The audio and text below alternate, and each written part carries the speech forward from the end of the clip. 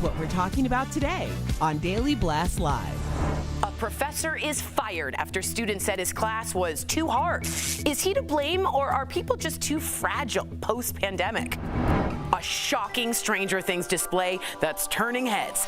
Plus, which DBL host has gone all out at home for Halloween this year?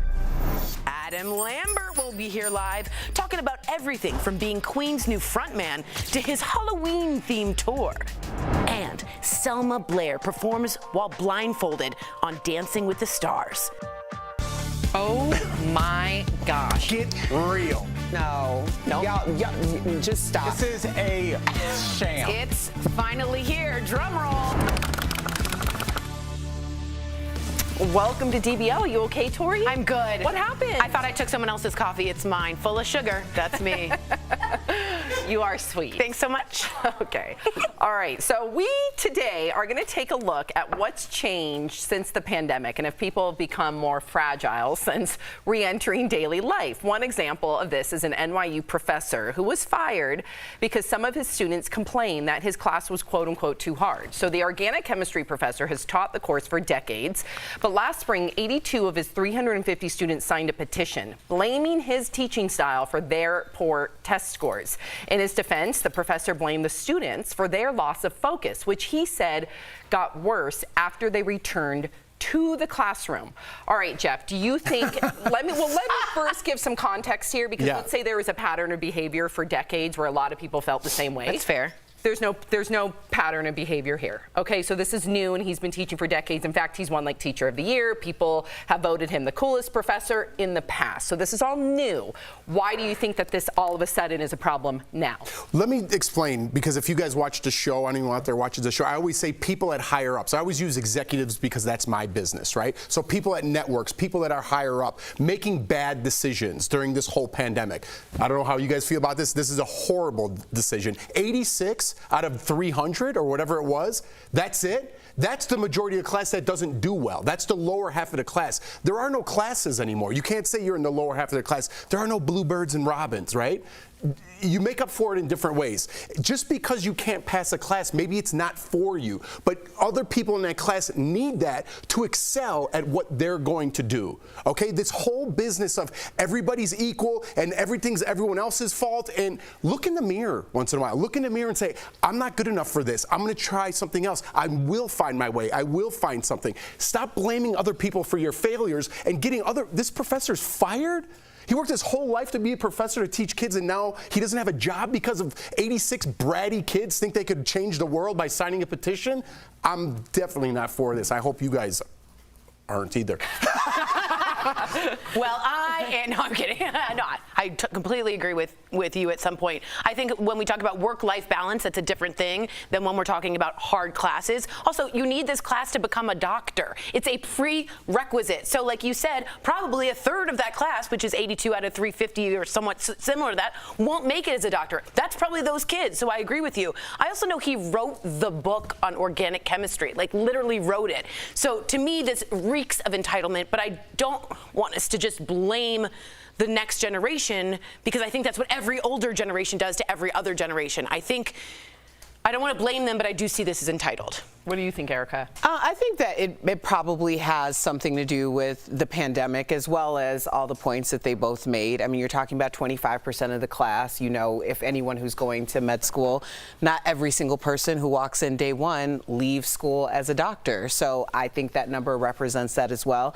But I also feel like, and I would say this a lot, especially when we started really getting back outside, it's like, I felt like when everything shut down, there was a gradual like, oh, that's not really happening. Oh, it's only going to be 2 weeks. Oh, it's going to be this. And it was so gradual in a lot of our minds that it didn't come off as much of a shock to me as when the world reopened. Because I constantly think like, was I always doing this? Was I always burning both ends this way? Because it feels a lot more impacted on my body and on my mind than I remember it being 2 years ago. That being said, the hustle don't stop. Exactly. So it's like you either have to retrain those muscles You need in to order. retrain. Exactly. Yeah, and I remember, like in college, some courses I excelled at. Yeah. I remember I wanted to be a geologist briefly at UCLA. I took geology course. With I don't rocks. remember the number. Geology something. And I got a D. That was probably my only D at UCLA. Did I petition? No, I said, I guess I'm not good at this. Or I didn't try hard enough, and I moved on. You move on.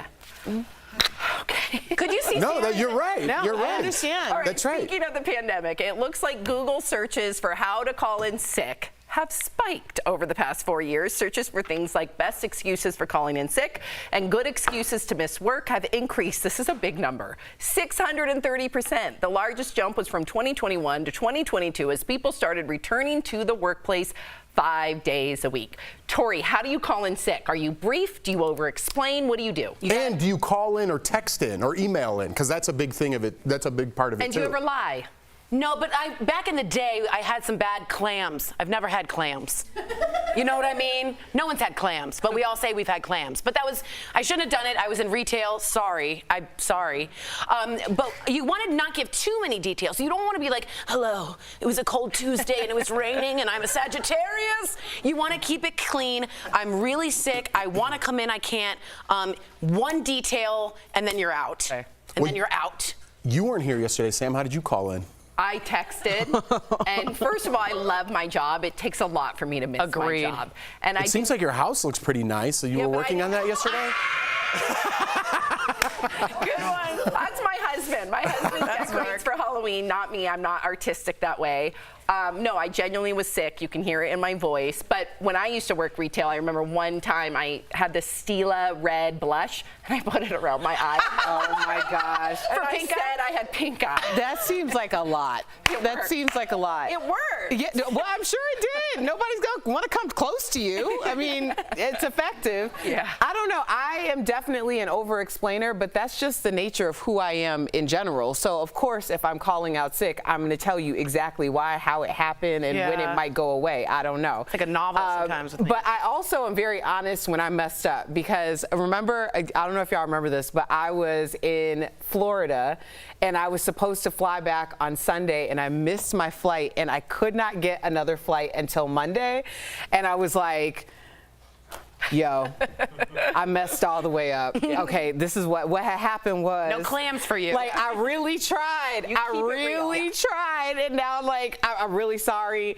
Maybe I could stay late. Like, I don't know. Feel guilty. I did feel guilty. Quickly, are you an over-explainer or just No, because I hope my character's enough that I don't call in sick. It's so healthy? Yeah, because if I'm gonna miss a day of work, I'm gonna miss it on the beach. You know what I mean? So if I could get in here, I'm going to come in here. And if my character isn't like that, so if I just say, I'm not feeling good, I hope you know, like, I'm not feeling good. My therapist tells me not to over-explain because my character should be enough. Oh. You are healthy. You are mentally healthy. I don't know about that. I don't know about that.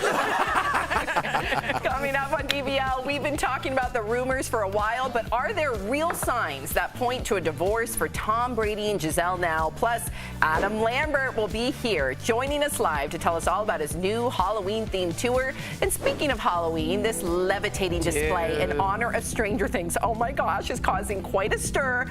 We're going to talk about that next. Where's the wire? I thought that was a... Closed captioning provided by It's so easy. Okay, wow. I don't even know where to begin here. I'm just gonna sit here and be right. I know y'all going to be mad at me, but I'm just telling you the truth. You can smirk all you want. You don't have to tell me to go.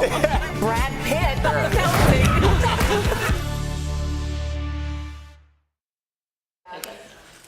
So in case you don't know, very quickly, that is not a real kid, but it does look human, and it looks like I don't know where they put the wires, and police have been called because they thought it was a kid, and also too much traffic. Too much traffic.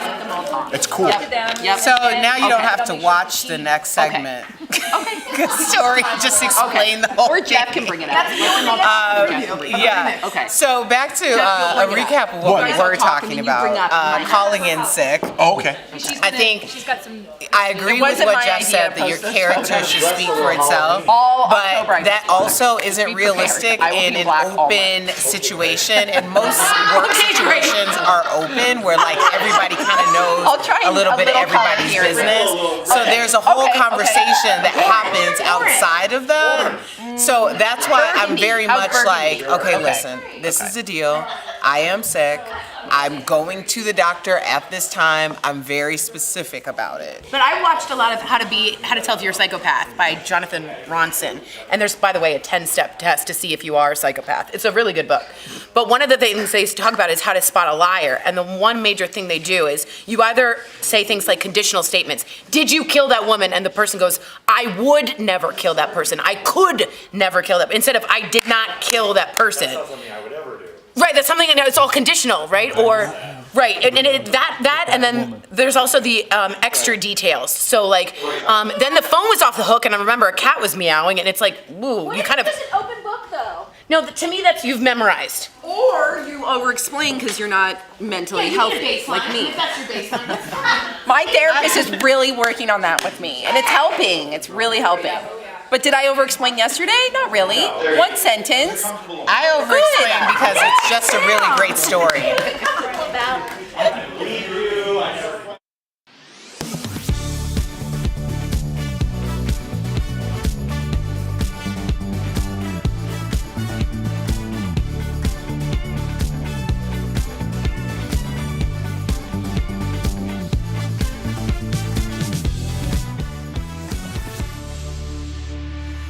Welcome back. It's my favorite time of the year, Halloween. Yes, some families are going all in on decorating their homes. The hit Netflix show Stranger Things is big this year. This house went all in. There's Eddie, you guys. And Dustin, wait, where's Dustin? I'm waiting.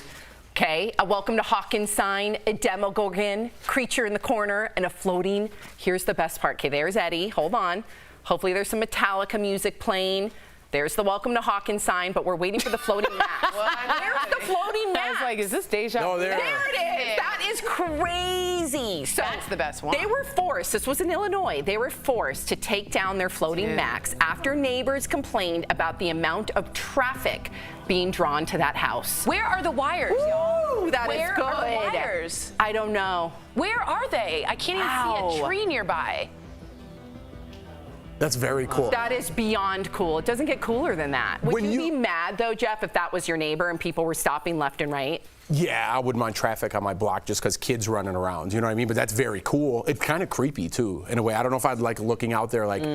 I'm not into demonic things like that. But Sam, you faked sick yesterday and did your house. Oh my God! What? I did not fake sick. You said you love Halloween. You take off the first Monday of every October. I love Halloween. I wear black in October. My husband decorated the house. We have some footage, and we do get some people stopping by. Whoa. This year we did a whole. So that's the. Wait, front. is this now? Yeah. It's already up? Oh yeah, it's been up.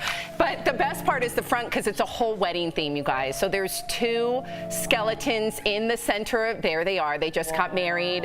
Her heart is beating. Yes, it is. She's in love. Wow. And then there's dancing skeletons all over. Oh, that's inside.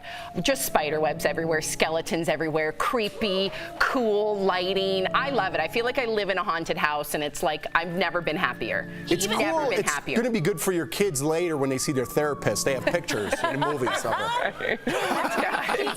Did he really change the chandelier so it flickers Oh like that? yes, oh yes, Y'all got married on Halloween. We got married on Halloween, yeah. But I still dressed very, very traditional. It was more things like. We had, like white pumpkins. Yeah. I don't want people to think that it was themey. We did do the Thriller dance. We surprised all our guests with the Thriller dance. Can you still do the Thriller dance? I don't think I remember it.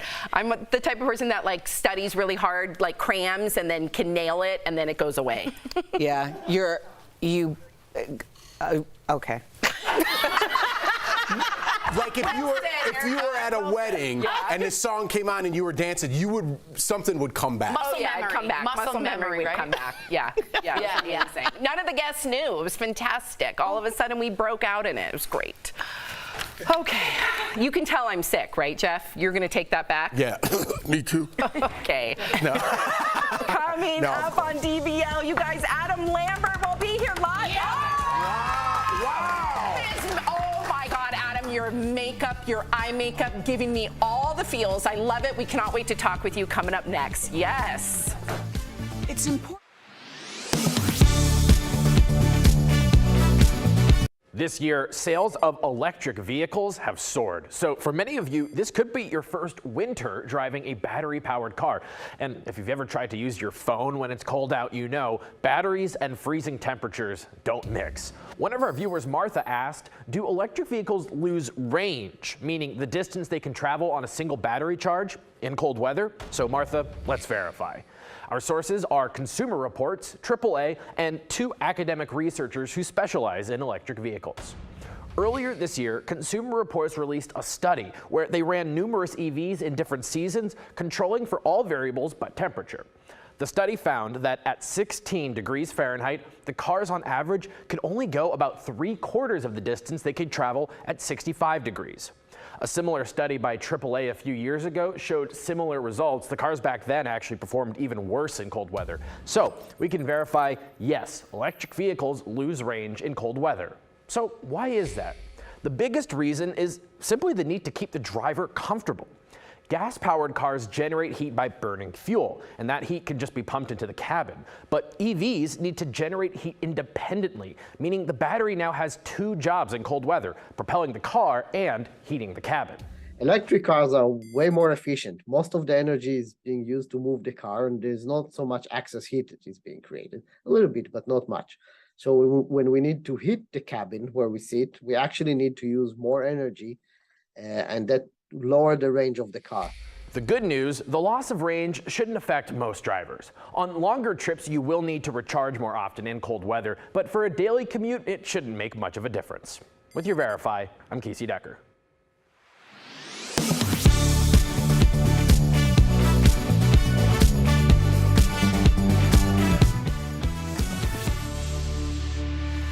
Welcome back. He auditioned for American Idol with a song by Queen, and now he's the legendary band's frontman. And after months on tour, he's back on the road with a special Halloween treat. That's right, Adam Lambert joining us live from London. Wow.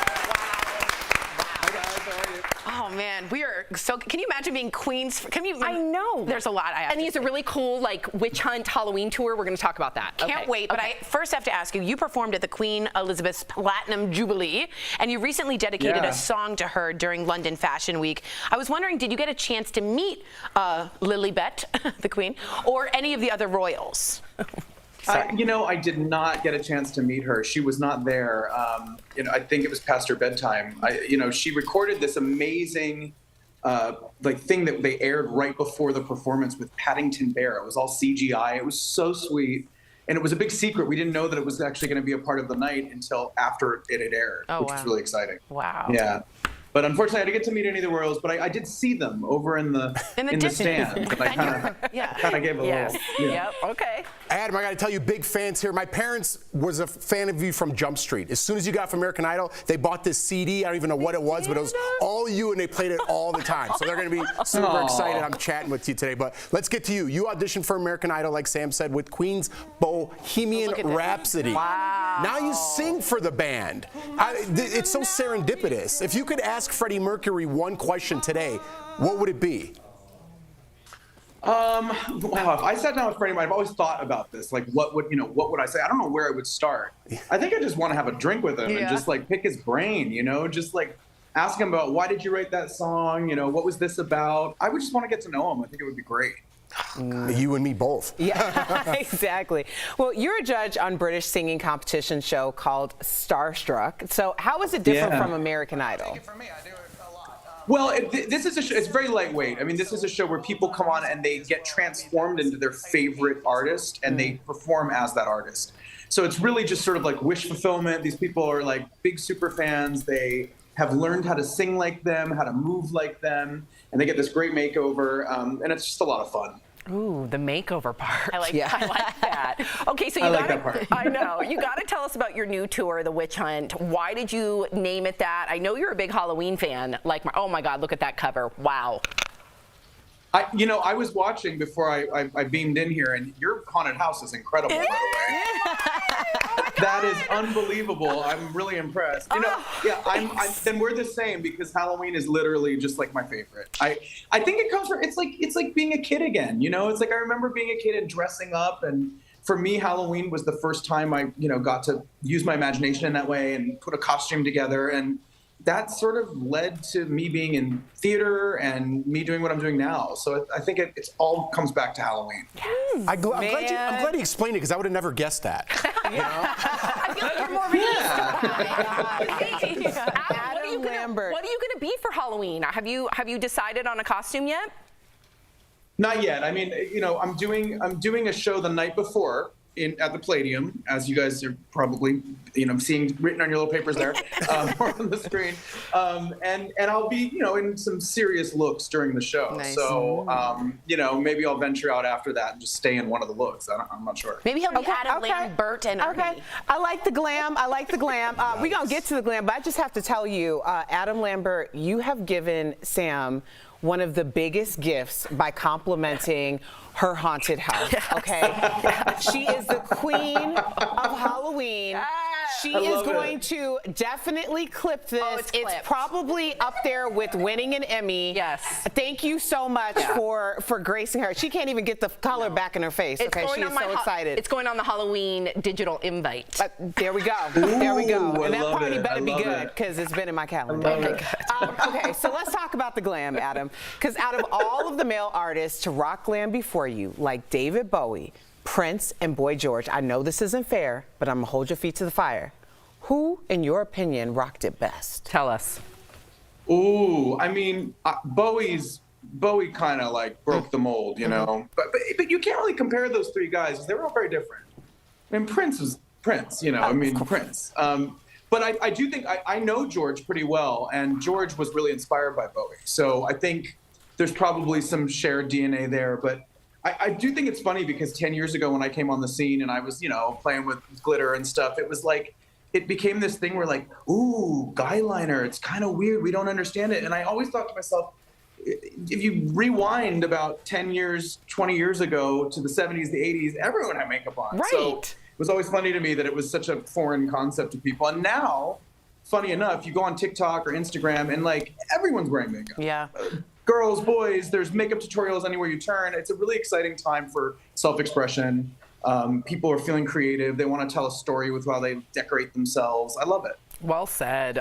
Thank you so much for joining us, Adam. We love you. DBL Nation, visit adamlambert.com for the Witch Hunt tour dates and buy tickets at ticketmaster.com. We'll be right back. Bye, Adam. Bye. Promotional Consideration is brought to you by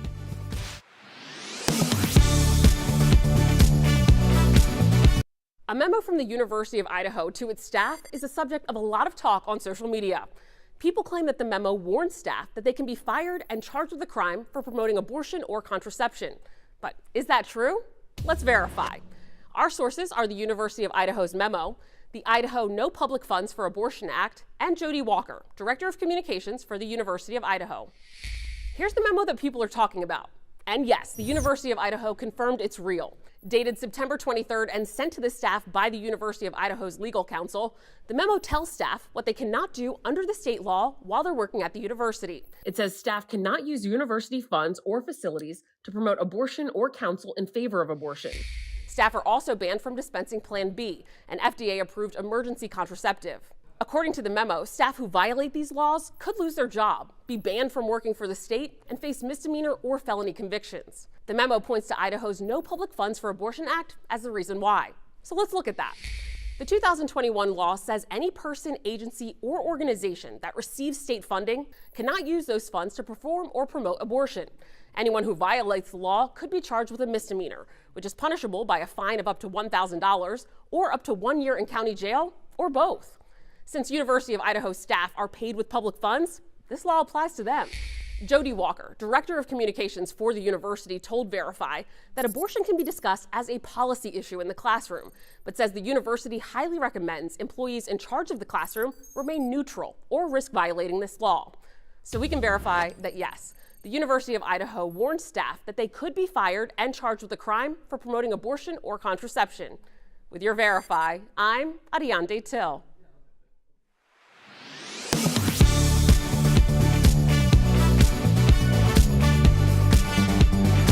I'm Ted Budd, and I approve this message. A line you will hear more and more with the November election right around the corner. A viewer asked, where does that come from, and do politicians always have to say it? For answers, we went to Catawba College political professor Michael Bitzer, the Stand By Your Ad provision of the Bipartisan Campaign Reform Act, and the Federal Election Commission, also known as the FEC.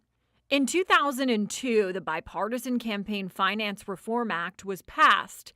In it, a provision that requires candidates running for federal office to claim their ads. It is federal law that all candidates have to acknowledge that if they are paying for this particular ad, they have to claim credit and responsibility for it. The FEC is very specific about how the message should appear.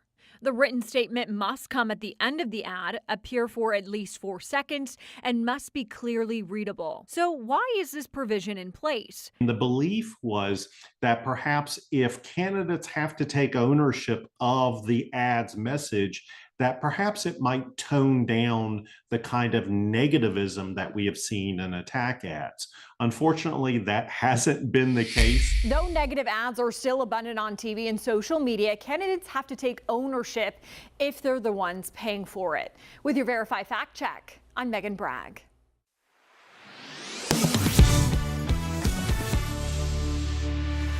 Welcome back to DBL. We have some sad news. The country music world has lost a queen. Loretta Lynn passed away at the age of 90. Her family said she died peacefully in her sleep at her home in Tennessee. Now, Loretta was born in Kentucky as one of 8 kids. Her 1970 hit song Coal Miner's Daughter was a tribute to her dad, who passed away from working in the mines. She performed the song on the Ed Sullivan Show in 1971 with her signature hairstyle.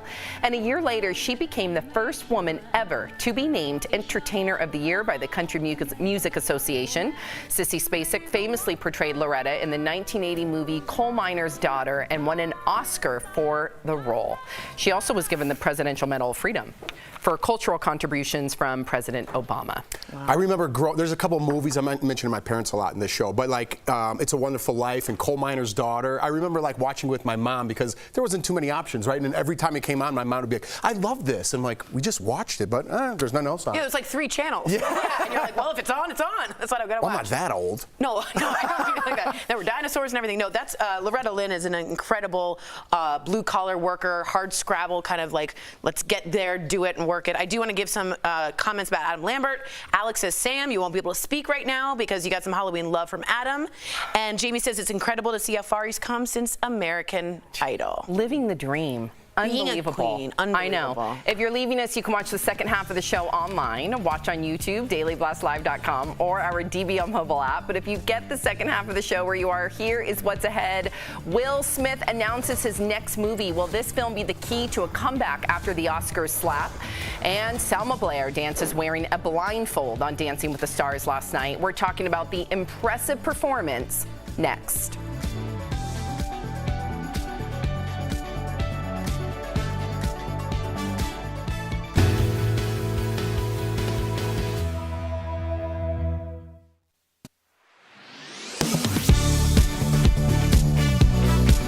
To fight against sweaty pits and funky BO, people usually put on deodorant or antiperspirant. Most antiperspirants contain aluminum to help you sweat less. Deodorants, for the most part, don't use aluminum. So why am I talking to you about this? Well, people on Twitter are asking if aluminum in deodorants can cause breast cancer. Some of these claims have been circulating online since the late 1990s, with some saying aluminum in antiperspirants clog sweat ducts in your armpits, which prevents your body from purging toxins, which then build up in the lymph nodes below the arms, causing cell mutations and ultimately breast cancer. With October being Breast Cancer Awareness Month, we're here to clear this up once and for all. So let's verify. Does aluminum in antiperspirants or deodorants cause cancer? Our sources for this are 3 dermatology experts, the National Cancer Institute, the American Cancer Society, and the Food and Drug Administration. All of our experts say deodorants and antiperspirants with aluminum are safe. Dr. Corey Hartman says there's no science to back this claim up. There's never been a study that has linked aluminum in deodorant or antiperspirant, I should say more precisely, to any sort of cancer-causing condition. Dr. Friedman adds that some chemicals in antiperspirants could cause skin irritation, but not cancer. I cannot be clearer. There's no evidence that supports that these are dangerous with any of the clinical evidence we have to date. So we can verify, no, aluminum in deodorants or antiperspirants does not cause cancer. With your Verify, I'm Ariane Till.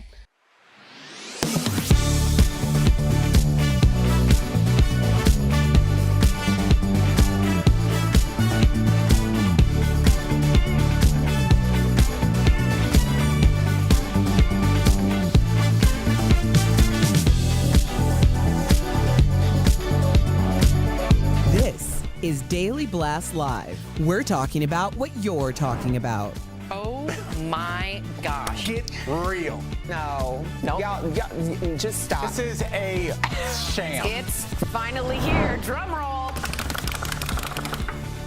Welcome to DBL. Okay, lots to talk about. Is Tom Brady's marriage over? Multiple tabloids out there are saying yes. The reports say Tom and Giselle have both hired divorce attorneys. Apparently, the two have been living separately for months following an epic fight. These are just reports. Nothing has been confirmed yet. Okay, so we've talked about this, and at the end of the day, I know that they have, I believe, 2 children together, and then he has children with Bridget Monahan. It's sad. I hate speculating about things like this, but do you think it was because of him going back to out of retirement? I don't know. I mean, here's the thing. We talk about all of these, like, celebrity relationships. Generally, there's a jumping off point for it. Like, I don't know, you tried to name your unborn child after your mistress. That generally starts that conversation. If these are 2 people who just couldn't figure out a way to make it work to stay married, I mean, it's a very sad situation, but I don't see why it's salacious. I'll make it salacious. No. I hear you. I think there's no scandal is what you're saying. There's no dirt there. And I think you can find it. I mean, this is terrible, but Erica's being the moral compass here. I think it. No, I'm never the moral compass. Because to me, it felt. Don't let me guide you. It felt very obvious that she was the Tom Brady of modeling, gave that up and sacrificed. He didn't. He said he was going to do it. He didn't. He went back to the super violent sport of football. She said, if you do that, it's over. They had a fight. She left the compound. And now that they've retained divorce attorneys, battle teams have been brought in. So to me, it seems very clear the sacrifice on both wasn't equal. And he went back into what she claims was a violent sport. Again, this is just what I have heard from the tabloids. Who knows? And someone said the source who gave up this information said it has nothing to do with football, by the way. So that's kind of debunked. But this whole thing is debunked. But if you're going to have 2 people, like you called her the Tom Brady of modeling, and then you have Tom Brady, who's the greatest of all time, you're going to give up sacrifices, right? You're going to have to sacrifice some things to be the greatest. So 2 people that are the greatest at anything don't really make the best match. I know Jay-Z and Beyonce, but they met later on in life. I don't think we could realize what it takes to be the best in the whole world at something. And you're going to have to, other things are going to sacrifice, whether it's your kids, whether it's your relationship, whether it's something else, whether it's your time. It's like. So you have to. I don't know if this is true or not. I'm just saying I could see why it would be, because if 2 people are that great at something, you need to give time to your craft. Struggle. Yeah, it's like 2 alphas. Yeah, that's true. I just finished Mariah Carey's book, The Meaning of Mariah. It is great, but she does talk about this, like the idea that if you are someone who is the GOAT, it's very difficult to formulate a relationship with somebody who's the GOAT of their field. I do want to clarify that Beyonce was like 30. She wasn't that late in life. That early or late in life when she and Jay-Z got together. But I do think that is something that you're like, all right, if we're going to dedicate our time or our craft or our energy, and then also when you have such a finite amount of time, like generally Tom Brady should have been retired years ago. I think, what is it, 3.3 years is the average NFL career. So the idea that he still wanted to go and she still has a lot of time, or at least enough time that she feels like she can figure out what her career is in the modeling world, is important for both of them. Maybe it doesn't mean the end of the relationship completely. I hope it can be amicable. I really do. And we don't even know if it's true. Yeah, true. Well, I'm sure we'll find out soon enough, but I just want to confirm, I got confirmation that they have 3 children, but 2 together, and then he has 1 child with Bridget Moynihan. All right. So Will Smith is back. Yesterday he announced his new movie, Emancipation, and it will be out in December. So this is his first movie since his infamous Oscar slap, and some say it is Oscar worthy. Take a look. We must get to Lincoln's Army 5 days through this swamp. There are many ways to die in a swamp. There are many ways to die here. I will not be afraid. What can a mere man do to me? Ooh, like that heartbeat sound. Erica, you, we call you the comeback queen. Do you think that this is too soon? Do you think if he delivers a stellar performance that people will forgive him? I don't think there's a timeline on art. You know, and I don't think there's a timeline on forgiveness. It is interesting that it's being talked about as Oscar worthy, because that obviously increases the buzz, because the idea next will be, if it were nominated for an Oscar, who would vote for him? If that were to be the case, would he actually accept? He can't be there. What does that mean? So it creates a whole nother controversy. But I just think sometimes you make really amazing things, and I know that this isn't, you know, he didn't just shoot it yesterday, but you can't put a timeline on art. Do you think people are going to show up to the theaters? Yeah, I think if you support Will Smith, you know, you forgave him for what he's done, and you're going to support him in his art, right? You're going to go to this movie because you support Will Smith, not the character he's playing. I think if you're appalled by what he did, you're going to boycott it and probably make some noise on social media. So it's going to be interesting how the Academy looks at this, because he can't go to the Academy Awards for 10 years. So it's going to be interesting to see how they think, because they're going to be like, all right, well, you kind of did this whole thing last year at the Oscars, but now I'm going to vote for you even though you can't come. Or are they just going to look at his performance and say, all that aside, he's great and I'm going to vote for him? It's going to be interesting. What great point, because now that's all back in the conversation again, right? Like Oscar Will Smith, Oscar Will Smith. I think, or I've heard rumors, I hope we can check on this, Netflix passed on this. Like Apple had to take this because there was controversy, and rightfully so, of who's going to stand by Will Smith.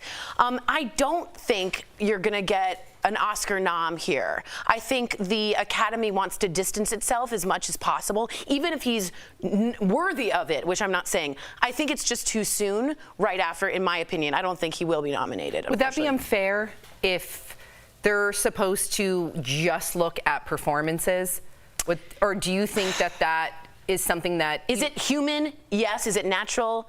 Yes, but probably not fair for an art to be examined that way. They are using a bias, but that bias is their business. And that was an enormous... I mean, it would be an interesting conversation to start it out in 2022. Is it not fair that it's being judged based on the person and not the performance, because there's an entire history rooted in award shows in general. Yeah, exactly. And the bias. So. Interesting. We'll have to wait and see. Okay, so could you dance blindfolded? I feel like Jeff could. Well, Selma Blair. Dance with 3 legs. I'm not blindfolded. Okay. Oh boy. Were you guys going there? I wasn't going there. Okay. I was not going there. I was just referring to... Why, what's up? Everyone would be weird. If you had 3 legs as opposed to 2, wouldn't you be a better dancer? That's where I was going with that. No, I don't think you would be. I think you'd be a table. No, you'd be a stool. Okay.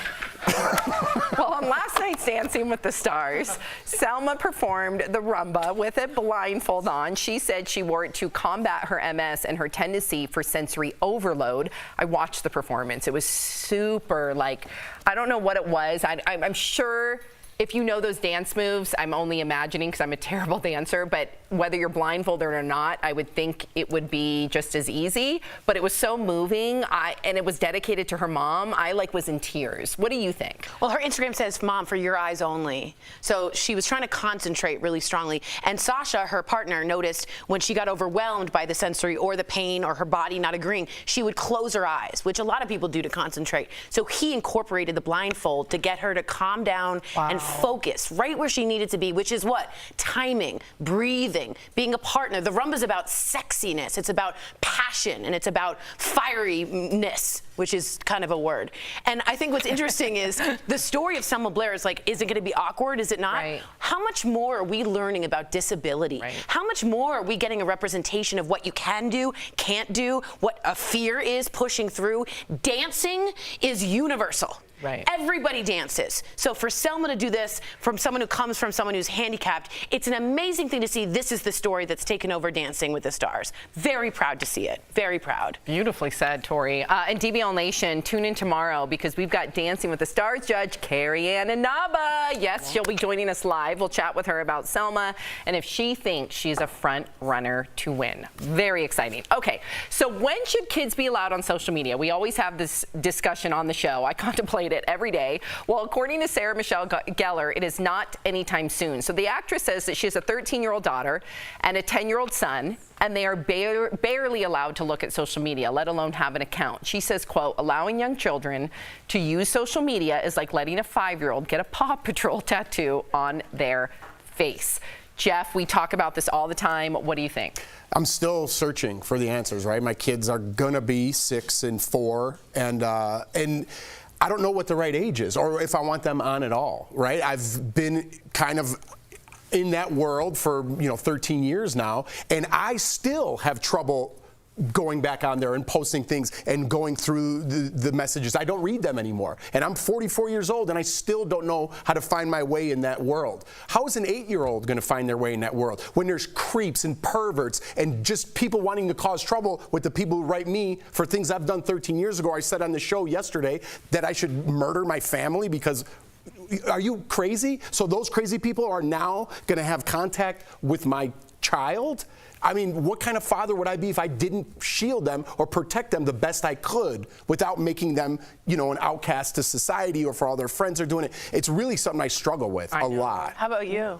I'm right there with Jeff. I'm worried more about the compulsion of it. I'm not like Erica where I can just completely compartmentalize and shut it off. You have a beautiful balance with social media. I do not. I tend to go down the rabbit hole and it just amplifies my anxiety and depression, and it's very addictive for me. I have to literally put my phone away when I get home.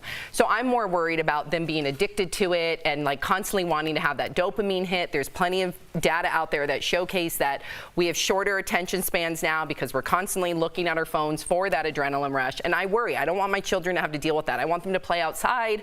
I want them to have fun. And then I also look at what's going on in Silicon Valley. All of those executives don't let their kids have social media, but I know it can also be a detriment without letting them have it. I think Gabrielle Union and Dwayne Wade are trying to tackle it with their 15-year-old daughter by turning off comments, by giving her certain hours, or by giving her balance, saying you can be on your phone now, you turn in your electronics at the end of the day.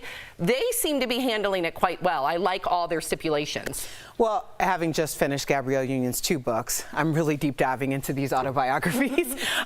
She had the conversation about the way that they communicate with their children. And I'm not a parent, but I do appreciate that conversation because everything that my parents were really concerned about for my well-being, things that they felt like I was going to get wrapped up in, wasn't where my brain was. It wasn't actually what they should have been concerned about when it came to me as an individual. So I, as a non-parent, would just really encourage people to try to pay attention and have open conversations with who your child is.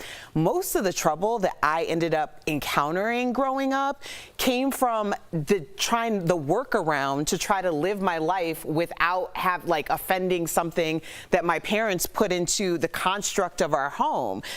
That put me more in danger than if I would have just been doing what I was really set to do in my very immature mind for my age for a very long time. So I think it's really listening to your child and seeing where they need help and guidance and protection. Interesting. Very interesting. Well, coming up on DBL, we are talking about the difference in expectations couples have when it comes to birthday gifts. Have you ever been disappointed with your partner on your birthday?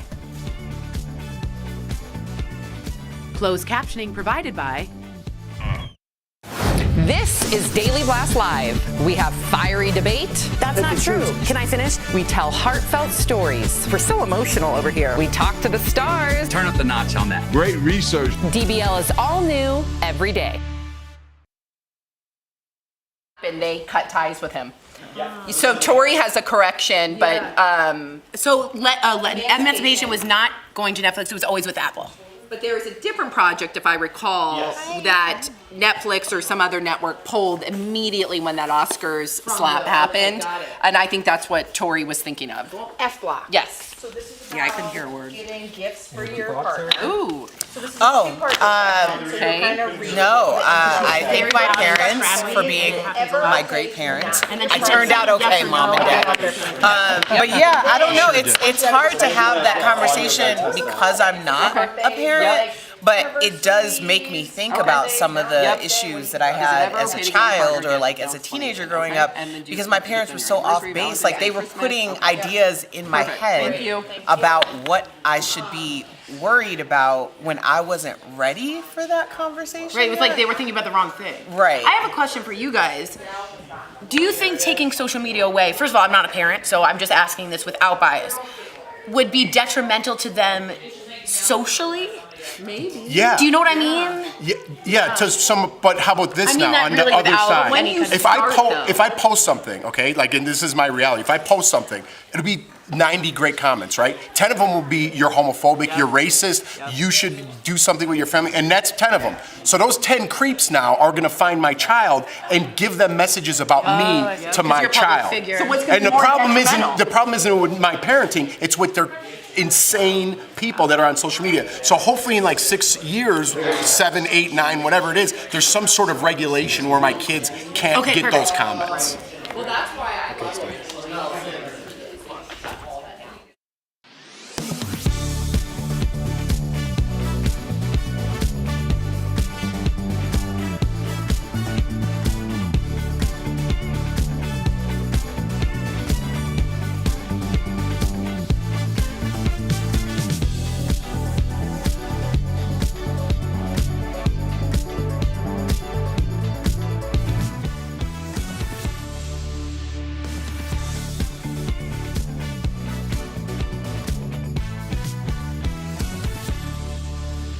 Everybody's busy working. Yep, okay. Welcome back to DBL. I want you to imagine it's your birthday. Tori always does. You told your spouse you didn't want anything special, but naturally you're hoping for some kind of surprise, whether it's a gift, a cake, or even just a card. But now your birthday is almost over and your spouse did not give you anything. So what do? According to the discussion site Reddit, this happened to a woman whose husband responded with a shallow sorry, and she's having a hard time moving past it. So is it ever okay, Erica, to not give your partner a gift? What if they do say, I don't want one? How do you read between the lines? Yeah, you have to know your person. I did this in a past relationship where we stopped giving each other gifts, and that was something that was really important with my marriage now, that we never do that. I took it overboard because I think my exact words was, every day should be our birthday. That you can do that. That also backfires in some way as well. But I do think it's important to at least indicate that this is a special day and show that love. Right, like even an experience. Like have a really beautiful picnic, have a wonderful restaurant outside, go to a brewery and a concert. Do something, it could be a violin concert, but do something in which you've marked the day as special. I don't think when you're like, I'm going to be 9 years in with my marriage, oh, here's a sweatshirt, great. It's much more exciting to have a hike that I planned and made it special and and my husband's birthday's coming up, so I have to think about that. What about you, Jeff? I think birthdays are stupid. Yeah, I think they are. I'm going to get a present because I don't want to be that guy, so I'm always going to get a present. I don't want anything for my birthday. birthday. I think when you're 43, you should be an adult and not force your friends out to dinner. Hey, I'm 43, let's go celebrate. Listen, man, I got something to do. You know what I mean? Like, no, I'm not coming anymore. Kids, it's out of control, okay? Let me just start there. I have to go to my neighbor's friend's birthday who lives down the street, and now I need to invite them to mine. We have not had a birthday for my kid yet. We've taken them to Great Wolf Lodge and done fun things with them. We have not invited everybody over because I don't want the pressure of, you segregated me, you left me out, you didn't do this. We have birthdays in like Thursday mornings. What? Who's your kid? I don't even know who your kid is. There's a gift card. I'm handing out Target gift cards like candy on Halloween. Enough with the birthdays. Grow up. Once you have kids, your weekends are bust. It's literally a birthday party, and you're sitting there as a parent, like all awkward in the corner. Yeah, it's a bust. Whoa. But, and nobody wants to go. Let's be perfectly honest. Yeah. When someone's getting ready for a birthday, they're like, I don't even like this person that much. What are we doing? But the kids like to go. It's for the kids. I was talking about the adults. What do you think about like anniversaries, Christmas? Do you divvy that up? Like, or do you just always, what do you do? Listen, you got happy wife, happy life. You got to do the thing. Okay. You got to do the thing. Doesn't mean I don't despise it and I'm mad about it. Happy husband doesn't matter. Yeah, you're right. I'd rather her be happy than deal with my anger problem. What if your wife, kind of like in this situation, said, I don't want a gift? Would you know to read between the lines? Please. I don't mind if you go to Vegas with your buddies. Go have fun. Sure. So you know how to read between the lines. Of course. Okay. So good. We'll be right back. Yeah. Suffer from pain? This year, sales of electric vehicles have soared. So for many of you, this could be your first winter driving a battery-powered car. And if you've ever tried to use your phone when it's cold out, you know batteries and freezing temperatures don't mix. One of our viewers, Martha, asked, do electric vehicles lose range, meaning the distance they can travel on a single battery charge in cold weather? So Martha, let's verify. Our sources are Consumer Reports, AAA, and 2 academic researchers who specialize in electric vehicles.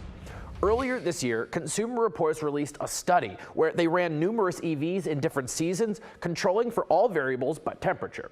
The study found that at 16 degrees Fahrenheit, the cars on average could only go about 3/4 of the distance they could travel at 65 degrees.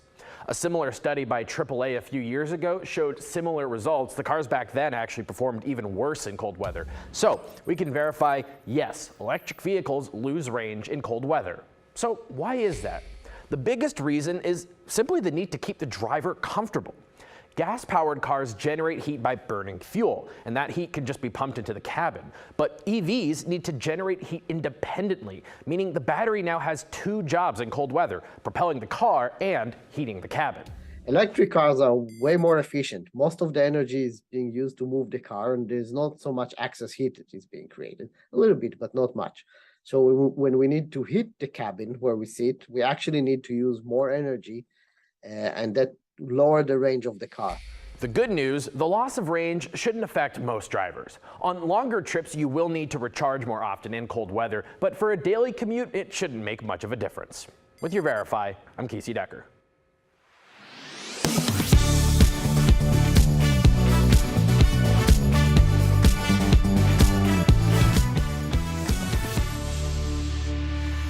Welcome back. It's estimated that there are nearly 11,000 tire-related car accidents every year. That's today's Auto Alert, sponsored by Ox Car Care. A lot of car accidents can be prevented with basic tire maintenance. First, you should check your tire pressure once a month, even if your car has automatic tire pressure sensors. Next, check your tire tread. Tread wear, by placing a penny in a groove with Lincoln's head facing down. If his head is completely visible, you likely need some new tires. Lastly, you should rotate your tires every 3,000 to 5,000 miles or every 6 months. Ox Car Care is dedicated to providing you with an amazing auto protection plan experience that works with your budget. So if you're looking for better car care, give them a call at 1-800-690-7547. We'll be right back. Promotional Consideration is brought to you by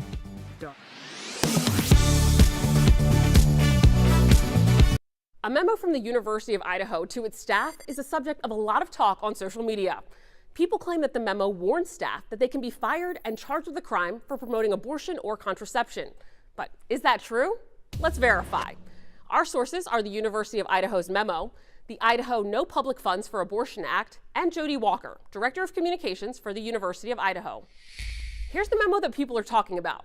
And yes, the University of Idaho confirmed it's real. Dated September 23rd and sent to the staff by the University of Idaho's legal counsel, the memo tells staff what they cannot do under the state law while they're working at the university. It says staff cannot use university funds or facilities to promote abortion or counsel in favor of abortion. Staff are also banned from dispensing Plan B, an FDA-approved emergency contraceptive. According to the memo, staff who violate these laws could lose their job, be banned from working for the state, and face misdemeanor or felony convictions. The memo points to Idaho's No Public Funds for Abortion Act as the reason why. So let's look at that. The 2021 law says any person, agency, or organization that receives state funding cannot use those funds to perform or promote abortion. Anyone who violates the law could be charged with a misdemeanor, which is punishable by a fine of up to $1,000 or up to 1 year in county jail, or both. Since University of Idaho staff are paid with public funds, this law applies to them. Jody Walker, Director of Communications for the university, told Verify that abortion can be discussed as a policy issue in the classroom, but says the university highly recommends employees in charge of the classroom remain neutral or risk violating this law. So we can verify that yes, the University of Idaho warned staff that they could be fired and charged with a crime for promoting abortion or contraception. With your Verify, I'm Ariande Till.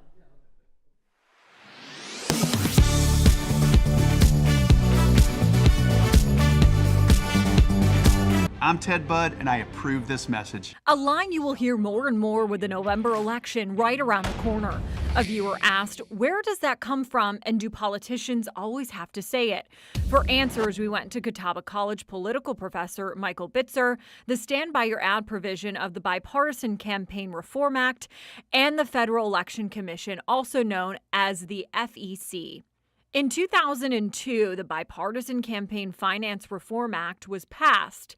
In it, a provision that requires candidates running for federal office to claim their ads. It is federal law that all candidates have to acknowledge that if they are paying for this particular ad, they have to claim credit and responsibility for it. The FEC is very specific about how the message should appear.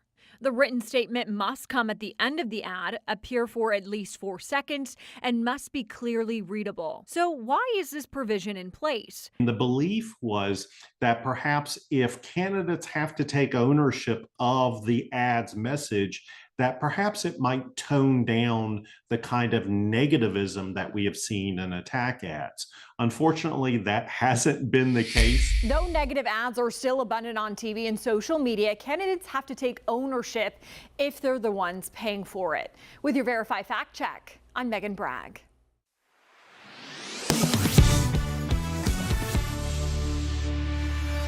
Welcome back. We're getting an even better look now at Black Panther Wakanda Forever with new scenes that were just released. Take a look. They have lost their protector.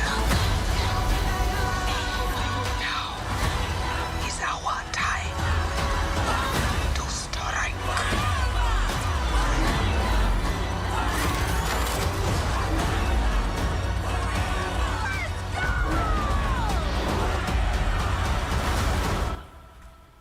Ooh, wow, it looks like the film will pay homage to its lead, Chadwick Boseman, who died in 2020 from colon cancer. How excited are you guys for this movie? And do you think that it is definitely a girl? And do you have any theories? I have no theories, but I will go out on a limb and say I do believe that this is going to be an even bigger box office hit than the first one. And the reason why is because Chadwick Boseman passed away when we were in lockdown. I think that this is going to be like a collective family mourning. It's going to be a way to honor the legacy, honor the film.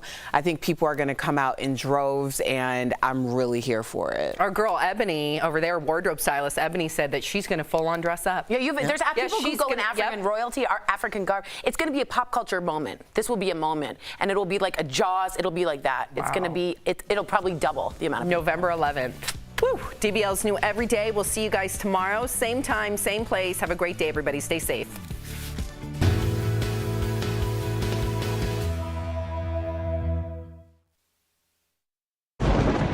Where hope finds help. Where courage meets conviction. Where makers make fans. We are Tegna, a family of local and national media brands that bring us together, serving the greater good of our communities. Where national know-how backs local business. Be in good company with Tegna. Let's get right into it, shall we? Okay, wow. I don't even know where to begin here. Oh, am I right? Okay, oh my goodness, I'm just gonna sit here. Okay, Be right. I know y'all gonna be mad at me, but I'm just telling you the truth. We trying to heal together, okay? You can smirk all you want. You don't have to tell me to go. I'm already on 11. Brad Pitt, sorry. Yes. So high, I know it. I Don't miss a day of DBL.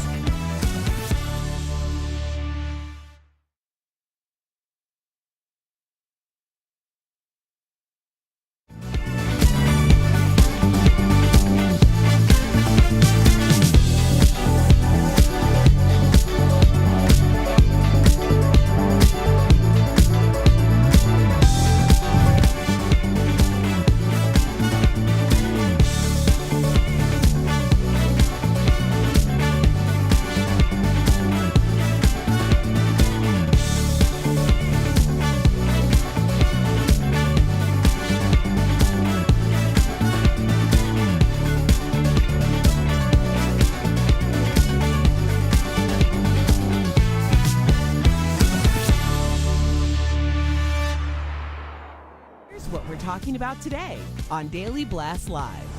A professor is fired after students said his class was too hard. Is he to blame, or are people just too fragile post-pandemic? A shocking Stranger Things display that's turning heads. Plus, which DBL host has gone all out at home for Halloween this year? Adam Lambert will be here live, talking about everything from being Queen's new frontman to his Halloween-themed tour. And Selma Blair performs while blindfolded on Dancing with the Stars. Oh my gosh. Get real. No. Y'all, just stop. This is a sham. It's finally here. Drum roll. Welcome to DBL. You okay, Tori? I'm good. What happened? I thought I took someone else's coffee. It's mine. Full of sugar. That's me. You are sweet. Thanks so much. Okay. All right. So we today are going to take a look at what's changed since the pandemic and if people have become more fragile since re-entering daily life. One example of this is an NYU professor who was fired because some of his students complained that his class was quote unquote too hard. So the organic chemistry professor has taught the course for decades, but last spring 82 of his 350 students signed a petition blaming his teaching style for their poor test scores.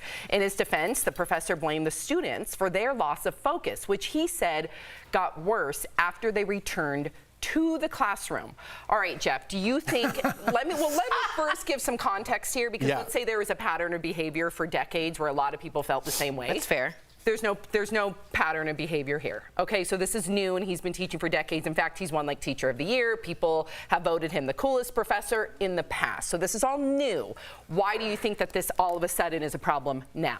Let me explain, because if you guys watch the show, anyone out there watches the show, I always say people at higher ups. I always use executives because that's my business, right? So people at networks, people that are higher up, making bad decisions during this whole pandemic.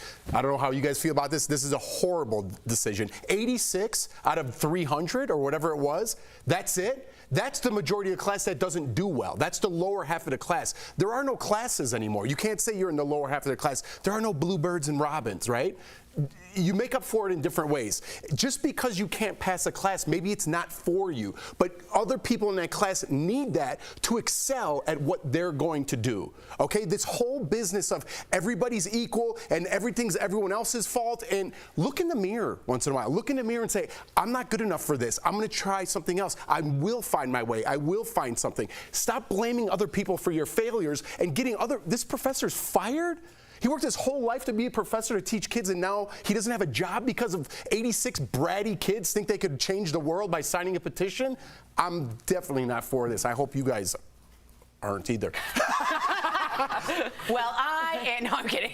Not. I completely agree with you at some point. I think when we talk about work-life balance, that's a different thing than when we're talking about hard classes. Also, you need this class to become a doctor. It's a prerequisite. So like you said, probably a third of that class, which is 82 out of 350 or somewhat similar to that, won't make it as a doctor. That's probably those kids. So I agree with you. I also know he wrote the book on organic chemistry, like literally wrote it. So to me, this reeks of entitlement, but I don't want us to just blame the next generation, because I think that's what every older generation does to every other generation.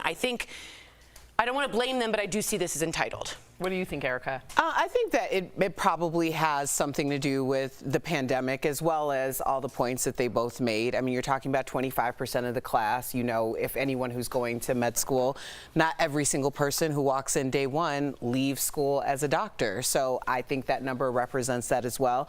But I also feel like, and I would say this a lot, especially when we started really getting back outside, it's like, I felt like when everything shut down, there was a gradual like, oh, that's not really happening. Oh, it's only going to be 2 weeks. Oh, it's going to be this. And it was so gradual in a lot of our minds that it didn't come off as much of a shock to me as when the world reopened. Because I constantly think like, was I always doing this? Was I always burning both ends this way? Because it feels a lot more impacted on my body and on my mind than I remember it being 2 years ago. That being said, the hustle don't stop. Exactly. So it's like you either have to retrain those muscles you need in to order. retrain. Exactly. Yeah, and I remember like in college, some courses I excelled at. Yeah. I remember I wanted to be a geologist briefly at UCLA. I took geology course. I don't remember the number. Geology something. And I got a D. That was probably my only D at UCLA. Did I petition? No, I said, I guess I'm not good at this. Or I didn't try hard enough, and I moved on. You move on. Okay. Could you see? No, you're right. No, you're right. I understand. All right, That's right. Speaking of the pandemic, it looks like Google searches for how to call in sick have spiked over the past 4 years. Searches for things like best excuses for calling in sick and good excuses to miss work have increased. This is a big number, 630%. The largest jump was from 2021 to 2022 as people started returning to the workplace 5 days a week. Tori, how do you call in sick? Are you brief? Do you over-explain? What do you do? And do you call in or text in or email in? Because that's a big thing of it. That's a big part of it, and too. do you ever lie? No, but back in the day, I had some bad clams. I've never had clams. You know what I mean? No one's had clams, but we all say we've had clams. But I shouldn't have done it. I was in retail. Sorry. I'm sorry. But you want to not give too many details. You don't want to be like, hello, it was a cold Tuesday and it was raining and I'm a Sagittarius. You want to keep it clean. I'm really sick. I want to come in. I can't. One detail and then you're out. Okay. And then you're out. You weren't here yesterday, Sam. How did you call in? I texted, and first of all, I love my job. It takes a lot for me to miss my job. And it seems like your house looks pretty nice. So you were working on that yesterday? Good one. That's my husband. My husband decorates for Halloween, not me. I'm not artistic that way. No, I genuinely was sick. You can hear it in my voice. But when I used to work retail, I remember one time I had this Stila red blush, and I put it around my eye. Oh my gosh. And I said I had pink eye. That seems like a lot.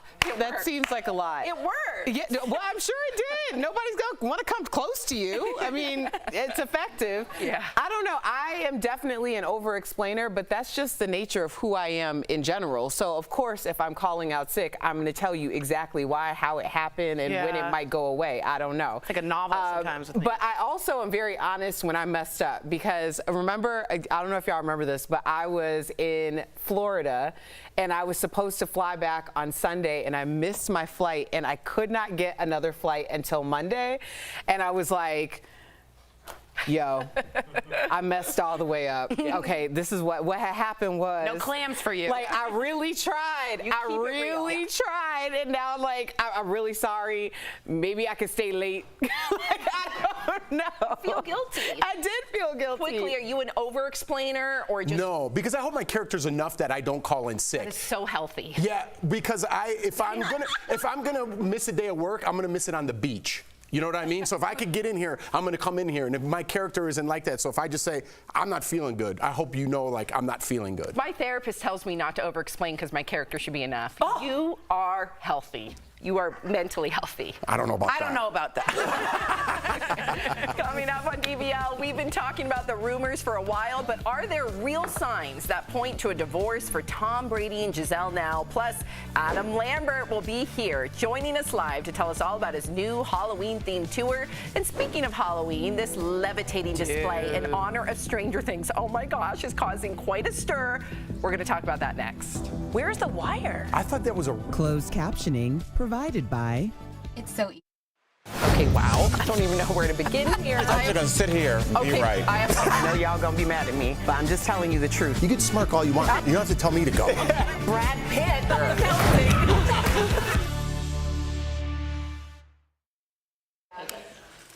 So in case you don't know, very quickly, that is not a real kid, but it does look human, and it looks like I don't know where they put the wires. And police have been called because they thought it was a kid, and also too much traffic. Too much traffic.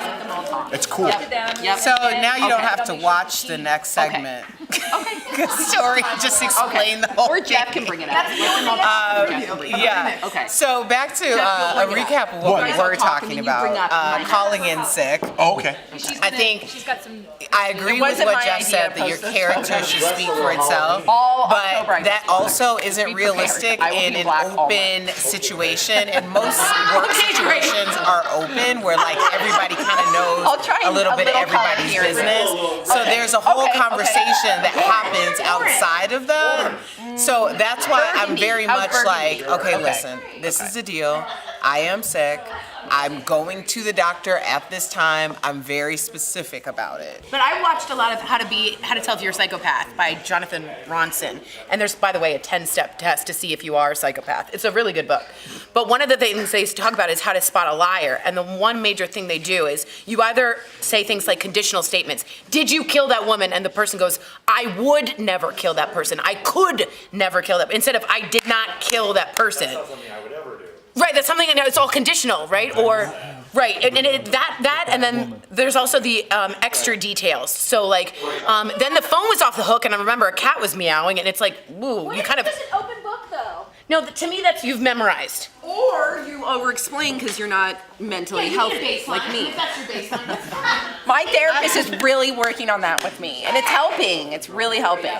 But did I over-explain yesterday? Not really. One sentence. I over-explain because it's just a really great story.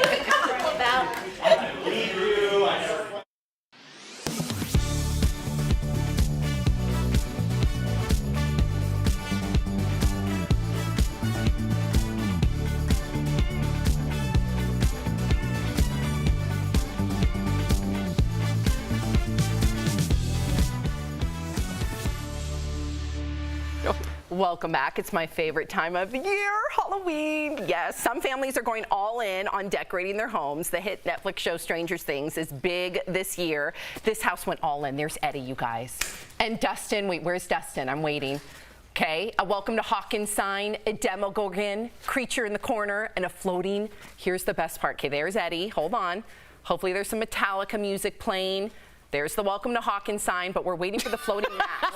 There's the floating mask. I was like, is this deja vu? No, there it is. That is crazy. So that's the best one. They were forced, this was in Illinois, they were forced to take down their floating max after neighbors complained about the amount of traffic being drawn to that house. Where are the wires, y'all? Ooh, that is Where good. are the wires? I don't know. Where are they? I can't even see a tree nearby. That's very cool. That is beyond cool. It doesn't get cooler than that. Would you be mad, though, Jeff, if that was your neighbor and people were stopping left and right? Yeah, I wouldn't mind traffic on my block just because kids running around. You know what I mean? But that's very cool. It's kind of creepy, too, in a way. I don't know if I'd like looking out there like...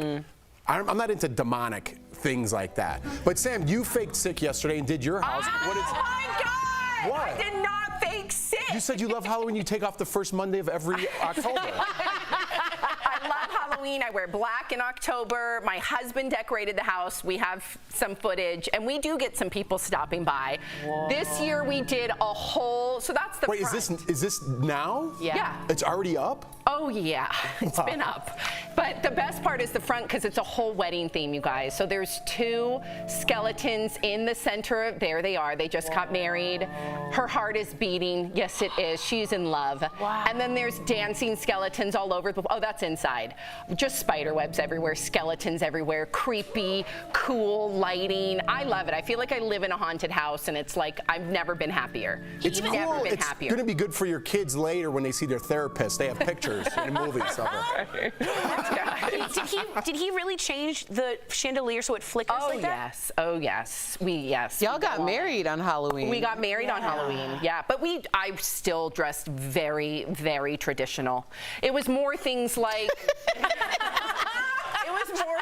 we had, like white pumpkins. Yeah. I don't want people to think that it was themey. We did do the Thriller dance. We surprised all our guests with the Thriller dance. Can you still do the Thriller dance? I don't think I remember it. I'm the type of person that studies really hard, like crayons, and then can nail it, and then it goes away. Yeah, okay. Like if you were at a wedding and this song came on and you were dancing, something would come back. Muscle memory. It'd come back. Muscle memory would come back. Yeah. Insane. None of the guests knew. It was fantastic. All of a sudden we broke out in it. It was great. Okay. You can tell I'm sick, right, Jeff? You're going to take that back? Yeah. Me too. Okay. No. Coming up on DBL, you guys, Adam Lambert will be here live. Yeah. Wow. Oh my God, Adam, your makeup, your eye makeup, giving me all the feels. I love it. We cannot wait to talk with you coming up next. Yes. It's important. This year, sales of electric vehicles have soared. So for many of you, this could be your first winter driving a battery-powered car.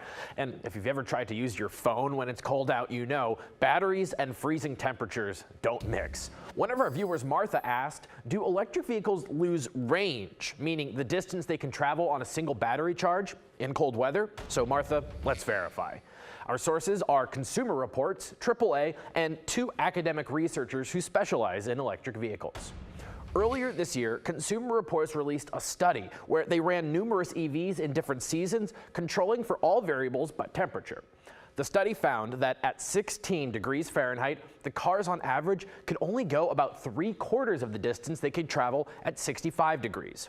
A similar study by AAA a few years ago showed similar results. The cars back then actually performed even worse in cold weather. So we can verify, yes, electric vehicles lose range in cold weather. So why is that? The biggest reason is simply the need to keep the driver comfortable.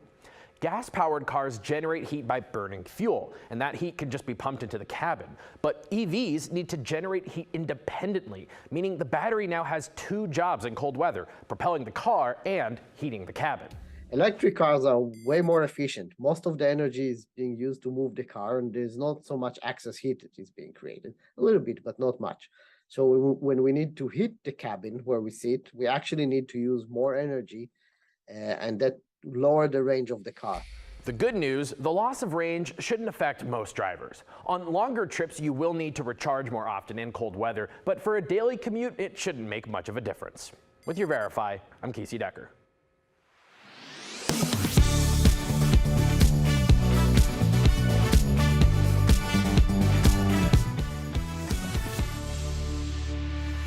Welcome back. He auditioned for American Idol with a song by Queen, and now he's the legendary band's frontman. And after months on tour, he's back on the road with a special Halloween treat. That's right, Adam Lambert joining us live from London. Wow.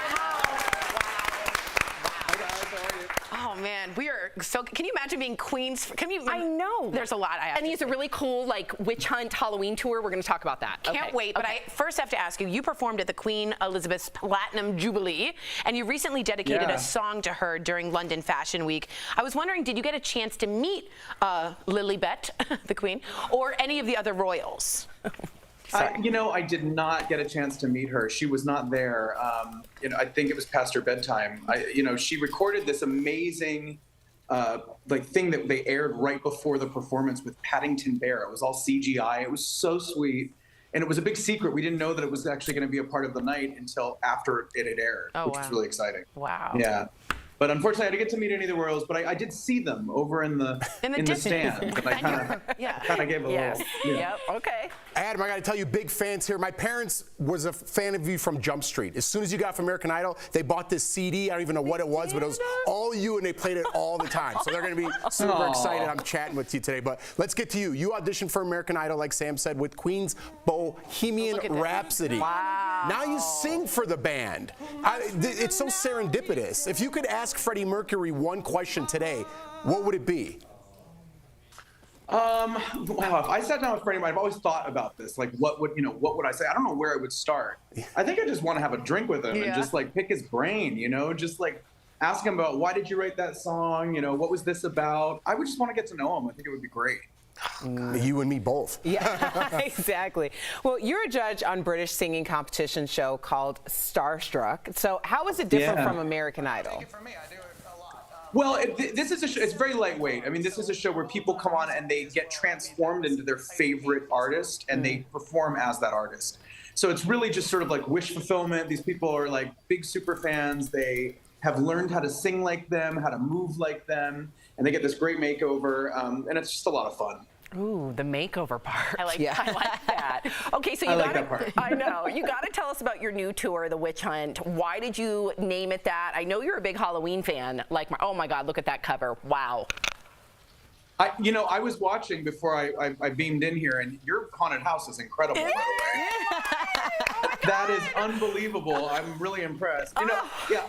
Then we're the same, because Halloween is literally just like my favorite. I think it comes from, it's like being a kid again. It's like I remember being a kid and dressing up, and for me, Halloween was the first time I got to use my imagination in that way and put a costume together, and that sort of led to me being in theater and me doing what I'm doing now. So I think it all comes back to Halloween. Yes, I'm glad he explained it, because I would have never guessed that. I feel like you're more Adam Lambert. What are you going to be for Halloween? Have you decided on a costume yet? Not yet. I mean, I'm doing a show the night before at the Palladium, as you guys are probably seeing written on your little papers there, or on the screen, and I'll be in some serious looks during the show. Nice. So maybe I'll venture out after that and just stay in one of the looks. I'm not sure. Maybe he'll be Adam Lambert and Okay, I like the glam. We're gonna get to the glam, but I just have to tell you, Adam Lambert, you have given Sam one of the biggest gifts by complimenting her haunted house. Okay, she is the queen of Halloween. She is going to definitely clip this. Oh, it's probably up there with winning an Emmy. Yes. Thank you so much for gracing her. She can't even get the color back in her face. She is so excited. It's going on the Halloween digital invite. There we go. There we go. And that party better be good, because it's been in my calendar. Okay, so let's talk about the glam, Adam. Because out of all of the male artists to rock glam before you, like David Bowie, Prince, and Boy George, I know this isn't fair, but I'm gonna hold your feet to the fire. Who, in your opinion, rocked it best? Tell us. Ooh, I mean, Bowie kind of like broke the mold, But you can't really compare those three guys. They were all very different. I mean, Prince was Prince, Prince. But I do think I know George pretty well, and George was really inspired by Bowie. So I think there's probably some shared DNA there. But I do think it's funny, because 10 years ago when I came on the scene and I was, playing with glitter and stuff, it was like, it became this thing where like, ooh, guy liner, it's kind of weird. We don't understand it. And I always thought to myself, if you rewind about 10 years, 20 years ago to the 70s, the 80s, everyone had makeup on. Right. So it was always funny to me that it was such a foreign concept to people. And now, funny enough, you go on TikTok or Instagram and like everyone's wearing makeup. Yeah. Girls, boys, there's makeup tutorials anywhere you turn. It's a really exciting time for self-expression. People are feeling creative. They want to tell a story with how they decorate themselves. I love it. Well said. Thank you so much for joining us, Adam. We love you. DBL Nation, visit adamlambert.com for the Witch Hunt tour dates and buy tickets at ticketmaster.com. We'll be right back. Bye, Adam. Bye, Adam. Bye. Promotional consideration is brought to you by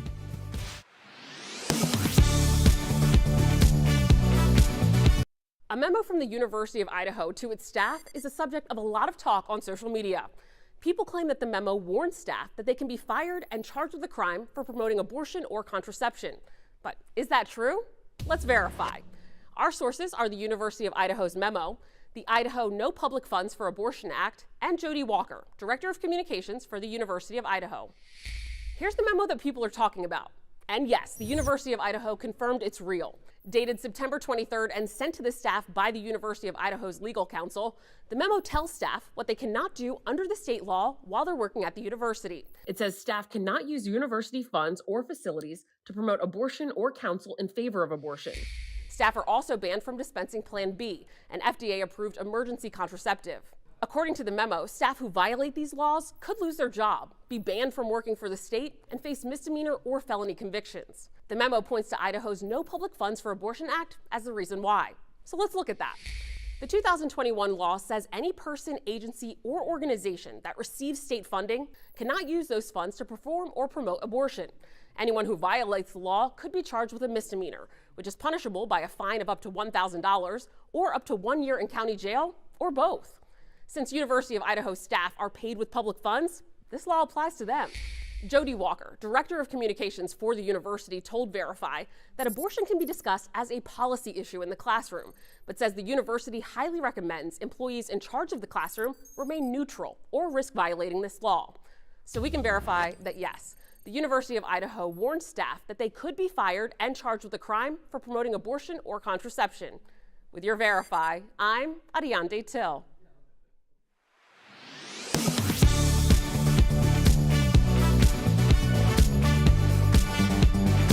I'm Ted Budd, and I approve this message. A line you will hear more and more with the November election right around the corner.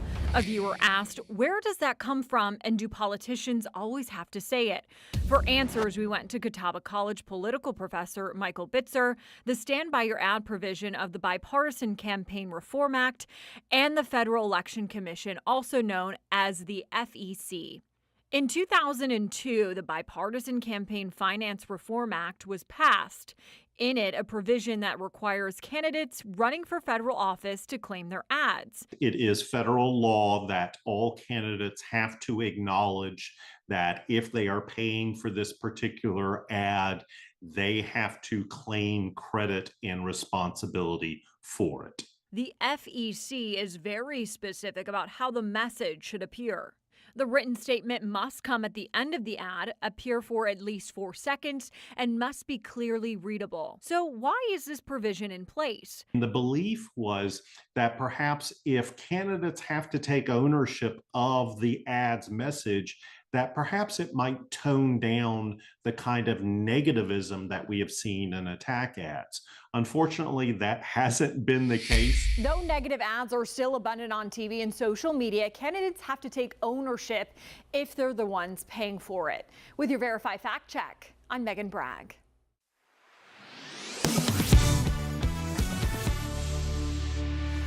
Welcome back to DBL. We have some sad news. The country music world has lost a queen. Loretta Lynn passed away at the age of 90. Her family said she died peacefully in her sleep at her home in Tennessee. Now, Loretta was born in Kentucky as one of 8 kids. Her 1970 hit song, Coal Miner's Daughter, was a tribute to her dad, who passed away from working in the mines. She performed the song on the Ed Sullivan Show in 1971 with her signature hairstyle.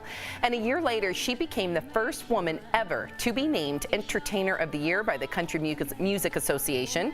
Sissy Spacek famously portrayed Loretta in the 1980 movie Coal Miner's Daughter and won an Oscar for the role. She also was given the Presidential Medal of Freedom for cultural contributions from President Obama. Wow. I remember there's a couple of movies I mentioned my parents a lot in this show, but like It's a Wonderful Life and Coal Miner's Daughter. I remember like watching with my mom because there wasn't too many options, right? And every time it came on, my mom would be like, "I love this," and like, we just watched it, but there's nothing else on. Yeah, it was like 3 channels. Yeah. And you're like, well, if it's on, it's on. That's what I've got to watch. I'm not that old. No, I don't think like that. There were dinosaurs and everything. No, that's Loretta Lynn is an incredible blue-collar worker, hard scrabble, kind of like, let's get there, do it, and work it. I do want to give some comments about Adam Lambert. Alex says, Sam, you won't be able to speak right now because you got some Halloween love from Adam. And Jamie says it's incredible to see how far he's come since American Idol. Living the dream. Unbelievable. clean. I Unbelievable. know. If you're leaving us, you can watch the second half of the show online. Watch on YouTube, dailyblastlive.com, or our DBL mobile app. But if you get the second half of the show where you are, here is what's ahead. Will Smith announces his next movie. Will this film be the key to a comeback after the Oscars slap? And Selma Blair dances wearing a blindfold on Dancing with the Stars last night. We're talking about the impressive performance next.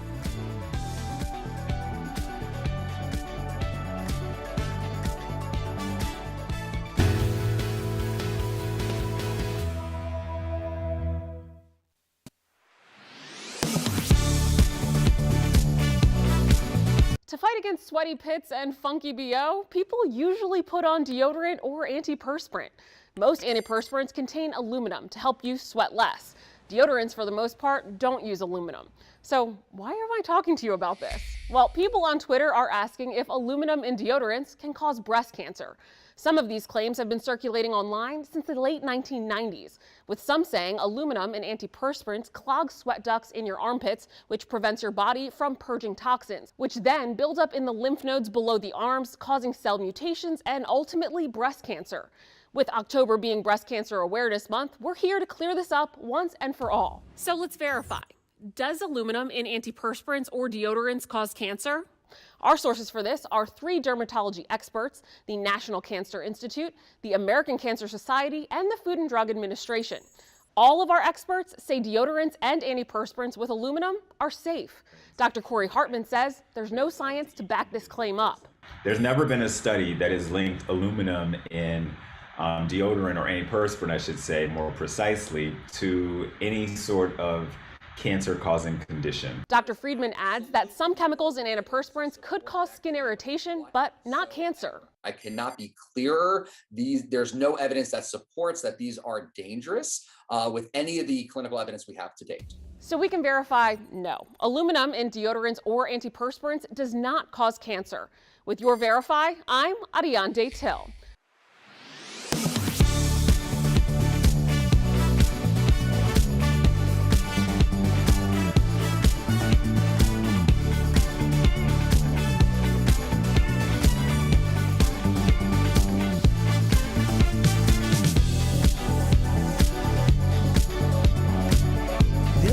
Is Daily Blast Live. We're talking about what you're talking about. Oh my gosh. Get real. No. Nope. Y'all, just stop. This is a sham. It's finally here. Drum roll. Welcome to DBL. Okay, lots to talk about. Is Tom Brady's marriage over? Multiple tabloids out there are saying yes. The reports say Tom and Giselle have both hired divorce attorneys. Apparently, the two have been living separately for months following an epic fight. These are just reports. Nothing has been confirmed yet. Okay, so we've talked about this, and at the end of the day, I know that they have, I believe, 2 children together, and then he has children with Bridget Monahan. It's sad. I hate speculating about things like this, but do you think it was because of him going back out of retirement? I don't know. I mean, here's the thing. We talk about all of these, like, celebrity relationships. Generally, there's a jumping off point for it. Like, I don't know, you tried to name your unborn child after your mistress. That generally starts that conversation. If these are 2 people who just couldn't figure out a way to make it work to stay married, I mean, it's a very sad situation, but I don't see why it's salacious. I'll make it salacious. No, I hear you. I think there's no scandal is what you're saying. There's no dirt there. And I think you can find it. I mean, this is terrible, but Erica's being the moral compass here. I think it. No, I'm never the moral compass. Because to me, it felt. Don't let me guide you. It felt very obvious that she was the Tom Brady of modeling, gave that up and sacrificed. He didn't. He said he was going to do it. He didn't. He went back to the super violent sport of football. She said, if you do that, it's over. They had a fight. She left the compound. And now that they've retained divorce attorneys, battle teams have been brought in. So to me, it seems very clear the sacrifice on both wasn't equal. And he went back into what she claims was a violent sport. Again, this is just what I have heard from the tabloids. Who knows? And someone said the source who gave up this information said it has nothing to do with football, by the way. So that's kind of debunked. But this whole thing is debunked. But if you're going to have 2 people, like you called her the Tom Brady of modeling, and then you have Tom Brady, who's the greatest of all time, you're going to give up sacrifices, right? You're going to have to sacrifice some things to be the greatest. So 2 people that are the greatest at anything don't really make the best match. I know Jay-Z and Beyonce, but they met later on in life. I don't think we could realize what it takes to be the best in the whole world at something, and you're gonna have to. Other things are gonna sacrifice, whether it's your kids, whether it's your relationship, whether it's something else, whether it's your time. It's like. So you have to. I don't know if this is true or not. I'm just saying I could see why it would be, because if two people are that great at something, you need to give time to your craft. A power struggle. Yeah. It's like two alphas. Yeah. That's true. I just finished Mariah Carey's book, The Meaning of Mariah. It is great, but she does talk about this. Okay. Like the idea that if you are someone who is the GOAT, it's very difficult to formulate a relationship with somebody who's the GOAT of their field. I do want to clarify that Beyonce was like 30. She wasn't that late in life, or that early or late in life when she and Jay-Z got together. But I do think that is something that you're like, all right, if we're going to dedicate our time or our craft or our energy, and then also when you have such a finite amount of time, like generally, Tom Brady should have been retired years ago. I think, 3.3 years is the average NFL career. So the idea that he still wanted to go, and she still has a lot of time, or at least enough time that she feels like she can figure out what her career is in the modeling world, is important for both of them. Maybe it doesn't mean the end of the relationship completely. I hope it can be amicable. I really do. And we don't even know if it's true. Yeah, true. Well, I'm sure we'll find out soon enough. But I just want to confirm, I got confirmation that they have 3 children, but 2 together, and then he has 1 child with Bridget Moynihan. All right. So Will Smith is back. Yesterday he announced his new movie, Emancipation, and it will be out in December. So this is his first movie since his infamous Oscar slap, and some say it is Oscar worthy. Take a look. We must get to Lincoln's Army. 5 days through this swamp. There are many ways to die in a swamp. There are many ways to die here. I will not be afraid. What can a mere man do to me? Ooh, like that heartbeat sound. Erica, we call you the comeback queen. Do you think that this is too soon? Do you think if he delivers a stellar performance that people will forgive him? I don't think there's a timeline on art. And I don't think there's a timeline on forgiveness. It is interesting that it's being talked about as Oscar worthy, because that obviously increases the buzz, because the idea next will be, if it were nominated for an Oscar, who would vote for him? If that were to be the case, would he actually accept? He can't be there. What does that mean? So it creates a whole nother controversy. But I just think sometimes you make really amazing things, and I know that this isn't, he didn't just shoot it yesterday, but you can't put a timeline on art. Do you think people are going to show up to the theaters? Yeah, I think if you support Will Smith, you forgave him for what he's done, and you're going to support him in his art, right? You're going to go to this movie because you support Will Smith, not the character he's playing. I think if you're appalled by what he did, you're going to boycott it and probably make some noise on social media. So it's going to be interesting how the Academy looks at this, because he can't go to the Academy Awards for 10 years. So it's going to be interesting to see how they think, because they're going to be like, all right, well, you kind of did this whole thing last year at the Oscars, but now I'm going to vote for you even though you can't come.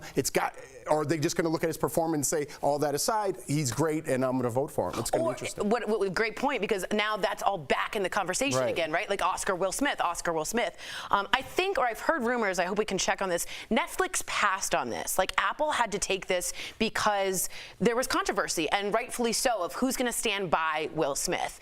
I don't think you're going to get an Oscar nom here. I think the Academy wants to distance itself as much as possible, even if he's worthy of it, which I'm not saying. I think it's just too soon right after, in my opinion. I don't think he will be nominated. Would that be unfair if they're supposed to just look at performances? Or do you think that is something that... Is it human? Yes. Is it natural? Yes, but probably not fair for an art to be examined that way. They are using a bias, but that bias is their business. And that was an enormous... I mean, it would be an interesting conversation to start it out in 2022. Is it not fair that it's being judged based on the person and not the performance, because there's an entire history rooted in award shows in general. Yeah, exactly. And the bias. So. Interesting. We'll have to wait and see. Okay, so could you dance blindfolded? I feel like Jeff could. Well, Selma Blair. Dance with 3 legs. I'm not blindfolded. Okay. Oh, boy. Were you guys going there? I wasn't going there. Okay. I was not going there. I was just referring what's up? Why everyone be weird? If you had 3 legs as opposed to 2, wouldn't you be a better dancer? That's where I was going with that. No, I don't think you would be. I think you'd be a table. No, you'd be a stool. Okay. Well, on last night's Dancing with the Stars, Selma performed the rumba with a blindfold on. She said she wore it to combat her MS and her tendency for sensory overload. I watched the performance. It was super, I don't know what it was. I'm sure if you know those dance moves, I'm only imagining because I'm a terrible dancer, but whether you're blindfolded or not, I would think it would be just as easy. But it was so moving, and it was dedicated to her mom. I was in tears. What do you think? Well, her Instagram says, "Mom, for your eyes only." So she was trying to concentrate really strongly. And Sasha, her partner, noticed when she got overwhelmed by the sensory or the pain or her body not agreeing, she would close her eyes, which a lot of people do to concentrate. So he incorporated the blindfold to get her to calm down and focus right where she needed to be, which is what? Timing, breathing, being a partner. The rumba's about sexiness. It's about passion, and it's about fieriness, which is kind of a word. And I think what's interesting is the story of Selma Blair is is it going to be awkward? Is it not? Right. How much more are we learning about disability? Right. How much more are we getting a representation of what you can do, can't do, what a fear is pushing through? Dancing is universal. Right. Everybody dances. So for Selma to do this from someone who comes from someone who's handicapped, it's an amazing thing to see. This is the story that's taken over Dancing with the Stars. Very proud to see it. Very proud. Beautifully said, Tori. And DBL Nation, tune in tomorrow because we've got Dancing with the Stars judge Carrie Ann Inaba. Yes, she'll be joining us live. We'll chat with her about Selma and if she thinks she's a front runner to win. Very exciting. Okay, so when should kids be allowed on social media? We always have this discussion on the show. I contemplate it every day. Well, according to Sarah Michelle Gellar, it is not anytime soon. So the actress says that she has a 13-year-old daughter and a 10-year-old son, and they are barely allowed to look at social media, let alone have an account. She says, quote, allowing young children to use social media is like letting a 5-year-old get a Paw Patrol tattoo on their face. Jeff, we talk about this all the time. What do you think? I'm still searching for the answers, right? My kids are gonna be 6 and 4, and I don't know what the right age is or if I want them on at all, right? I've been kind of in that world for 13 years now, and I still have trouble going back on there and posting things and going through the messages. I don't read them anymore. And I'm 44 years old and I still don't know how to find my way in that world. How is an 8-year-old going to find their way in that world when there's creeps and perverts and just people wanting to cause trouble with the people who write me for things I've done 13 years ago? I said on the show yesterday that I should murder my family because are you crazy? So those crazy people are now going to have contact with my child? I mean, what kind of father would I be if I didn't shield them or protect them the best I could without making them, an outcast to society or for all their friends are doing it? It's really something I struggle with a lot. How about you?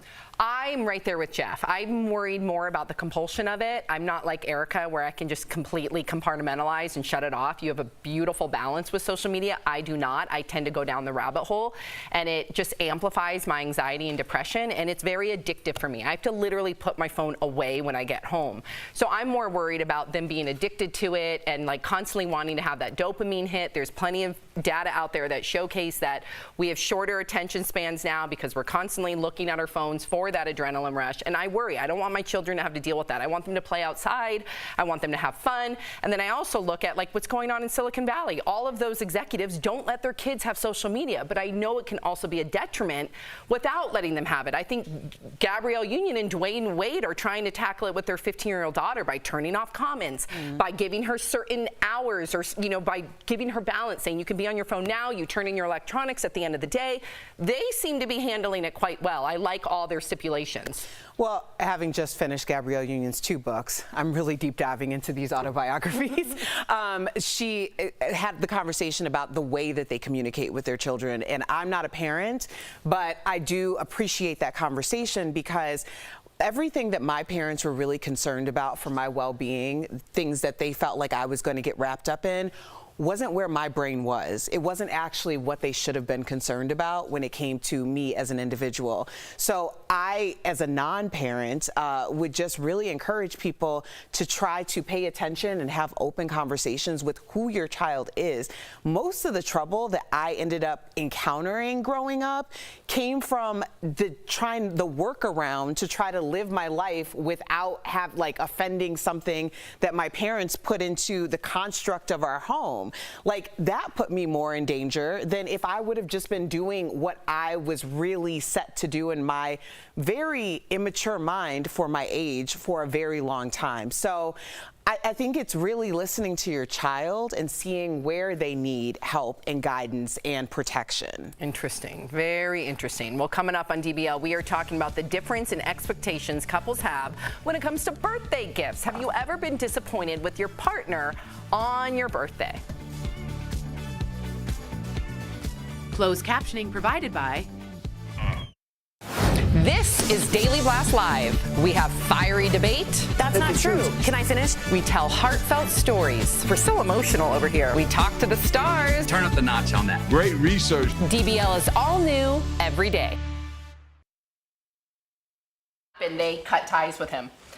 So Tori has a correction, but Emancipation was not going to Netflix. It was always with Apple. But there was a different project, if I recall, that Netflix or some other network pulled immediately when that Oscars slap happened. Okay, and I think that's what Tori was thinking of. F block. Yes. So this is I couldn't hear a word. Getting gifts for your partner. Ooh. So this is okay.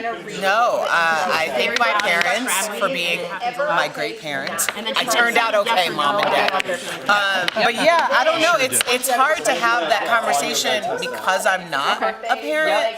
But it does make me think about some of the issues that I had as a child or like as a teenager growing up, because my parents were so off base. Like, they were putting ideas in my head about what I should be worried about when I wasn't ready for that conversation. Right, it was like they were thinking about the wrong thing. Right. I have a question for you guys. Do you think taking social media away, first of all, I'm not a parent, so I'm just asking this without bias, would be detrimental to them socially? Maybe. Yeah. Do you know what I mean? Yeah. To some, but how about this now? On really the other side, if I post something, okay, like, and this is my reality. If I post something, it'll be 90 great comments, right? 10 of them will be you're homophobic, you're racist, you should do something with your family, and that's 10 of them. So those 10 creeps now are gonna find my child and give them messages about me to my child. So what's and the problem isn't with my parenting; it's with their insane people that are on social media. So hopefully in like 6 years, 7, 8, 9, whatever it is, there's some sort of regulation where my kids can't get those comments. Well, that's why I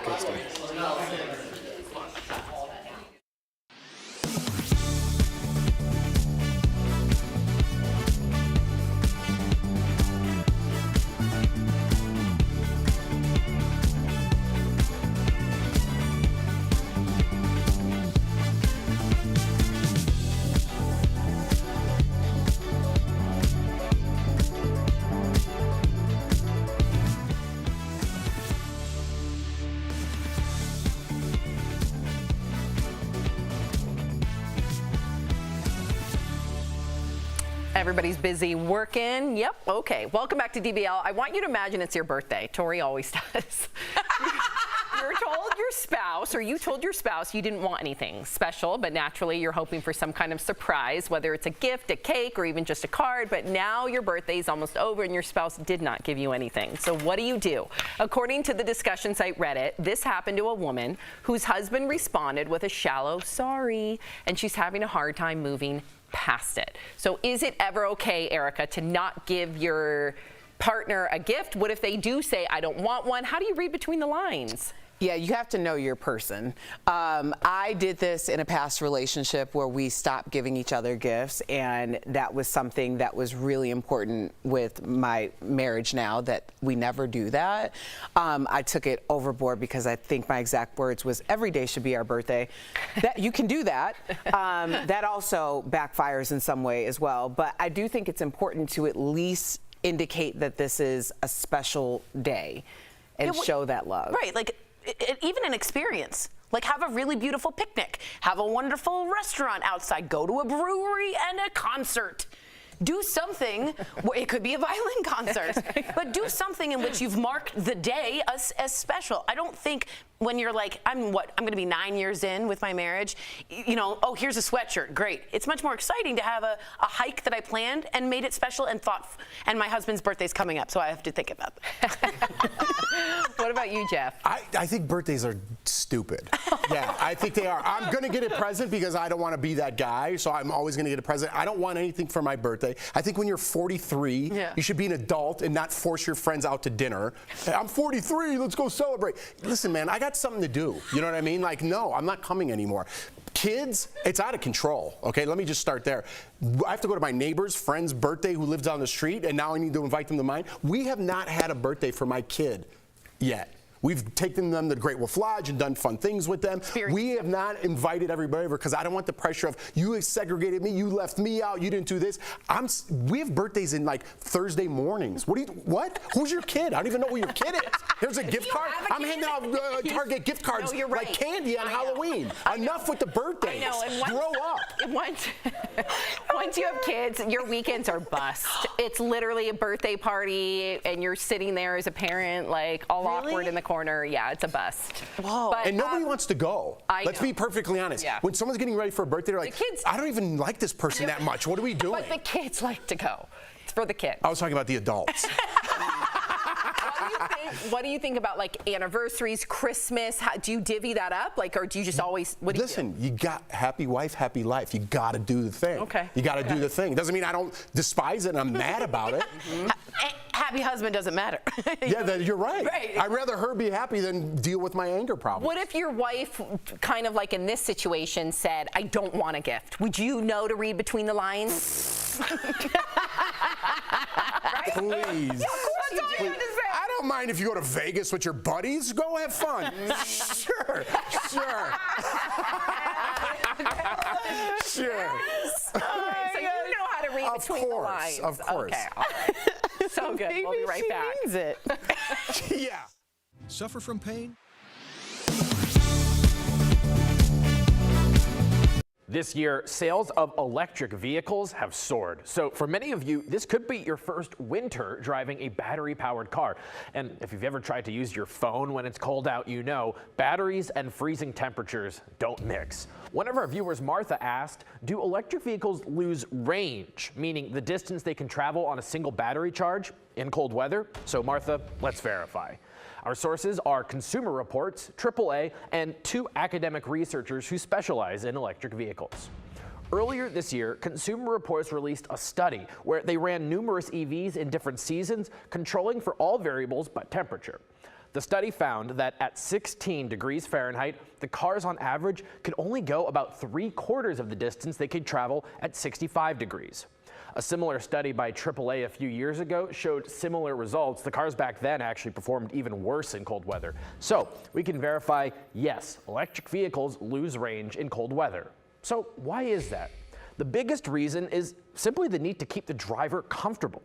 Gas-powered cars generate heat by burning fuel, and that heat can just be pumped into the cabin.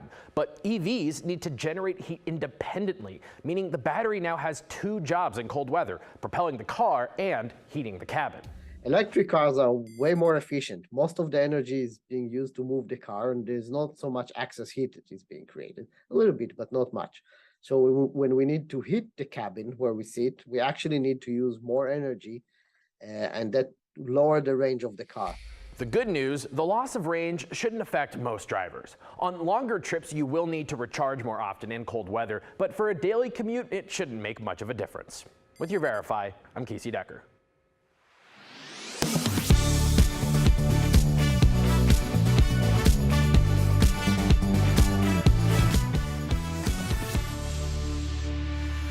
Welcome back. It's estimated that there are nearly 11,000 tire-related car accidents every year. That's today's Auto Alert, sponsored by Ox Car Care. A lot of car accidents can be prevented with basic tire maintenance. First, you should check your tire pressure once a month, even if your car has automatic tire pressure sensors. Next, check your tire tread. Tread wear, by placing a penny in a groove with Lincoln's head facing down. If his head is completely visible, you likely need some new tires. Lastly, you should rotate your tires every 3,000 to 5,000 miles or every 6 months. Ox Car Care is dedicated to providing you with an amazing auto protection plan experience that works with your budget. So if you're looking for better car care, give them a call at 1-800-690-7547. We'll be right back. Promotional Consideration is brought to you by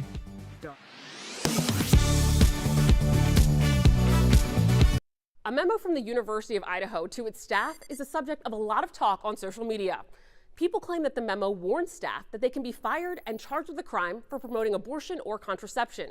But is that true? Let's verify. Our sources are the University of Idaho's memo, the Idaho No Public Funds for Abortion Act, and Jody Walker, Director of Communications for the University of Idaho. Here's the memo that people are talking about. And yes, the University of Idaho confirmed it's real. Dated September 23rd and sent to the staff by the University of Idaho's legal counsel, the memo tells staff what they cannot do under the state law while they're working at the university. It says staff cannot use university funds or facilities to promote abortion or counsel in favor of abortion. Staff are also banned from dispensing Plan B, an FDA-approved emergency contraceptive. According to the memo, staff who violate these laws could lose their job, be banned from working for the state, and face misdemeanor or felony convictions. The memo points to Idaho's No Public Funds for Abortion Act as the reason why. So let's look at that. The 2021 law says any person, agency, or organization that receives state funding cannot use those funds to perform or promote abortion. Anyone who violates the law could be charged with a misdemeanor, which is punishable by a fine of up to $1,000 or up to 1 year in county jail, or both. Since University of Idaho staff are paid with public funds, this law applies to them. Jody Walker, Director of Communications for the university, told Verify that abortion can be discussed as a policy issue in the classroom, but says the university highly recommends employees in charge of the classroom remain neutral or risk violating this law. So we can verify that yes, the University of Idaho warned staff that they could be fired and charged with a crime for promoting abortion or contraception. With your Verify, I'm Ariande Till.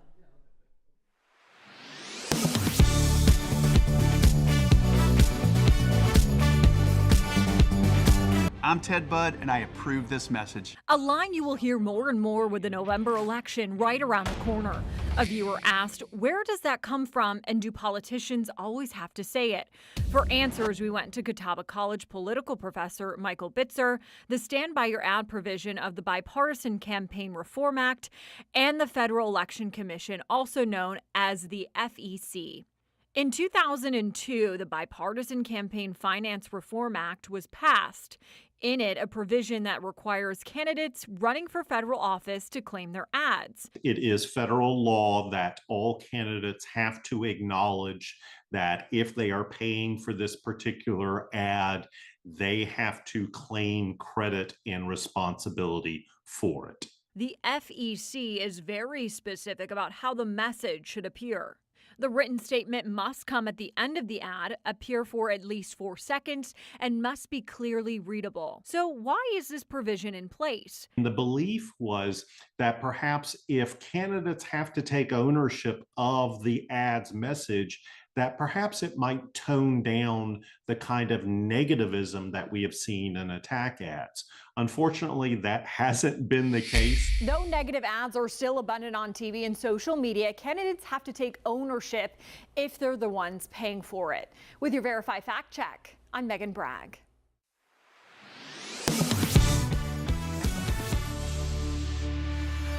Welcome back. We're getting an even better look now at Black Panther Wakanda Forever with new scenes that were just released. Take a look. They have lost their protector. Now is our time to strike.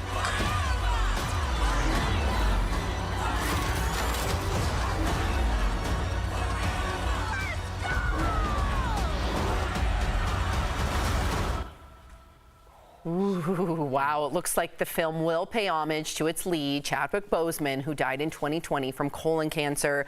How excited are you guys for this movie? And do you think that it is definitely a girl? And do you have any theories? I have no theories, but I will go out on a limb and say I do believe that this is going to be an even bigger box office hit than the first one. And the reason why is because Chadwick Boseman passed away when we were in lockdown. I think that this is going to be like a collective family mourning. It's going to be a way to honor the legacy, honor the film. I think people are going to come out in droves, and I'm really here for it. Our girl Ebony over there, wardrobe stylist Ebony, said that she's going to full on dress up. Yeah, there's people who go in African royalty, African garb. It's going to be a pop culture moment. This will be a moment, and it'll be like a Jaws. It'll be like that. Wow. It's going to be. It'll probably double the amount of November 11th. Woo! DBL's new every day. We'll see you guys tomorrow. Same time, same place. Have a great day, everybody. Stay safe.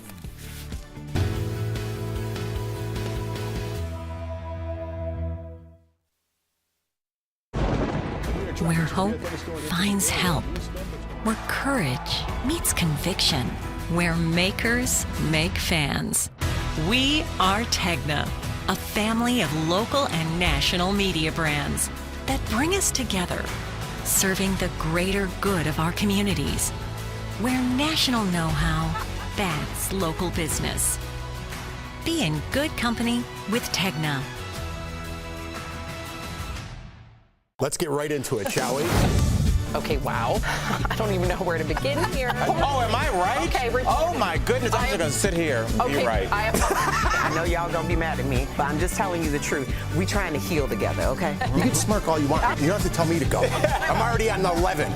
Brad Pitt. Sorry. Yes. So high. I know it. I Don't miss a day of DBL.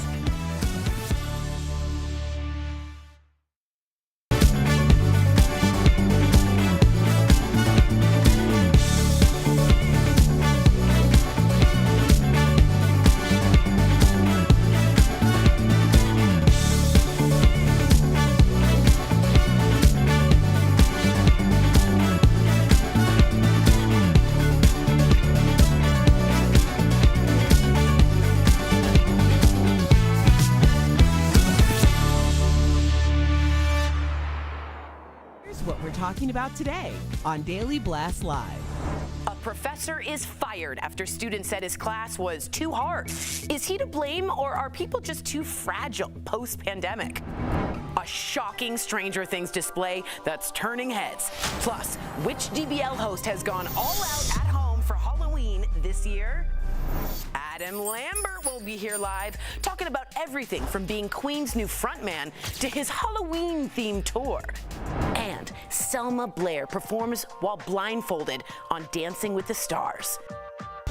Oh my gosh. Get real. No. Y'all, just stop. This is a sham. It's finally here. Drum roll. Welcome to DBL. Are you okay, Tori? I'm good. What happened? I thought I took someone else's coffee. It's mine. Full of sugar. That's me. You are sweet. Thanks so much. Okay. All right. So we today are going to take a look at what's changed since the pandemic and if people have become more fragile since re-entering daily life. One example of this is an NYU professor who was fired because some of his students complained that his class was quote unquote too hard. So the organic chemistry professor has taught the course for decades, but last spring 82 of his 350 students signed a petition blaming his teaching style for their poor test scores. In his defense, the professor blamed the students for their loss of focus, which he said got worse after they returned to the classroom. All right, Jeff, do you think, let me first give some context here, because let's say there was a pattern of behavior for decades where a lot of people felt the same way. That's fair. There's no pattern of behavior here. Okay, so this is new and he's been teaching for decades. In fact, he's won like Teacher of the Year. People have voted him the coolest professor in the past. So this is all new. Why do you think that this all of a sudden is a problem now?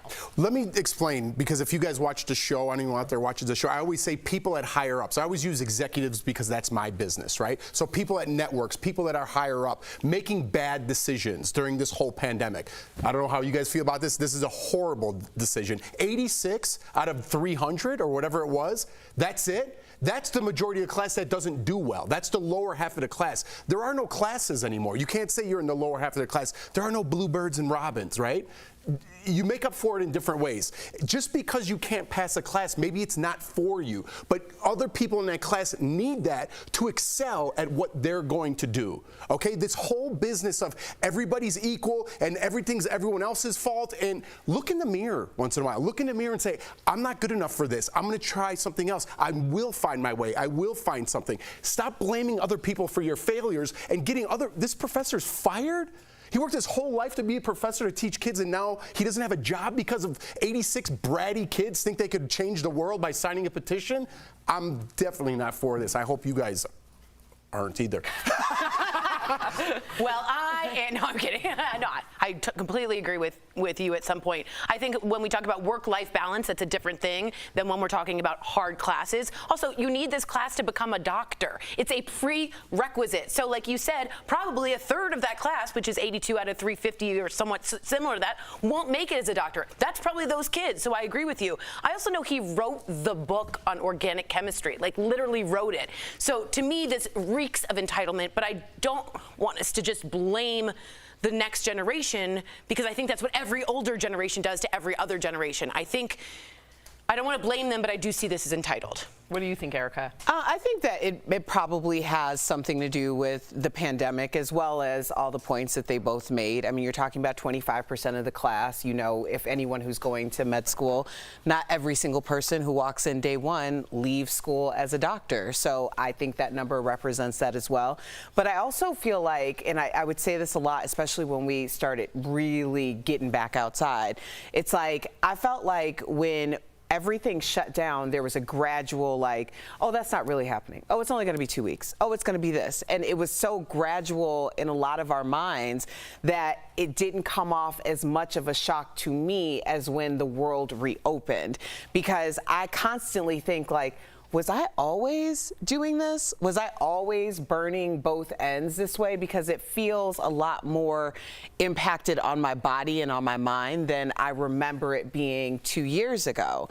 That being said, the hustle don't stop. Exactly. So it's like you either have to retrain those muscles you need in to order. retrain. Exactly. Yeah, and I remember like in college, some courses I excelled at. Yeah. I remember I wanted to be a geologist briefly at UCLA. I took geology course. I don't remember the number. Geology something. And I got a D. That was probably my only D at UCLA. Did I petition? No, I said, I guess I'm not good at this. Or I didn't try hard enough, and I moved on. You move on. Okay. Could you see? No, you're right. No, you're right. I understand. All right, That's right. Speaking of the pandemic, it looks like Google searches for how to call in sick have spiked over the past 4 years. Searches for things like best excuses for calling in sick and good excuses to miss work have increased. This is a big number, 630%. The largest jump was from 2021 to 2022 as people started returning to the workplace 5 days a week. Tori, how do you call in sick? Are you brief? Do you over-explain? What do you do? And do you call in or text in or email in? Because that's a big thing of it. That's a big part of it, and too. do you ever lie? No, but back in the day, I had some bad clams. I've never had clams. You know what I mean? No one's had clams, but we all say we've had clams. But I shouldn't have done it. I was in retail. Sorry. I'm sorry. But you want to not give too many details. You don't want to be like, hello, it was a cold Tuesday and it was raining and I'm a Sagittarius. You want to keep it clean. I'm really sick. I want to come in. I can't. One detail and then you're out. Okay. And then you're out. You weren't here yesterday, Sam. How did you call in? I texted, and first of all, I love my job. It takes a lot for me to miss my job. And it seems like your house looks pretty nice. So you were working on that yesterday? Good one. That's my husband. My husband decorates for Halloween, not me. I'm not artistic that way. No, I genuinely was sick. You can hear it in my voice. But when I used to work retail, I remember one time I had this Stila red blush, and I put it around my eye. Oh my gosh. For pink eye? I had pink eye. That seems like a lot. That seems like a lot. It worked. Yeah, well, I'm sure it did. Nobody's going to want to come close to you. I mean, it's effective. Yeah. I don't know. I am definitely an over-explainer, but that's just the nature of who I am in general. So, of course, if I'm calling out sick, I'm going to tell you exactly why, how how it happened and when it might go away. I don't know. It's like a novel sometimes with me. But I also am very honest when I messed up, because remember, I don't know if y'all remember this, but I was in Florida and I was supposed to fly back on Sunday and I missed my flight and I could not get another flight until Monday. And I was like, yo, I messed all the way up. Okay, this is what had happened was. No clams for you. Like, I really tried. I really tried. And now, like, I'm really sorry. Maybe I could stay late. Like, I don't know. Feel guilty. I did feel guilty. Quickly, are you an over-explainer or just? No, because I hope my character's enough that I don't call in sick. That is so healthy. Yeah, because if I'm gonna miss a day of work, I'm gonna miss it on the beach. You know what I mean? So if I could get in here, I'm going to come in here. And if my character isn't like that, so if I just say, I'm not feeling good, I hope you know, like, I'm not feeling good. My therapist tells me not to over-explain because my character should be enough. Oh. You are healthy. You are mentally healthy. I don't know about that. I don't know about that. Coming up on DBL, we've been talking about the rumors for a while, but are there real signs that point to a divorce for Tom Brady and Giselle now? Plus, Adam Lambert will be here, joining us live to tell us all about his new Halloween-themed tour. And speaking of Halloween, this levitating display in honor of Stranger Things, oh my gosh, is causing quite a stir. We're going to talk about that next. Where's the wire? I thought that was a Closed captioning provided by. It's so easy. Okay, wow. I don't even know where to begin here. I'm just gonna sit here and be right. I know y'all gonna be mad at me, but I'm just telling you the truth. You can smirk all you want. You don't have to tell me to go. Brad Pitt.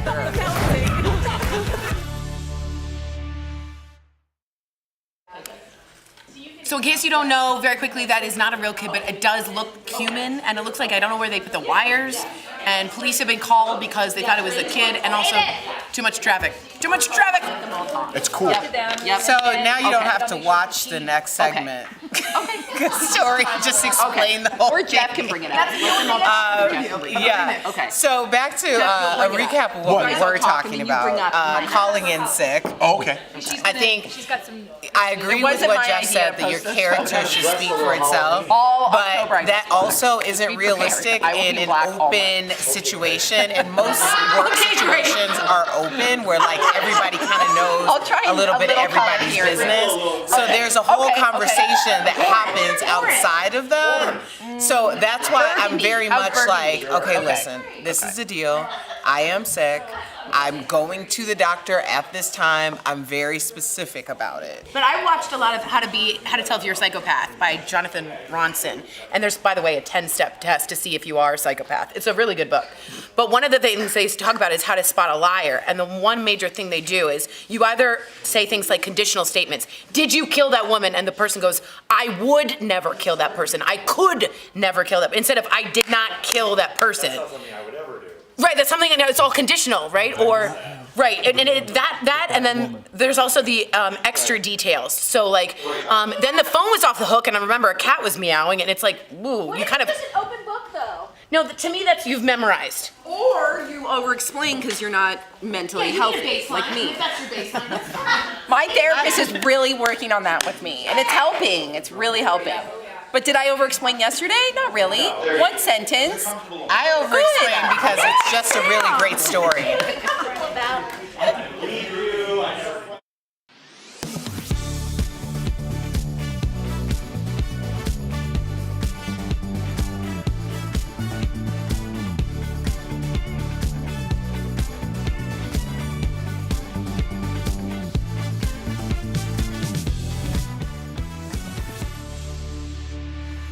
Welcome back. It's my favorite time of the year, Halloween. Yes, some families are going all in on decorating their homes. The hit Netflix show Stranger Things is big this year. This house went all in. There's Eddie, you guys.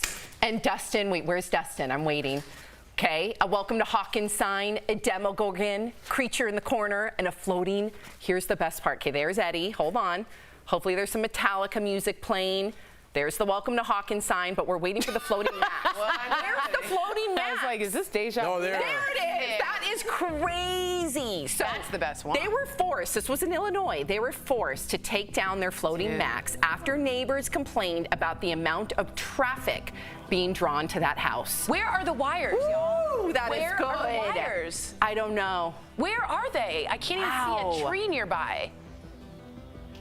That's very cool. That is beyond cool. It doesn't get cooler than that. Would you be mad, though, Jeff, if that was your neighbor and people were stopping left and right? Yeah, I wouldn't mind traffic on my block just because kids running around. You know what I mean? But that's very cool. It's kind of creepy, too, in a way. I don't know if I'd like looking out there like...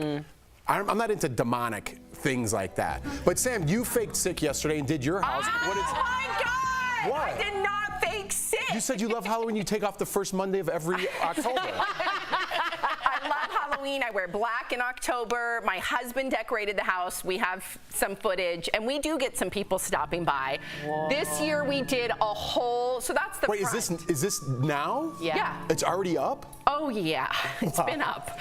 But the best part is the front because it's a whole wedding theme, you guys. So there's 2 skeletons in the center. There they are. They just got married. Her heart is beating. Yes, it is. She's in love. Wow. And then there's dancing skeletons all over. Oh, that's inside.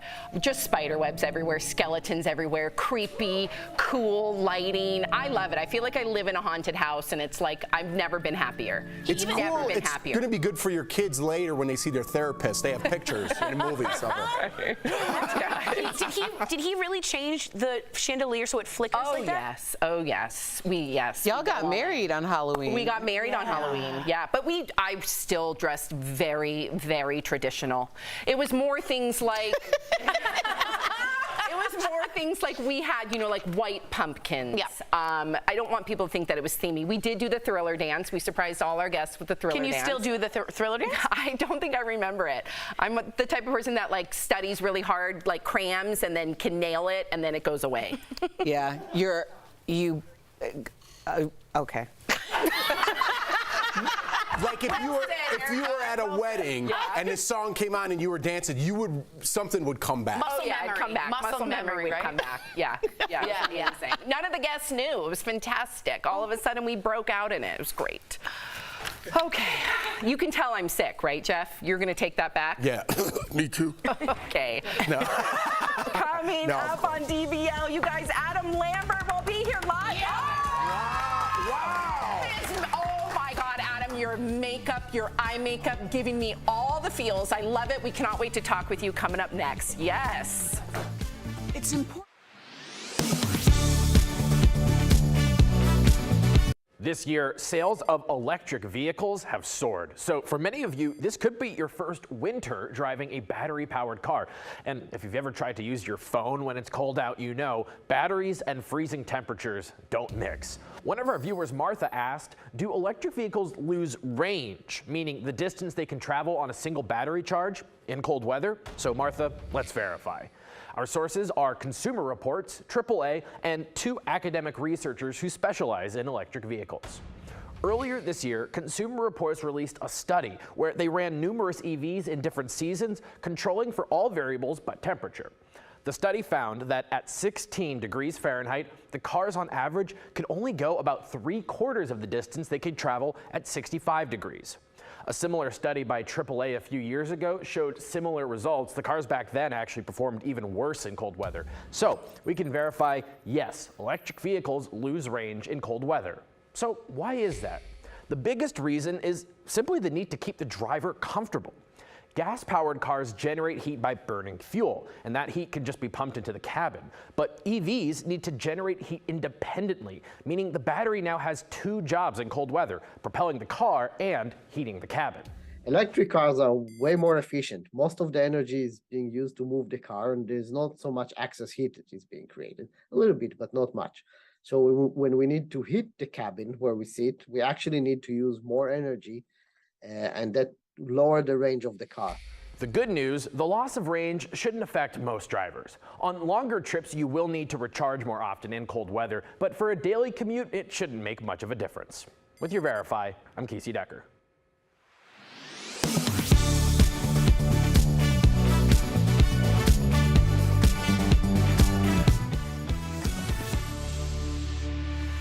Welcome back. He auditioned for American Idol with a song by Queen, and now he's the legendary band's frontman. And after months on tour, he's back on the road with a special Halloween treat. That's right, Adam Lambert joining us live from London.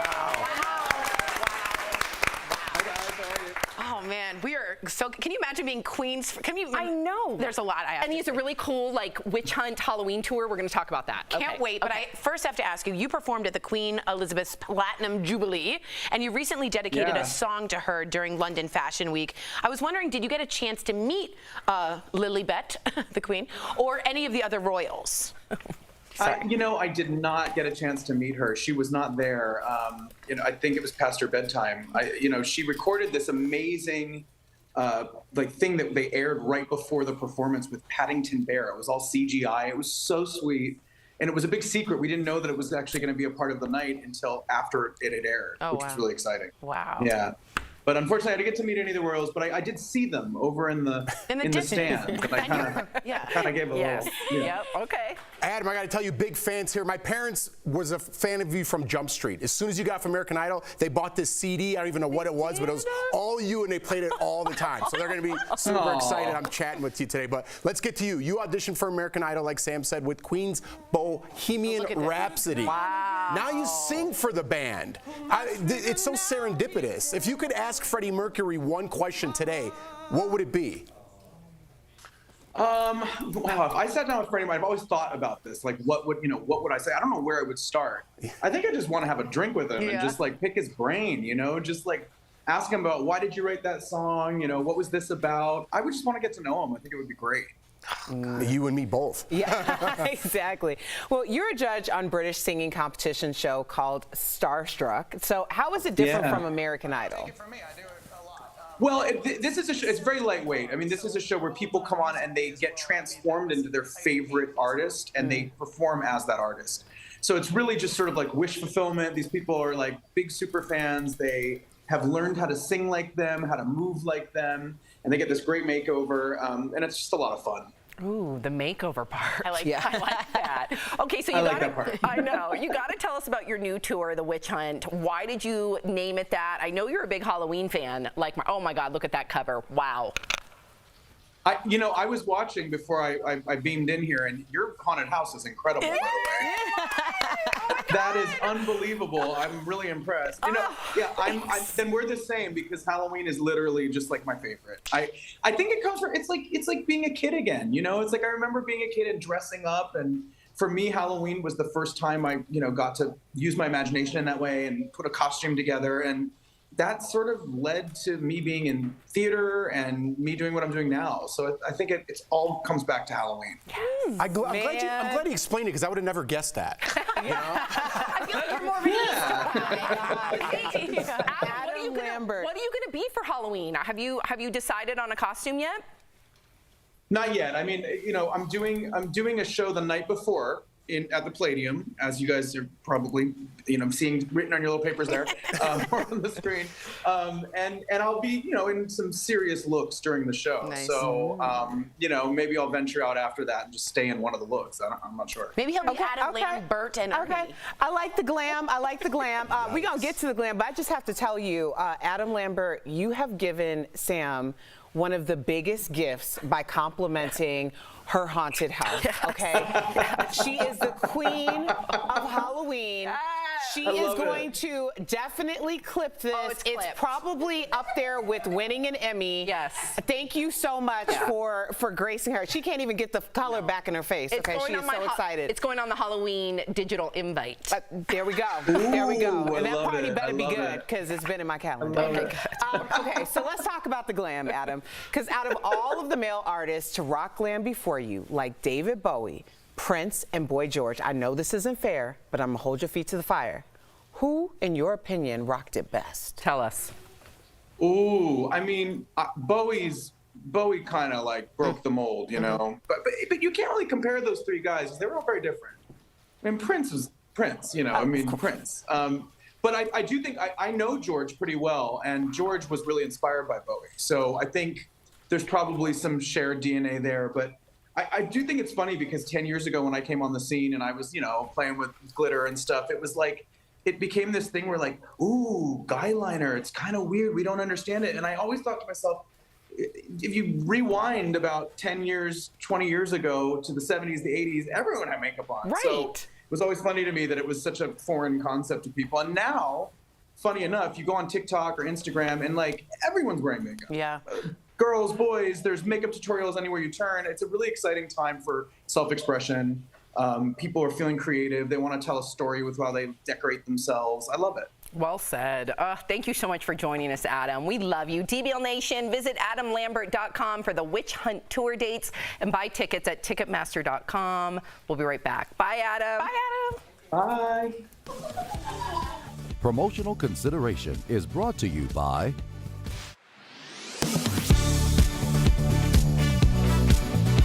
A memo from the University of Idaho to its staff is a subject of a lot of talk on social media. People claim that the memo warns staff that they can be fired and charged with a crime for promoting abortion or contraception. But is that true? Let's verify. Our sources are the University of Idaho's memo, the Idaho No Public Funds for Abortion Act, and Jody Walker, Director of Communications for the University of Idaho. Here's the memo that people are talking about. And yes, the University of Idaho confirmed it's real. Dated September 23rd and sent to the staff by the University of Idaho's legal counsel, the memo tells staff what they cannot do under the state law while they're working at the university. It says staff cannot use university funds or facilities to promote abortion or counsel in favor of abortion. Staff are also banned from dispensing Plan B, an FDA-approved emergency contraceptive. According to the memo, staff who violate these laws could lose their job, be banned from working for the state, and face misdemeanor or felony convictions. The memo points to Idaho's No Public Funds for Abortion Act as the reason why. So let's look at that. The 2021 law says any person, agency, or organization that receives state funding cannot use those funds to perform or promote abortion. Anyone who violates the law could be charged with a misdemeanor, which is punishable by a fine of up to $1,000 or up to 1 year in county jail, or both. Since University of Idaho staff are paid with public funds, this law applies to them.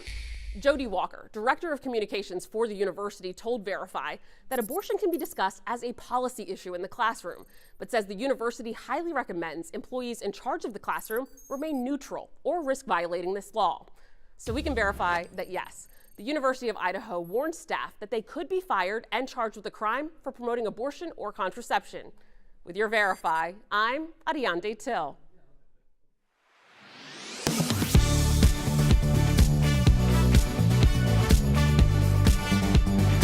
I'm Ted Budd, and I approve this message. A line you will hear more and more with the November election right around the corner. A viewer asked, where does that come from, and do politicians always have to say it? For answers, we went to Catawba College political professor Michael Bitzer, the Stand By Your Ad provision of the Bipartisan Campaign Reform Act, and the Federal Election Commission, also known as the FEC. In 2002, the Bipartisan Campaign Finance Reform Act was passed. In it, a provision that requires candidates running for federal office to claim their ads. It is federal law that all candidates have to acknowledge that if they are paying for this particular ad, they have to claim credit and responsibility for it. The FEC is very specific about how the message should appear. The written statement must come at the end of the ad, appear for at least 4 seconds, and must be clearly readable. So why is this provision in place? The belief was that perhaps if candidates have to take ownership of the ad's message, that perhaps it might tone down the kind of negativism that we have seen in attack ads. Unfortunately, that hasn't been the case. Though negative ads are still abundant on TV and social media, candidates have to take ownership if they're the ones paying for it. With your Verify Fact Check, I'm Megan Bragg.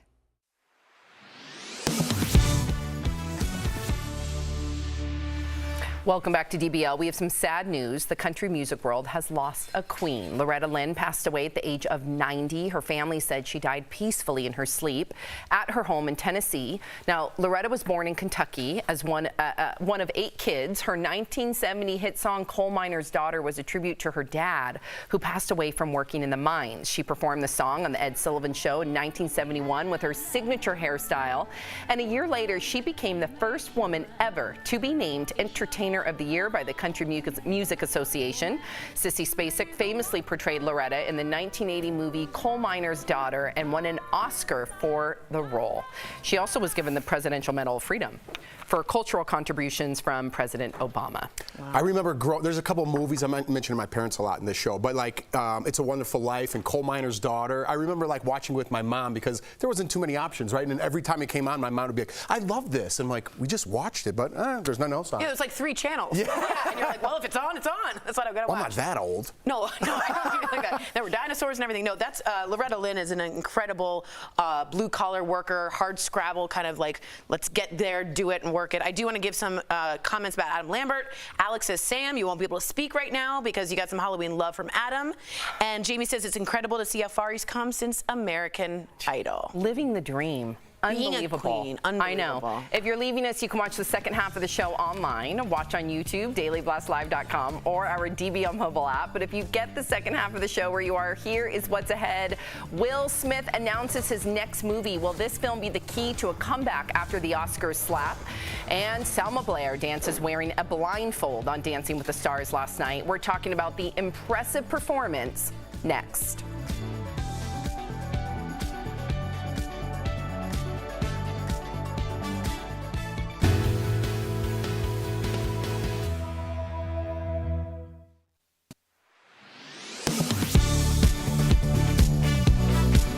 To fight against sweaty pits and funky BO, people usually put on deodorant or antiperspirant. Most antiperspirants contain aluminum to help you sweat less. Deodorants, for the most part, don't use aluminum. So why am I talking to you about this? Well, people on Twitter are asking if aluminum in deodorants can cause breast cancer. Some of these claims have been circulating online since the late 1990s, with some saying aluminum in antiperspirants clog sweat ducts in your armpits, which prevents your body from purging toxins, which then build up in the lymph nodes below the arms, causing cell mutations and ultimately breast cancer. With October being Breast Cancer Awareness Month, we're here to clear this up once and for all. So let's verify. Does aluminum in antiperspirants or deodorants cause cancer? Our sources for this are 3 dermatology experts, the National Cancer Institute, the American Cancer Society, and the Food and Drug Administration. All of our experts say deodorants and antiperspirants with aluminum are safe. Dr. Corey Hartman says there's no science to back this claim up. There's never been a study that has linked aluminum in deodorant or antiperspirant, I should say more precisely, to any sort of cancer-causing condition. Dr. Friedman adds that some chemicals in antiperspirants could cause skin irritation, but not cancer. I cannot be clearer. There's no evidence that supports that these are dangerous with any of the clinical evidence we have to date. So we can verify, no. Aluminum in deodorants or antiperspirants does not cause cancer. With your Verify, I'm Ariane Till.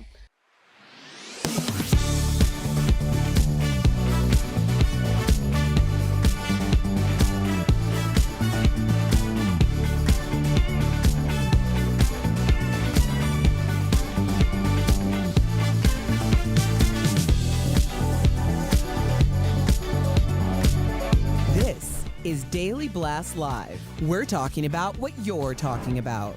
Oh my gosh. Get real. No. Y'all, just stop. This is a sham. It's finally here. Drum roll. Welcome to DBL. Okay, lots to talk about. Is Tom Brady's marriage over? Multiple tabloids out there are saying yes. The reports say Tom and Giselle have both hired divorce attorneys. Apparently, the two have been living separately for months following an epic fight. These are just reports. Nothing has been confirmed yet. Okay, so we've talked about this, and at the end of the day, I know that they have, I believe, 2 children together, and then he has children with Bridget Monahan. It's sad. I hate speculating about things like this, but do you think it was because of him going back out of retirement? I don't know. I mean, here's the thing. We talk about all of these, like, celebrity relationships. Generally, there's a jumping off point for it. Like, I don't know, you tried to name your unborn child after your mistress. That generally starts that conversation. If these are 2 people who just couldn't figure out a way to make it work to stay married, I mean, it's a very sad situation, but I don't see why it's salacious. I'll make it salacious. No, I hear you. I think there's no scandal is what you're saying. There's no dirt there. And I think you can find it. I mean, this is terrible, but Erica's being the moral compass here. I think it. No, I'm never the moral compass. Because to me, it felt. Don't let me guide you. It felt very obvious that she was the Tom Brady of modeling, gave that up and sacrificed. He didn't. He said he was going to do it. He didn't. He went back to the super violent sport of football. She said, if you do that, it's over. They had a fight. She left the compound. And now that they've retained divorce attorneys, battle teams have been brought in. So to me, it seems very clear the sacrifice on both wasn't equal. And he went back into what she claims was a violent sport. Again, this is just what I have heard from the tabloids. Who knows? And someone said the source who gave up this information said it has nothing to do with football, by the way. So that's kind of debunked. But this whole thing is debunked. But if you're going to have two people, like you called her the Tom Brady of modeling, and then you have Tom Brady, who's the greatest of all time, you're going to give up sacrifices, right? You're going to have to sacrifice some things to be the greatest. So two people that are the greatest at anything don't really make the best match. I know Jay-Z and Beyonce, but they met later on in life. I don't think we could realize what it takes to be the best in the whole world at something. And you're going to have to, other things are going to sacrifice, whether it's your kids, whether it's your relationship, whether it's something else, whether it's your time. It's like. So you have to. I don't know if this is true or not. I'm just saying I could see why it would be, because if two people are that great at something, you need to give time to your craft. A power struggle. Yeah. It's like two alphas. Yeah. That's true. I just finished Mariah Carey's book, The Meaning of Mariah. It is great, but she does talk about this. Okay. Like the idea that if you are someone who is the GOAT, it's very difficult to formulate a relationship with somebody who's the GOAT of their field. I do want to clarify that Beyonce was like 30. She wasn't that late in life. Or that early or late in life when she and Jay-Z got together. But I do think that is something that you're like, all right, if we're going to dedicate our time or our craft or our energy, and then also when you have such a finite amount of time, like generally, Tom Brady should have been retired years ago. Mm-hmm. I think, 3.3 years is the average NFL career. So the idea that he still wanted to go and she still has a lot of time, or at least enough time that she feels like she can figure out what her career is in the modeling world, is important for both of them. Mm-hmm. Maybe it doesn't mean the end of the relationship completely. I hope it can be amicable. I really do. And we don't even know if it's true. Yeah, true. Well, I'm sure we'll find out soon enough. But I just want to confirm, I got confirmation that they have 3 children, but 2 together, and then he has 1 child with Bridget Moynihan. Mm-hmm. All right. So Will Smith is back. Yesterday he announced his new movie, Emancipation, and it will be out in December. So this is his first movie since his infamous Oscar slap, and some say it is Oscar worthy. Take a look. We must get to Lincoln's Army 5 days through this swamp. There are many ways to die in a swamp.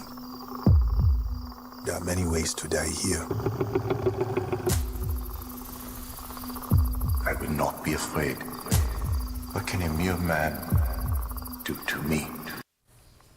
Ooh, like that heartbeat sound. Erica, we call you the comeback queen. Do you think that this is too soon? Do you think if he delivers a stellar performance that people will forgive him? I don't think there's a timeline on art. And I don't think there's a timeline on forgiveness. It is interesting that it's being talked about as Oscar worthy, because that obviously increases the buzz, because the idea next will be, if it were nominated for an Oscar, who would vote for him? If that were to be the case, would he actually accept? He can't be there. What does that mean?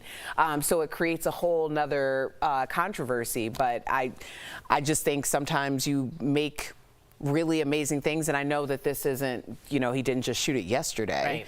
But you can't put a timeline on art.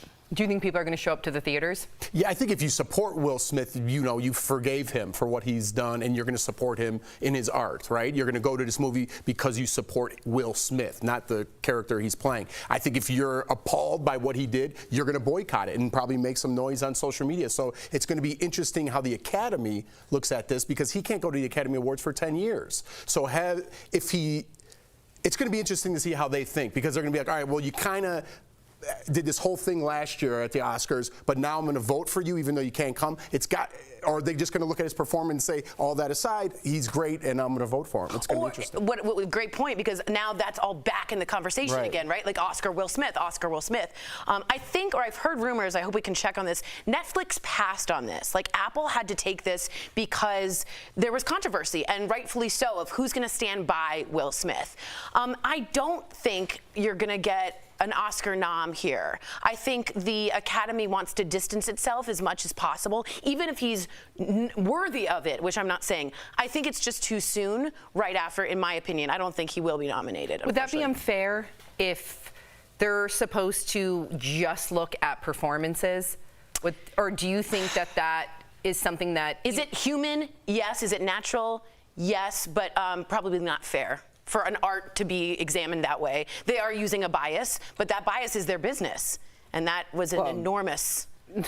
I mean, it would be an interesting conversation to start it out in 2022. Is it not fair that it's being judged based on the person and not the performance, because there's an entire history rooted in award shows in general. Yeah, exactly. And the bias. So. Interesting. We'll have to wait and see. Okay, so could you dance blindfolded? I feel like Jeff could. Well, Selma Blair. Dance with 3 legs. I'm not blindfolded. Okay. Oh boy. Were you guys going there? I wasn't going there. Okay. I was not going there. I was just referring what's up? Why everyone be weird? If you had 3 legs as opposed to 2, wouldn't you be a better dancer? That's where I was going with that. No, I don't think you would be. I think you'd be a table. No, you'd be a stool. Okay.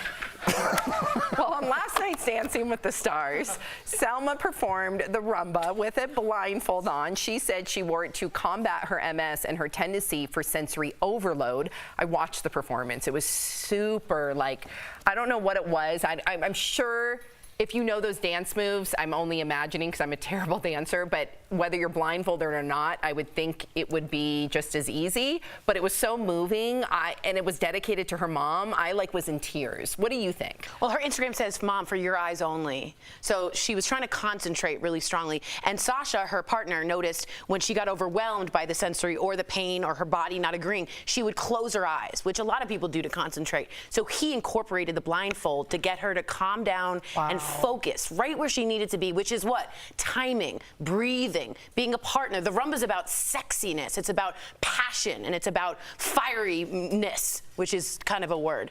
And I think what's interesting is the story of Selma Blair is is it going to be awkward? Is it not? Right. How much more are we learning about disability? Right. How much more are we getting a representation of what you can do, can't do, what a fear is pushing through? Dancing is universal. Right. Everybody dances. So for Selma to do this from someone who comes from someone who's handicapped, it's an amazing thing to see. This is the story that's taken over Dancing with the Stars. Very proud to see it. Very proud. Beautifully said, Tori. And DBL Nation, tune in tomorrow because we've got Dancing with the Stars judge Carrie Ann Inaba. Yes, she'll be joining us live. We'll chat with her about Selma and if she thinks she's a front runner to win. Very exciting. Okay, so when should kids be allowed on social media? We always have this discussion on the show. I contemplate it every day. Well, according to Sarah Michelle Gellar, it is not anytime soon. So the actress says that she has a 13-year-old daughter and a 10-year-old son, and they are barely allowed to look at social media, let alone have an account. She says, quote, allowing young children to use social media is like letting a 5-year-old get a Paw Patrol tattoo on their face. Jeff, we talk about this all the time. What do you think? I'm still searching for the answers, right? My kids are gonna be 6 and 4, and I don't know what the right age is or if I want them on at all, right? I've been kind of in that world for 13 years now, and I still have trouble going back on there and posting things and going through the messages. I don't read them anymore. And I'm 44 years old and I still don't know how to find my way in that world. How is an 8-year-old going to find their way in that world when there's creeps and perverts and just people wanting to cause trouble with the people who write me for things I've done 13 years ago? I said on the show yesterday that I should murder my family because are you crazy? So those crazy people are now going to have contact with my child? I mean, what kind of father would I be if I didn't shield them or protect them the best I could without making them, an outcast to society or for all their friends are doing it? It's really something I struggle with a lot. How about you? I'm right there with Jeff. I'm worried more about the compulsion of it. I'm not like Erica, where I can just completely compartmentalize and shut it off. You have a beautiful balance with social media. I do not. I tend to go down the rabbit hole, and it just amplifies my anxiety and depression, and it's very addictive for me. I have to literally put my phone away when I get home. So I'm more worried about them being addicted to it and like constantly wanting to have that dopamine hit. There's plenty of data out there that showcase that we have shorter attention spans now because we're constantly looking at our phones for that adrenaline rush. And I worry. I don't want my children to have to deal with that. I want them to play outside. I want them to have fun. And then I also look at like what's going on in Silicon Valley. All of those executives don't let their kids have social media, but I know it can also be a detriment without letting them have it. I think Gabrielle Union and Dwayne Wade are trying to tackle it with their 15-year-old daughter by turning off comments, by giving her certain hours, or by giving her balance, saying you can be on your phone now, you turn in your electronics at the end of the day. They seem to be handling it quite well. I like all their stipulations. Well, having just finished Gabrielle Union's 2 books, I'm really deep diving into these autobiographies. She had the conversation about the way that they communicate with their children. And I'm not a parent, but I do appreciate that conversation because everything that my parents were really concerned about for my well-being, things that they felt like I was going to get wrapped up in, wasn't where my brain was. It wasn't actually what they should have been concerned about when it came to me as an individual. So I, as a non-parent, would just really encourage people to try to pay attention and have open conversations with who your child is. Most of the trouble that I ended up encountering growing up came from the workaround to try to live my life without offending something that my parents put into the construct of our home. Like, that put me more in danger than if I would have just been doing what I was really set to do in my very immature mind for my age for a very long time. So I think it's really listening to your child and seeing where they need help and guidance and protection. Interesting. Very interesting. Well, coming up on DBL, we are talking about the difference in expectations couples have when it comes to birthday gifts. Have you ever been disappointed with your partner on your birthday? Closed captioning provided by...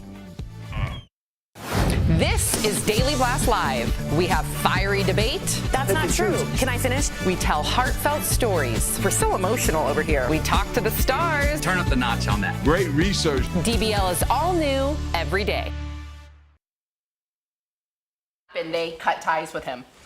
So Tori has a correction, but Emancipation was not going to Netflix. It was always with Apple. But there was a different project, if I recall, that Netflix or some other network pulled immediately when that Oscars slap happened. Okay, and I think that's what Tori was thinking of. F block. Yes. So this is I couldn't hear a word. Getting gifts for your partner. Ooh. So this is Okay. No, I thank my parents for being my great parents. I turned out okay, Mom and Dad.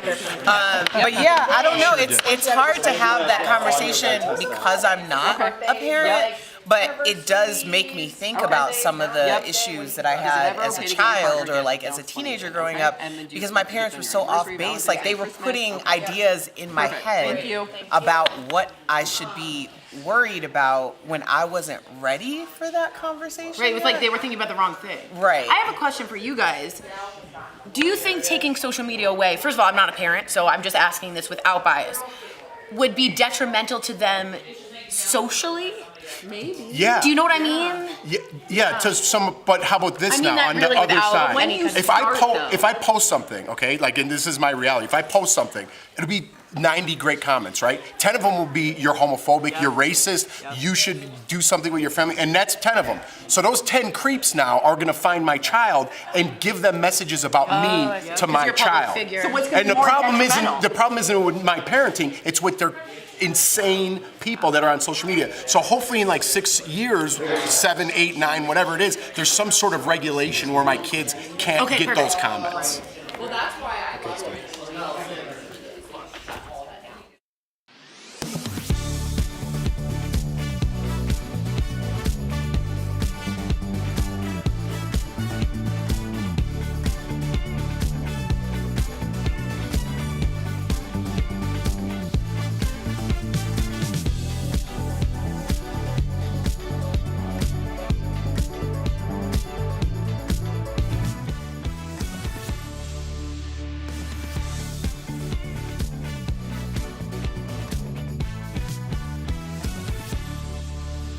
Everybody's busy working. Yep. Okay. Welcome back to DBL. I want you to imagine it's your birthday. Tori always does. You're told your spouse, or you told your spouse you didn't want anything special, but naturally you're hoping for some kind of surprise, whether it's a gift, a cake, or even just a card. But now your birthday is almost over and your spouse did not give you anything. So what do?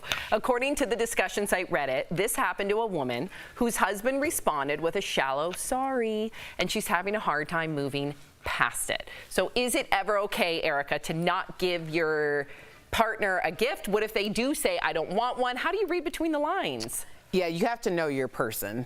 I did this in a past relationship where we stopped giving each other gifts, and that was something that was really important with my marriage now, that we never do that.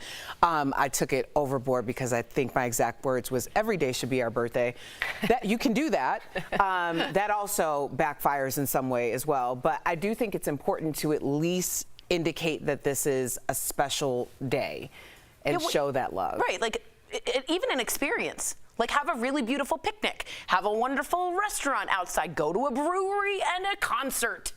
Do something, it could be a violin concert, but do something in which you've marked the day as special. I don't think when you're like, I'm going to be 9 years in with my marriage, you know, oh, here's a sweatshirt, great. It's much more exciting to have a hike that I planned and made it special and thoughtful. And my husband's birthday's coming up, so I have to think about that. What about you, Jeff? I think birthdays are stupid. Yeah, I think they are. I'm going to get a present because I don't want to be that guy, so I'm always going to get a present. I don't want anything for my birthday. I think when you're 43, you should be an adult and not force your friends out to dinner. Hey, I'm 43, let's go celebrate. Listen, man, I got something to do. You know what I mean? Like, no, I'm not coming anymore. Kids, it's out of control. Okay, let me just start there.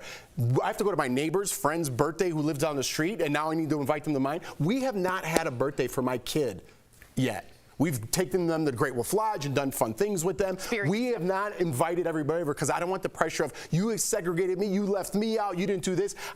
We have birthdays in like Thursday mornings. What? Who's your kid? I don't even know who your kid is. There's a gift card. I'm handing out Target gift cards like candy on Halloween. Enough with the birthdays. I know. And grow up.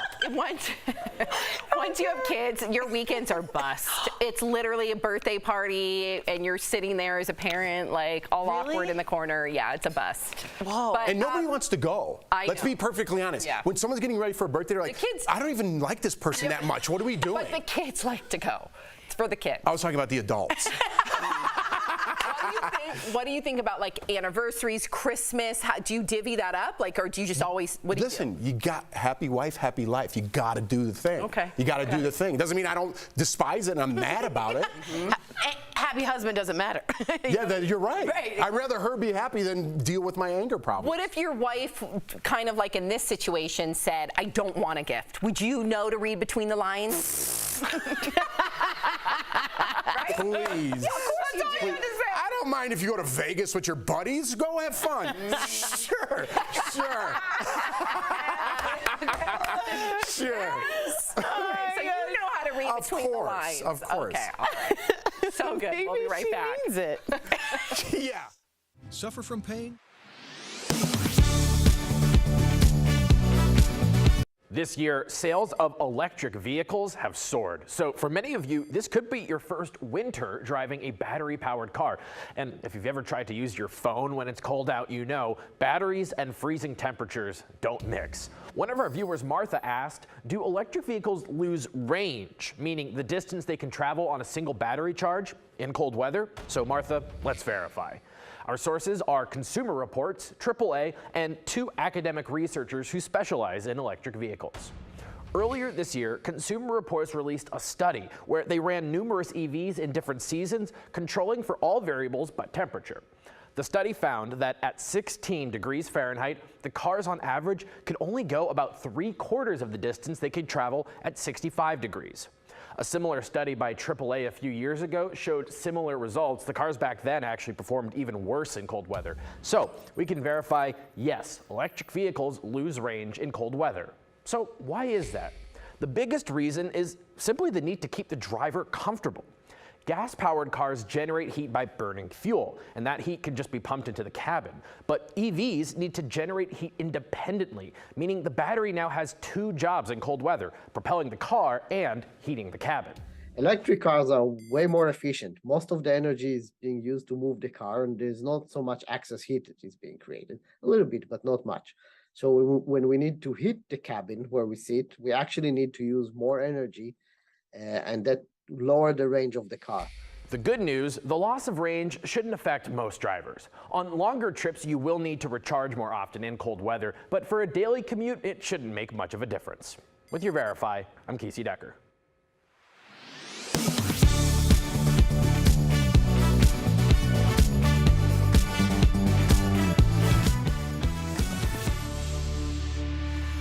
Welcome back. It's estimated that there are nearly 11,000 tire-related car accidents every year. That's today's Auto Alert, sponsored by Ox Car Care. A lot of car accidents can be prevented with basic tire maintenance. First, you should check your tire pressure once a month, even if your car has automatic tire pressure sensors. Next, check your tire tread. Tread wear, by placing a penny in a groove with Lincoln's head facing down. If his head is completely visible, you likely need some new tires. Lastly, you should rotate your tires every 3,000 to 5,000 miles or every 6 months. Ox Car Care is dedicated to providing you with an amazing auto protection plan experience that works with your budget. So if you're looking for better car care, give them a call at 1-800-690-7547. We'll be right back. Promotional Consideration is brought to you by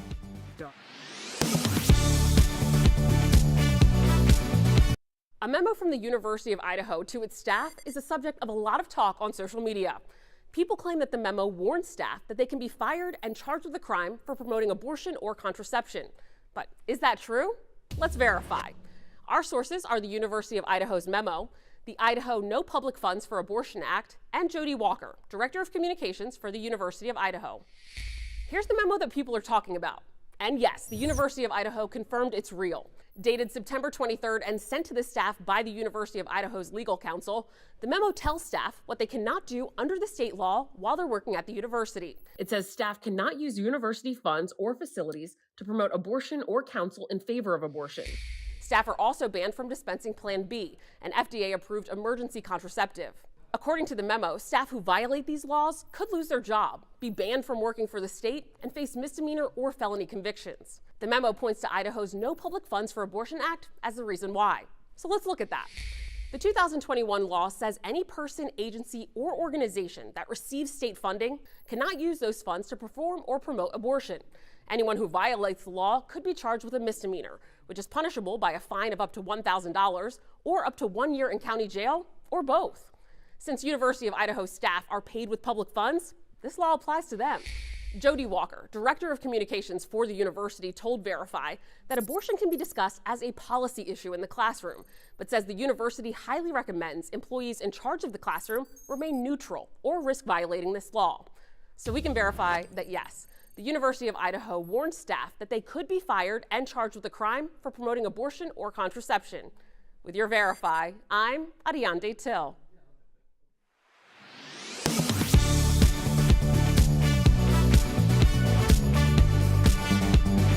I'm Ted Budd, and I approve this message. A line you will hear more and more with the November election right around the corner. A viewer asked, where does that come from, and do politicians always have to say it? For answers, we went to Catawba College political professor Michael Bitzer, the Stand By Your Ad provision of the Bipartisan Campaign Reform Act, and the Federal Election Commission, also known as the FEC. In 2002, the Bipartisan Campaign Finance Reform Act was passed. In it, a provision that requires candidates running for federal office to claim their ads. It is federal law that all candidates have to acknowledge that if they are paying for this particular ad, they have to claim credit and responsibility for it. The FEC is very specific about how the message should appear. The written statement must come at the end of the ad, appear for at least 4 seconds, and must be clearly readable. So why is this provision in place? The belief was that perhaps if candidates have to take ownership of the ad's message, that perhaps it might tone down the kind of negativism that we have seen in attack ads. Unfortunately, that hasn't been the case. Though negative ads are still abundant on TV and social media, candidates have to take ownership if they're the ones paying for it. With your Verify Fact Check, I'm Megan Bragg.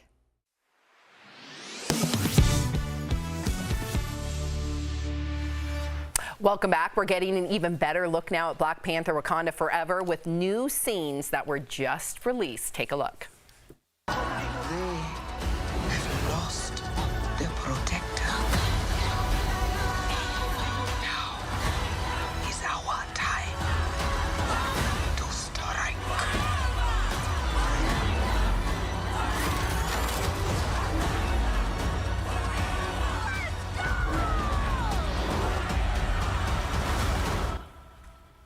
Ooh, wow, it looks like the film will pay homage to its lead, Chadwick Boseman, who died in 2020 from colon cancer. How excited are you guys for this movie? And do you think that it is definitely a girl? And do you have any theories? I have no theories, but I will go out on a limb and say I do believe that this is going to be an even bigger box office hit than the first one.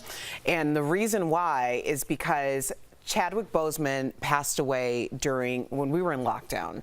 I think that this is going to be like a collective family mourning. It's going to be a way to honor the legacy, honor the film. I think people are going to come out in droves, and I'm really here for it. Our girl Ebony over there, wardrobe stylist Ebony, said that she's going to full on dress up. Yeah, there's people who go in African royalty, or African garb. It's going to be a pop culture moment. This will be a moment, and it'll be like a Jaws. It'll be like that. Wow. It's going to be. It'll probably double the amount of people. November 11th. Woo! DBL's new every day. We'll see you guys tomorrow, same time, same place. Have a great day, everybody. Stay safe.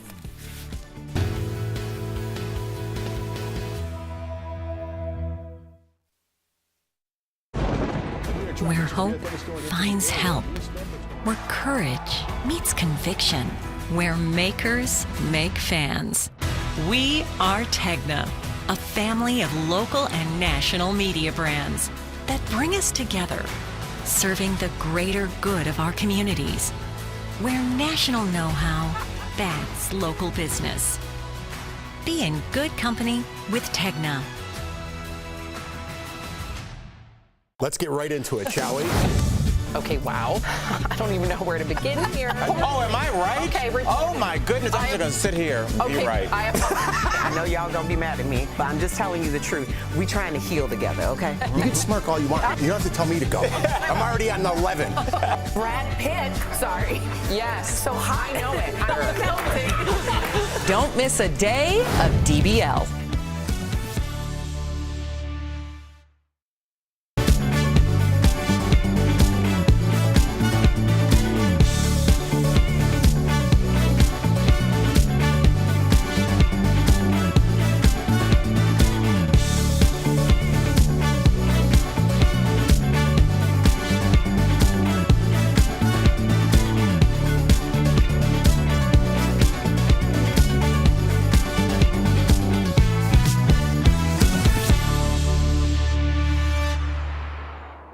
What we're talking about today on Daily Blast Live. A professor is fired after students said his class was too hard. Is he to blame, or are people just too fragile post-pandemic? A shocking Stranger Things display that's turning heads. Plus, which DBL host has gone all out at home for Halloween this year? Adam Lambert will be here live, talking about everything from being Queen's new frontman to his Halloween-themed tour. And Selma Blair performs while blindfolded on Dancing with the Stars. Oh my gosh. Get real. No. Y'all, just stop. This is a sham. It's finally here. Drum roll. Welcome to DBL. You okay, Tori? I'm good. What happened? I thought I took someone else's coffee. It's mine. Full of sugar. That's me. You are sweet. Thanks so much. Okay. All right. So we today are going to take a look at what's changed since the pandemic and if people have become more fragile since re-entering daily life. One example of this is an NYU professor who was fired because some of his students complained that his class was quote unquote too hard. So the organic chemistry professor has taught the course for decades, but last spring 82 of his 350 students signed a petition blaming his teaching style for their poor test scores. In his defense, the professor blamed the students for their loss of focus, which he said got worse after they returned to the classroom. All right, Jeff, do you think, let me first give some context here, because let's say there was a pattern of behavior for decades where a lot of people felt the same way. That's fair. There's no pattern of behavior here. Okay, so this is new and he's been teaching for decades. In fact, he's won like Teacher of the Year. People have voted him the coolest professor in the past. So this is all new. Why do you think that this all of a sudden is a problem now? Let me explain, because if you guys watch the show, anyone out there watches the show, I always say people at higher ups. I always use executives because that's my business, right? So people at networks, people that are higher up, making bad decisions during this whole pandemic. I don't know how you guys feel about this. This is a horrible decision. 86 out of 300 or whatever it was, that's it? That's the majority of the class that doesn't do well. That's the lower half of the class. There are no classes anymore. You can't say you're in the lower half of the class. There are no bluebirds and robins, right? You make up for it in different ways. Just because you can't pass a class, maybe it's not for you, but other people in that class need that to excel at what they're going to do. Okay, this whole business of everybody's equal and everything's everyone else's fault, and look in the mirror once in a while. Look in the mirror and say, I'm not good enough for this. I'm going to try something else. I will find my way. I will find something. Stop blaming other people for your failures and getting this professor's fired? He worked his whole life to be a professor to teach kids, and now he doesn't have a job because of 86 bratty kids think they could change the world by signing a petition? I'm definitely not for this. I hope you guys aren't either. Well, no, I'm kidding. No, I completely agree with you at some point. I think when we talk about work-life balance, that's a different thing than when we're talking about hard classes. Also, you need this class to become a doctor. It's a prerequisite. So like you said, probably a third of that class, which is 82 out of 350 or somewhat similar to that, won't make it as a doctor. That's probably those kids, so I agree with you. I also know he wrote the book on organic chemistry, like literally wrote it. So to me, this reeks of entitlement, but I don't want us to just blame the next generation, because I think that's what every older generation does to every other generation. I don't want to blame them, but I do see this as entitled. What do you think, Erica? I think that it probably has something to do with the pandemic, as well as all the points that they both made. I mean, you're talking about 25% of the class. You know, if anyone who's going to med school, not every single person who walks in day one leaves school as a doctor. So I think that number represents that as well.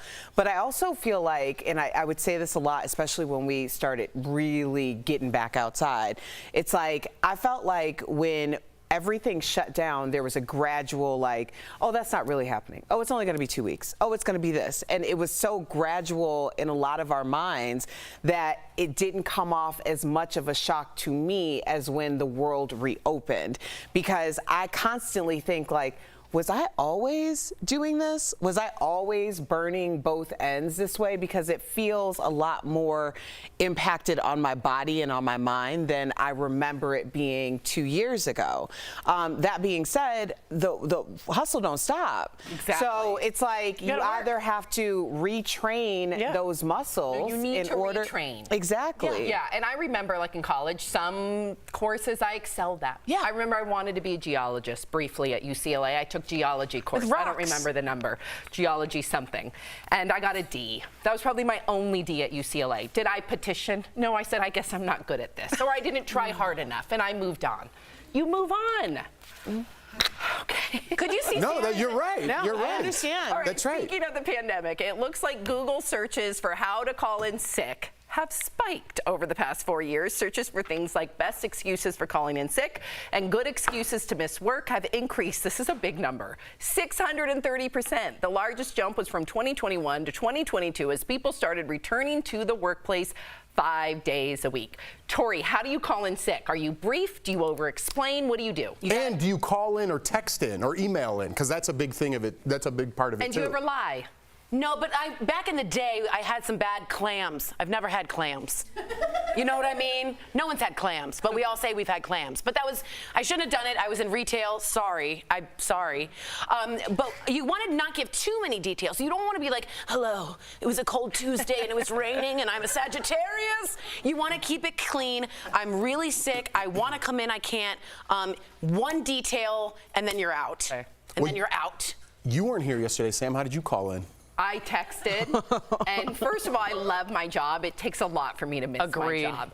And it seems like your house looks pretty nice. So you were working on that yesterday? Good one. That's my husband. My husband decorates for Halloween, not me. I'm not artistic that way. No, I genuinely was sick. You can hear it in my voice. But when I used to work retail, I remember one time I had the Stila red blush, and I put it around my eye. Oh my gosh. For pink eye? I had pink eye. That seems like a lot. That seems like a lot. It worked. Yeah, well, I'm sure it did. Nobody's going to want to come close to you. I mean, it's effective. Yeah. I don't know. I am definitely an over-explainer, but that's just the nature of who I am in general. So, of course, if I'm calling out sick, I'm going to tell you exactly why, how it happened, and when it might go away. I don't know. It's like a novel sometimes with me. But I also am very honest when I messed up, because remember, I don't know if y'all remember this, but I was in Florida and I was supposed to fly back on Sunday, and I missed my flight, and I could not get another flight until Monday. And I was like, yo, I messed all the way up. Okay, this is what had happened was. No clams for you. Like, I really tried. I really tried. And now I'm like, I'm really sorry. Maybe I could stay late. Like, I don't know. Feel guilty. I did feel guilty. Quickly, are you an over-explainer or just? No, because I hope my character's enough that I don't call in sick. That is so healthy. Yeah, because if I'm gonna miss a day of work, I'm gonna miss it on the beach. You know what I mean? So if I could get in here, I'm going to come in here. And if my character isn't like that, so if I just say, I'm not feeling good, I hope you know, like, I'm not feeling good. My therapist tells me not to over-explain because my character should be enough. Oh. You are healthy. You are mentally healthy. I don't know about that. I don't know about that. Coming up on DBL, we've been talking about the rumors for a while, but are there real signs that point to a divorce for Tom Brady and Giselle now? Plus, Adam Lambert will be here joining us live to tell us all about his new Halloween-themed tour. And speaking of Halloween, this levitating display in honor of Stranger Things, oh my gosh, is causing quite a stir. We're going to talk about that next. Where's the wire? I thought that was a closed captioning provided by. It's so easy. Okay, wow. I don't even know where to begin here. I'm just gonna sit here and be right. I know y'all gonna be mad at me, but I'm just telling you the truth. You can smirk all you want. You don't have to tell me to go. Brad Pitt.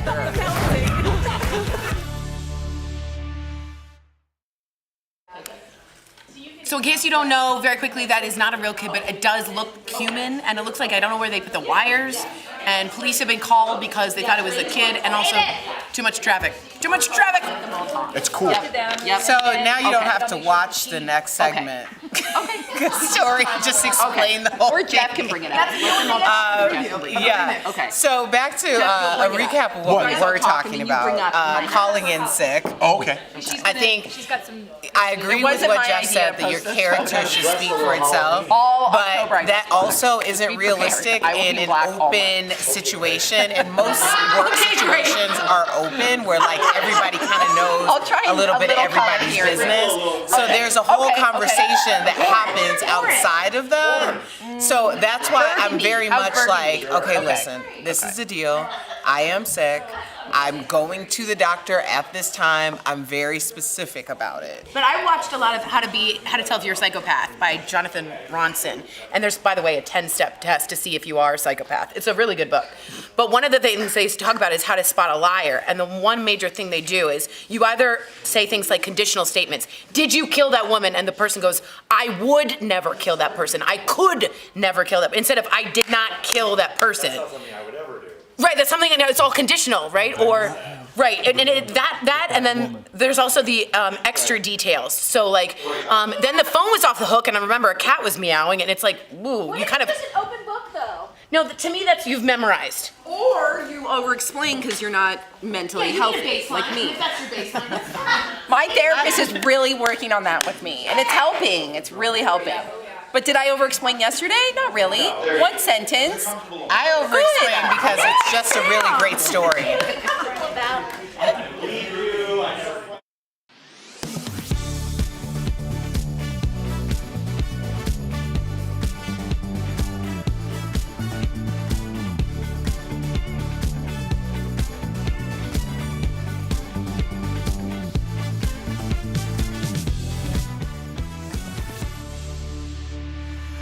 Welcome back. It's my favorite time of the year, Halloween. Yes, some families are going all in on decorating their homes. The hit Netflix show Stranger Things is big this year. This house went all in. There's Eddie, you guys. And Dustin, wait, where's Dustin? I'm waiting. Okay, a welcome to Hawkins sign, a Demogorgon, creature in the corner, and a floating. Here's the best part. Okay, there's Eddie. Hold on. Hopefully there's some Metallica music playing. There's the welcome to Hawkins sign, but we're waiting for the floating mask. Where's the floating mask? I was like, is this deja vu? No, there it is. That is crazy. So that's the best one. They were forced, this was in Illinois, they were forced to take down their floating max after neighbors complained about the amount of traffic being drawn to that house. Where are the wires, y'all? Ooh, that is Where good. are the wires? I don't know. Where are they? I can't even see a tree nearby. That's very cool. That is beyond cool. It doesn't get cooler than that. Would you be mad, though, Jeff, if that was your neighbor and people were stopping left and right? Yeah, I wouldn't mind traffic on my block just because kids running around. You know what I mean? But that's very cool. It's kind of creepy, too, in a way. I don't know if I'd like looking out there like... I'm not into demonic things like that. But Sam, you faked sick yesterday and did your house. My God! What? I did not fake sick. You said you love Halloween. You take off the first Monday of every October. I love Halloween. I wear black in October. My husband decorated the house. We have some footage, and we do get some people stopping by. Whoa. This year we did a whole. So that's the. Wait, front. is this now? Yeah. It's already up? Oh yeah, it's been up. But the best part is the front because it's a whole wedding theme, you guys. So there's two skeletons in the center. There they are. They just got married. Her heart is beating. Yes, it is. She's in love. Wow. And then there's dancing skeletons all over. Oh, that's inside.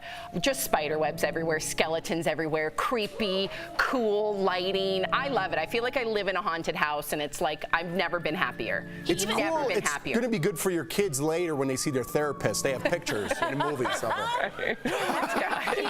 Did he really change the chandelier so it flickers like that? Yes. Oh yes. Yes. Y'all got married on Halloween. We got married on Halloween. Yeah. But I still dressed very, very traditional. It was more things like we had, like white pumpkins. Yeah. I don't want people to think that it was themey. We did do the Thriller dance. We surprised all our guests with the Thriller dance. Can you still do the Thriller dance? I don't think I remember it. I'm the type of person that studies really hard, like crayons, and then can nail it, and then it goes away. Yeah, okay. Like if you were at a wedding and this song came on and you were dancing, something would come back. Muscle memory. It'd come back. Muscle memory would come back. Yeah. Yeah. None of the guests knew. It was fantastic. All of a sudden we broke out in it. It was great. Okay. You can tell I'm sick, right, Jeff? You're going to take that back? Yeah. Me too. Okay. No. Coming up on DBL, you guys, Adam Lambert will be here live. Yeah. Wow. Oh my God, Adam, your makeup, your eye makeup, giving me all the feels. I love it. We cannot wait to talk with you coming up next. Yes. It's important. This year, sales of electric vehicles have soared. So for many of you, this could be your first winter driving a battery-powered car. And if you've ever tried to use your phone when it's cold out, you know batteries and freezing temperatures don't mix. One of our viewers, Martha, asked, do electric vehicles lose range, meaning the distance they can travel on a single battery charge in cold weather? So Martha, let's verify. Our sources are Consumer Reports, AAA, and two academic researchers who specialize in electric vehicles. Earlier this year, Consumer Reports released a study where they ran numerous EVs in different seasons, controlling for all variables but temperature. The study found that at 16 degrees Fahrenheit, the cars on average could only go about 3/4 of the distance they could travel at 65 degrees. A similar study by AAA a few years ago showed similar results. The cars back then actually performed even worse in cold weather. So we can verify, yes, electric vehicles lose range in cold weather. So why is that? The biggest reason is simply the need to keep the driver comfortable. Gas-powered cars generate heat by burning fuel, and that heat can just be pumped into the cabin. But EVs need to generate heat independently, meaning the battery now has two jobs in cold weather, propelling the car and heating the cabin. Electric cars are way more efficient. Most of the energy is being used to move the car, and there's not so much excess heat that is being created. A little bit, but not much. So when we need to heat the cabin where we sit, we actually need to use more energy and that lower the range of the car. The good news, the loss of range shouldn't affect most drivers. On longer trips, you will need to recharge more often in cold weather, but for a daily commute, it shouldn't make much of a difference. With your Verify, I'm Casey Decker.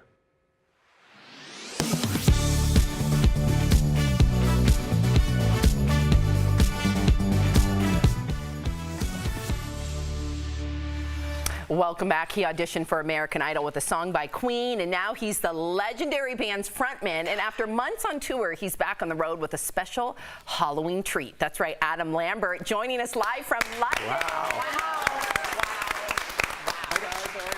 Oh man, we are so. Can you imagine being Queen's? I know. There's a lot. And he has a really cool witch hunt Halloween tour. We're going to talk about that. Can't wait. But I first have to ask you. You performed at the Queen Elizabeth's Platinum Jubilee, and you recently dedicated a song to her during London Fashion Week. I was wondering, did you get a chance to meet Lilibet, the Queen, or any of the other royals? I did not get a chance to meet her. She was not there. I think it was past her bedtime. She recorded this amazing thing that they aired right before the performance with Paddington Bear. It was all CGI. It was so sweet. And it was a big secret. We didn't know that it was actually going to be a part of the night until after it had aired, which was really exciting. Wow. Yeah. But unfortunately, I didn't get to meet any of the royals, but I did see them over in the stand. And I kind of gave a little. Yep. Okay. Adam, I got to tell you, big fans here. My parents was a fan of you from Jump Street. As soon as you got from American Idol, they bought this CD. I don't even know what it was, but it was all you, and they played it all the time. So they're going to be super excited. I'm chatting with you today. But let's get to you. You auditioned for American Idol, like Sam said, with Queen's Bohemian Rhapsody. Wow. Now you sing for the band. It's so serendipitous. If you could ask Freddie Mercury one question today, what would it be? Wow, if I sat down with Freddie, I've always thought about this. What would I say? I don't know where I would start. I think I just want to have a drink with him and just pick his brain, just ask him about why did you write that song? What was this about? I would just want to get to know him. I think it would be great. You and me both. Yeah, exactly. Well, you're a judge on British singing competition show called Starstruck. So how is it different from American Idol? Well, this is a show, it's very lightweight. I mean, this is a show where people come on and they get transformed into their favorite artist and they perform as that artist. So it's really just sort of like wish fulfillment. These people are big super fans. They have learned how to sing like them, how to move like them, and they get this great makeover, and it's just a lot of fun. Ooh, the makeover part. I like that. Okay, so you like that part. I know. You got to tell us about your new tour, The Witch Hunt. Why did you name it that? I know you're a big Halloween fan. Oh my God, look at that cover. Wow. I was watching before I beamed in here, and your haunted house is incredible, by the way. That is unbelievable. I'm really impressed. Then we're the same because Halloween is literally just my favorite. I think it comes from it's like being a kid again. It's I remember being a kid and dressing up, and for me, Halloween was the first time I got to use my imagination in that way and put a costume together, and that sort of led to me being in theater and me doing what I'm doing now. So I think it all comes back to Halloween. Yes, I'm glad he explained it because I would have never guessed that. I feel like you're more of an Adam Lambert. What are you going to be for Halloween? Have you decided on a costume yet? Not yet. I mean, I'm doing a show the night before at the Palladium, as you guys are probably seeing written on your little papers there, or on the screen, and I'll be in some serious looks during the show. Nice. So maybe I'll venture out after that and just stay in one of the looks. I'm not sure. Maybe he'll be Adam Lambert and Ernie. I like the glam. We're gonna get to the glam, but I just have to tell you, Adam Lambert, you have given Sam one of the biggest gifts by complimenting her haunted house, okay? She is the queen of Halloween. She is going to definitely clip this. Oh, it's probably up there with winning an Emmy. Yes. Thank you so much for gracing her. She can't even get the color back in her face. It's okay, she is so excited. It's going on the Halloween digital invite. There we go. There we go. And that party better be good because it's been in my calendar. Okay, so let's talk about the glam, Adam. Because out of all of the male artists to rock glam before you, like David Bowie, Prince, and Boy George, I know this isn't fair, but I'm gonna hold your feet to the fire. Who, in your opinion, rocked it best? Tell us. Ooh, I mean, Bowie's Bowie kind of like broke the mold, you know. But you can't really compare those three guys. They were all very different. I mean, Prince was Prince, you know. I mean, Prince. But I do think I know George pretty well, and George was really inspired by Bowie. So I think there's probably some shared DNA there. But I do think it's funny because 10 years ago when I came on the scene and I was, you know, playing with glitter and stuff, it was like, it became this thing where like, ooh, guy liner, it's kind of weird. We don't understand it. And I always thought to myself, if you rewind about 10 years, 20 years ago to the 70s, the 80s, everyone had makeup on. Right. So it was always funny to me that it was such a foreign concept to people. And now, funny enough, you go on TikTok or Instagram and like everyone's wearing makeup. Yeah. Girls, boys, there's makeup tutorials anywhere you turn. It's a really exciting time for self-expression. People are feeling creative. They want to tell a story with how they decorate themselves. I love it. Well said. Thank you so much for joining us, Adam. We love you. DBL Nation, visit adamlambert.com for the Witch Hunt tour dates and buy tickets at ticketmaster.com. We'll be right back. Bye, Adam. Bye, Adam. Bye. Promotional consideration is brought to you by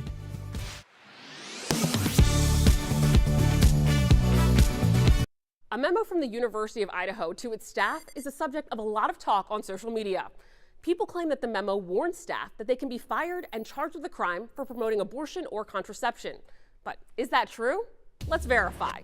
Our sources are the University of Idaho's memo, the Idaho No Public Funds for Abortion Act, and Jody Walker, Director of Communications for the University of Idaho. Here's the memo that people are talking about. And yes, the University of Idaho confirmed it's real.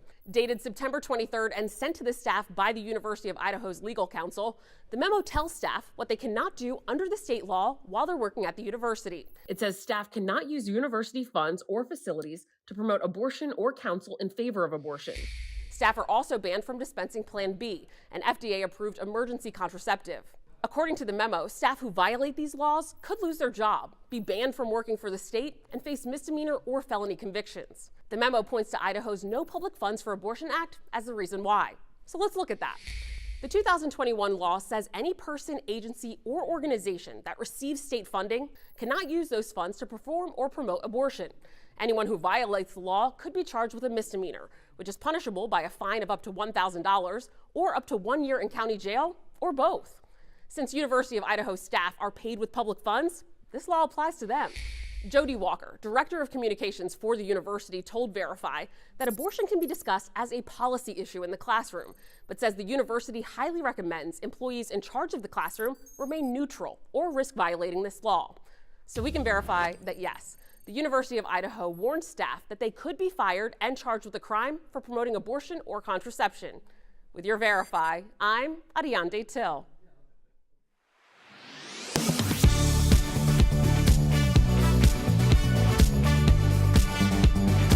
I'm Ted Budd, and I approve this message. A line you will hear more and more with the November election right around the corner. A viewer asked, where does that come from, and do politicians always have to say it? For answers, we went to Catawba College political professor Michael Bitzer, the Stand By Your Ad provision of the Bipartisan Campaign Reform Act, and the Federal Election Commission, also known as the FEC. In 2002, the Bipartisan Campaign Finance Reform Act was passed. In it, a provision that requires candidates running for federal office to claim their ads. It is federal law that all candidates have to acknowledge that if they are paying for this particular ad, they have to claim credit and responsibility for it. The FEC is very specific about how the message should appear. The written statement must come at the end of the ad, appear for at least 4 seconds, and must be clearly readable. So why is this provision in place? The belief was that perhaps if candidates have to take ownership of the ad's message, that perhaps it might tone down the kind of negativism that we have seen in attack ads. Unfortunately, that hasn't been the case. Though negative ads are still abundant on TV and social media, candidates have to take ownership if they're the ones paying for it. With your Verify Fact Check, I'm Megan Bragg.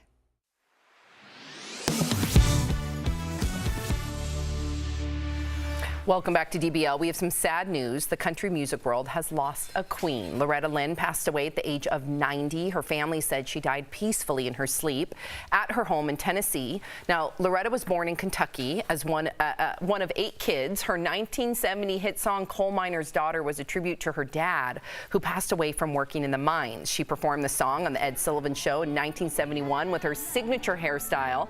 And a year later, she became the first woman ever to be named Entertainer of the Year by the Country Music Association. Sissy Spacek famously portrayed Loretta in the 1980 movie Coal Miner's Daughter and won an Oscar for the role. She also was given the Presidential Medal of Freedom for cultural contributions from President Obama. Wow. I remember there's a couple movies, I'm mentioning my parents a lot in this show, but like It's a Wonderful Life and Coal Miner's Daughter. I remember like watching with my mom because there wasn't too many options, right? And every time it came on, my mom would be like, I love this. And like, we just watched it, but there's nothing else on. Yeah, it was like 3 channels. Yeah. And you're like, well, if it's on, it's on. That's what I've got to watch. I'm not that old. No, I don't think like that. There were dinosaurs and everything. No, that's Loretta Lynn is an incredible blue-collar worker, hard scrabble, kind of like, let's get there, do it, and work it. I do want to give some comments about Adam Lambert. Alex says, Sam, you won't be able to speak right now because you got some Halloween love from Adam. And Jamie says, it's incredible to see how far he's come since American Idol. Living the dream. Unbelievable. Being a queen. Unbelievable. I know. If you're leaving us, you can watch the second half of the show online. Watch on YouTube, dailyblastlive.com, or our DBL mobile app. But if you get the second half of the show where you are, here is what's ahead. Will Smith announces his next movie. Will this film be the key to a comeback after the Oscars slap?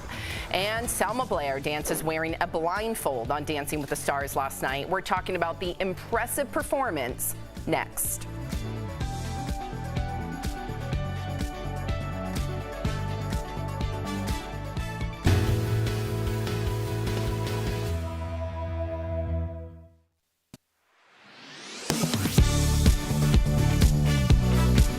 To fight against sweaty pits and funky BO, people usually put on deodorant or antiperspirant.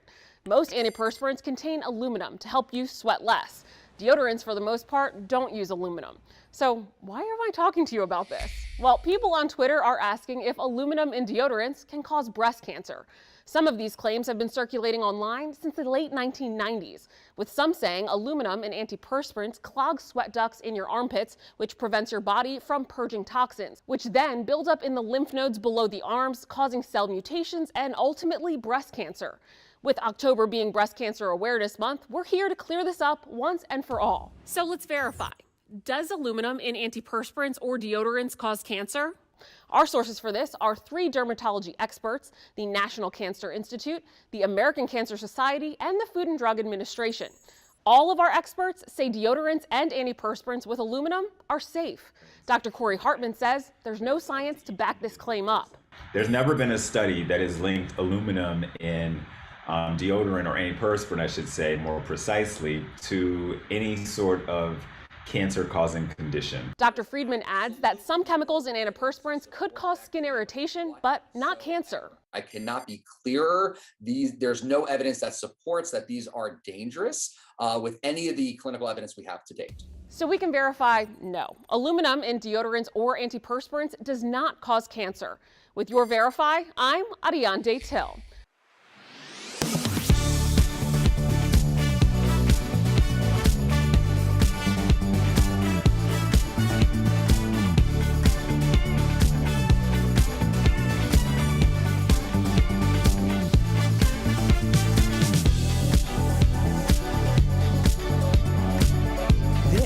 Is Daily Blast Live. We're talking about what you're talking about. Oh my gosh. Get real. No. Y'all, just stop. This is a sham. It's finally here. Drum roll. Welcome to DBL. Okay, lots to talk about. Is Tom Brady's marriage over? Multiple tabloids out there are saying yes. The reports say Tom and Giselle have both hired divorce attorneys. Apparently, the two have been living separately for months following an epic fight. These are just reports. Nothing has been confirmed yet. Okay, so we've talked about this, and at the end of the day, I know that they have, I believe, 2 children together, and then he has children with Bridget Monahan. It's sad. I hate speculating about things like this, but do you think it was because of him going back to out of retirement? I don't know. I mean, here's the thing. We talk about all of these, like, you know, celebrity relationships. Generally, there's a jumping off point for it. Like, I don't know, you tried to name your unborn child after your mistress. You know, that generally starts that conversation. If these are two people who just couldn't figure out a way to make it work to stay married, I mean, it's a very sad situation, but I don't see why it's salacious. I'll make it salacious. No, I hear you. I think there's no scandal is what you're saying. There's no dirt there. And I think you can find it. I mean, this is terrible, but Erica's being the moral compass here. I think it. No, I'm never the moral compass. Because to me, it felt. Don't let me guide you. It felt very obvious that she was the Tom Brady of modeling, gave that up and sacrificed. He didn't. He said he was going to do it. He didn't. He went back to the super violent sport of football. She said, if you do that, it's over. They had a fight. She left the compound. And now that they've retained divorce attorneys, battle teams have been brought in. So to me, it seems very clear the sacrifice on both wasn't equal. And he went back into what she claims was a violent sport. Again, this is just what I have heard from the tabloids. Who knows? And someone said the source who gave up this information said it has nothing to do with football, by the way. So that's kind of debunked. But this whole thing is debunked.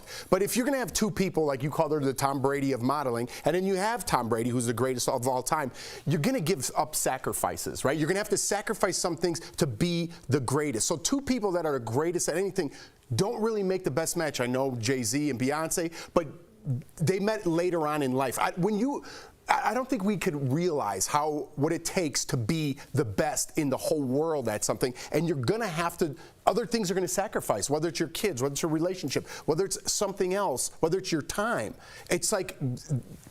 So you have to. I don't know if this is true or not. I'm just saying I could see why it would be, because if two people are that great at something, you need to give time to your craft. Struggle. Yeah, it's like two alphas. Yeah, that's true. I just finished Mariah Carey's book, The Meaning of Mariah. It is great, but she does talk about this, like the idea that if you are someone who is the GOAT, it's very difficult to formulate a relationship with somebody who's the GOAT of their field. I do want to clarify that Beyonce was like 30. She wasn't that late in life. Or that early or late in life when she and Jay-Z got together. But I do think that is something that you're like, all right, if we're going to dedicate our time or our craft or our energy, and then also when you have such a finite amount of time, you know, like generally, Tom Brady should have been retired years ago. I think, 3.3 years is the average NFL career. So the idea that he still wanted to go and she still has a lot of time, or at least enough time that she feels like she can figure out what her career is in the modeling world, is important for both of them. Maybe it doesn't mean the end of the relationship completely. I hope it can be amicable. I really do. And we don't even know if it's true. Yeah, true. Well, I'm sure we'll find out soon enough. But I just wanted to confirm, I got confirmation that they have 3 children, but 2 together, and then he has 1 child with Bridget Moynihan. All right. So Will Smith is back. Yesterday he announced his new movie, Emancipation, and it will be out in December. So this is his first movie since his infamous Oscar slap, and some say it is Oscar worthy. Take a look. We must get to Lincoln's Army 5 days through this swamp. There are many ways to die in a swamp. There are many ways to die here. I will not be afraid. What can a mere man do to me? Ooh, like that heartbeat sound. Erica, we call you the comeback queen. Do you think that this is too soon? Do you think if he delivers a stellar performance that people will forgive him? I don't think there's a timeline on art. You know, and I don't think there's a timeline on forgiveness. It is interesting that it's being talked about as Oscar worthy, because that obviously increases the buzz, because the idea next will be, if it were nominated for an Oscar, who would vote for him? If that were to be the case, would he actually accept? He can't be there. What does that mean? So it creates a whole nother controversy. But I just think sometimes you make really amazing things, and I know that this isn't, you know, he didn't just shoot it yesterday, but you can't put a timeline on art. Do you think people are going to show up to the theaters? Yeah, I think if you support Will Smith, you know, you forgave him for what he's done, and you're going to support him in his art, right? You're going to go to this movie because you support Will Smith, not the character he's playing. I think if you're appalled by what he did, you're going to boycott it and probably make some noise on social media. So it's going to be interesting how the Academy looks at this, because he can't go to the Academy Awards for 10 years. So it's going to be interesting to see how they think, because they're going to be like, all right, well, you kind of did this whole thing last year at the Oscars, but now I'm going to vote for you even though you can't come. Or are they just going to look at his performance and say, all that aside, he's great and I'm going to vote for him? It's going to be interesting. What great point, because now that's all back in the conversation again, right? Like Oscar Will Smith. I think, or I've heard rumors, I hope we can check on this, Netflix passed on this. Like Apple had to take this because there was controversy, and rightfully so, of who's going to stand by Will Smith. I don't think you're going to get an Oscar nom here. I think the Academy wants to distance itself as much as possible, even if he's worthy of it, which I'm not saying. I think it's just too soon right after, in my opinion. I don't think he will be nominated. Would that be unfair if they're supposed to just look at performances? Or do you think that is something that... Is it human? Yes. Is it natural? Yes, but probably not fair for an art to be examined that way. They are using a bias, but that bias is their business. And that was an enormous... I mean, it would be an interesting conversation to start it out in 2022. Is it not fair that it's being judged based on the person and not the performance, because there's an entire history rooted in award shows in general. Yeah, exactly. And the bias. So. Interesting. We'll have to wait and see. Okay, so could you dance blindfolded? I feel like Jeff could. Well, Selma Blair. Dance with 3 legs. I'm not blindfolded. Okay. Oh boy. Were you guys going there? Whoa. I wasn't going there. Okay. I was not going there. I was just referring what's up? Everyone would be weird. If you had 3 legs as opposed to 2, wouldn't you be a better dancer? That's where I was going with that. No, I don't think you would be. I think you'd be a table. No, you'd be a stool. Okay. Well, on last night's Dancing with the Stars, Selma performed the rumba with a blindfold on. She said she wore it to combat her MS and her tendency for sensory overload. I watched the performance. It was super, I don't know what it was. I'm sure if you know those dance moves, I'm only imagining because I'm a terrible dancer, but whether you're blindfolded or not, I would think it would be just as easy. But it was so moving, and it was dedicated to her mom. I was in tears. What do you think? Well, her Instagram says, "Mom, for your eyes only." So she was trying to concentrate really strongly. And Sasha, her partner, noticed when she got overwhelmed by the sensory or the pain or her body not agreeing, she would close her eyes, which a lot of people do to concentrate. So he incorporated the blindfold to get her to calm down and focus right where she needed to be, which is what? Timing, breathing, being a partner. The rumba's about sexiness. It's about passion, and it's about fieriness, which is kind of a word. And I think what's interesting is the story of Selma Blair is is it going to be awkward? Is it not? Right. How much more are we learning about disability? Right. How much more are we getting a representation of what you can do, can't do, what a fear is pushing through?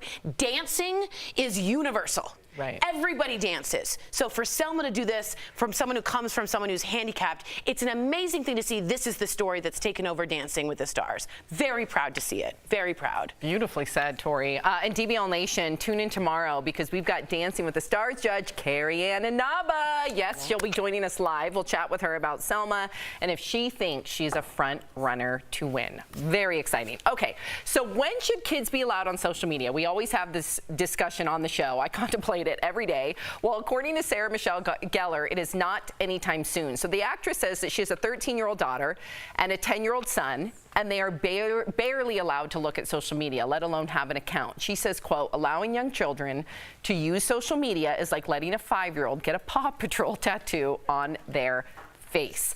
Jeff, we talk about this all the time. What do you think? I'm still searching for the answers, right? My kids are gonna be 6 and 4, and I don't know what the right age is, or if I want them on at all, right? I've been kind of in that world for 13 years now, and I still have trouble going back on there and posting things and going through the messages. I don't read them anymore. And I'm 44 years old and I still don't know how to find my way in that world. How is an 8-year-old going to find their way in that world when there's creeps and perverts and just people wanting to cause trouble with the people who write me for things I've done 13 years ago? I said on the show yesterday that I should murder my family because are you crazy? So those crazy people are now going to have contact with my child?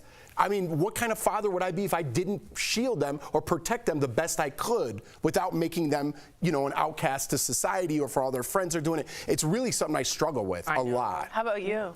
I'm right there with Jeff. I'm worried more about the compulsion of it. I'm not like Erica where I can just completely compartmentalize and shut it off. You have a beautiful balance with social media. I do not. I tend to go down the rabbit hole and it just amplifies my anxiety and depression, and it's very addictive for me. I have to literally put my phone away when I get home.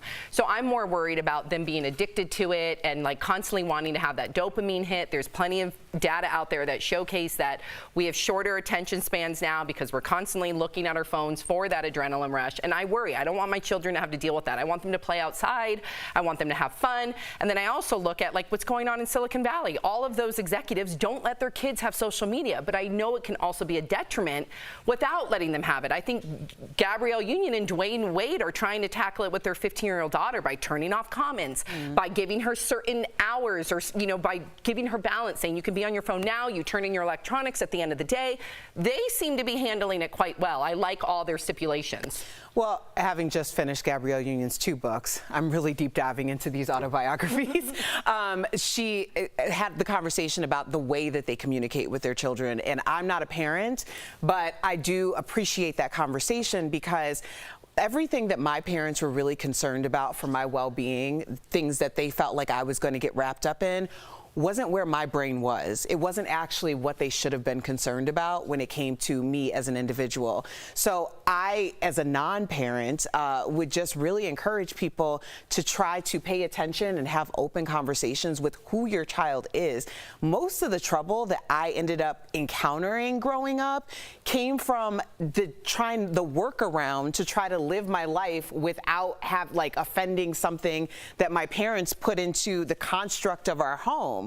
Like, that put me more in danger than if I would have just been doing what I was really set to do in my very immature mind for my age for a very long time. So I think it's really listening to your child and seeing where they need help and guidance and protection. Interesting. Very interesting. Well, coming up on DBL, we are talking about the difference in expectations couples have when it comes to birthday gifts. Have you ever been disappointed with your partner on your birthday? Closed captioning provided by... This is Daily Blast Live. We have fiery debate. That's not true. Can I finish? We tell heartfelt stories. We're so emotional over here. We talk to the stars. Turn up the notch on that. Great research. DBL is all new every day. And they cut ties with him. Yeah. So Tori has a correction, but Emancipation was not going to Netflix. It was always with Apple. But there is a different project, if I recall, that Netflix or some other network pulled immediately when that Oscars slap happened. Okay, and I think that's what Tori was thinking of. F block. Yes. So this is I couldn't hear a word. Giving gifts for your partner. Ooh. So this is okay. No, I thank my parents for being my great parents. I turned out okay, Mom and Dad. But yeah, I don't know. It's hard to have that conversation because I'm not a parent. But it does make me think about some of the issues that I had as a child or like as a teenager growing up, because my parents were so off base. Like, they were putting ideas in my head about what I should be worried about when I wasn't ready for that conversation. Right, it was like they were thinking about the wrong thing. Right. I have a question for you guys. Do you think taking social media away, first of all, I'm not a parent, so I'm just asking this without bias, would be detrimental to them socially? Maybe. Yeah. Do you know what I mean? Yeah, to some, but how about this I mean now that on really the other without side? any kind of If I post something, okay, like, and this is my reality, if I post something, it'll be 90 great comments, right? 10 of them will be you're homophobic, you're racist, you should do something with your family, and that's 10 of them. So those 10 creeps now are gonna find my child and give them messages about me to my child. So what's And the problem isn't with my parenting, it's with their insane people that are on social media. So hopefully in like 6 years, 7, 8, 9, whatever it is, there's some sort of regulation where my kids can't get those comments. Well, that's why I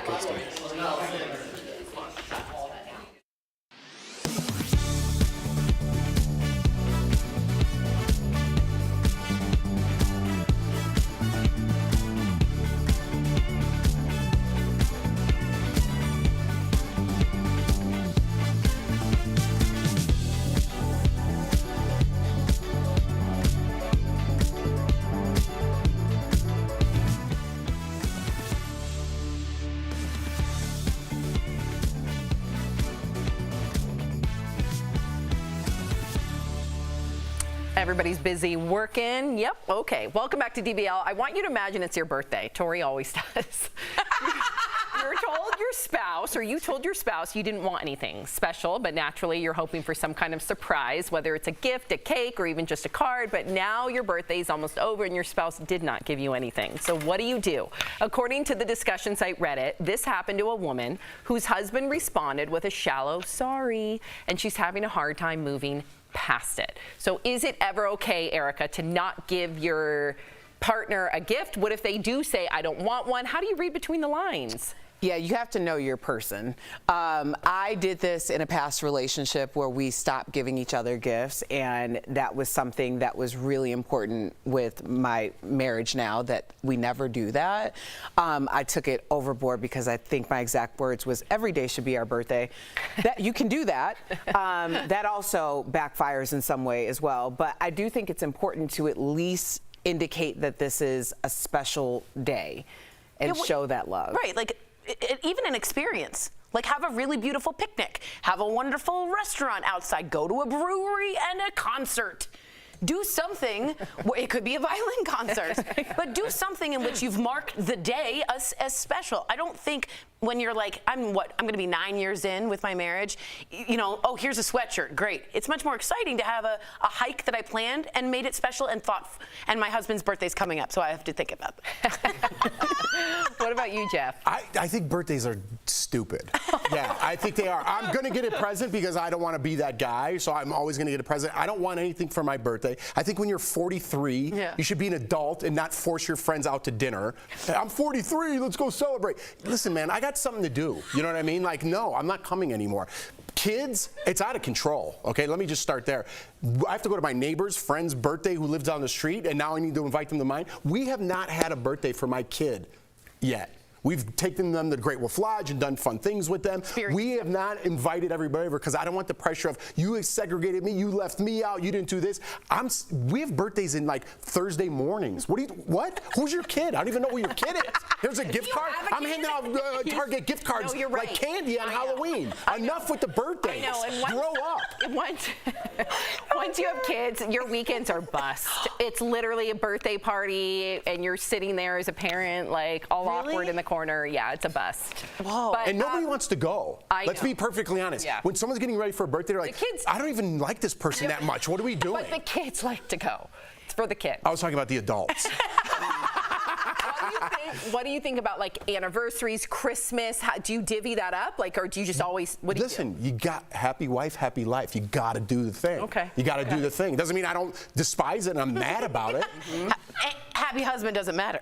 Yeah, you're right. I'd rather her be happy than deal with my anger problem. What if your wife, kind of like in this situation, said, I don't want a gift? Would you know to read between the lines?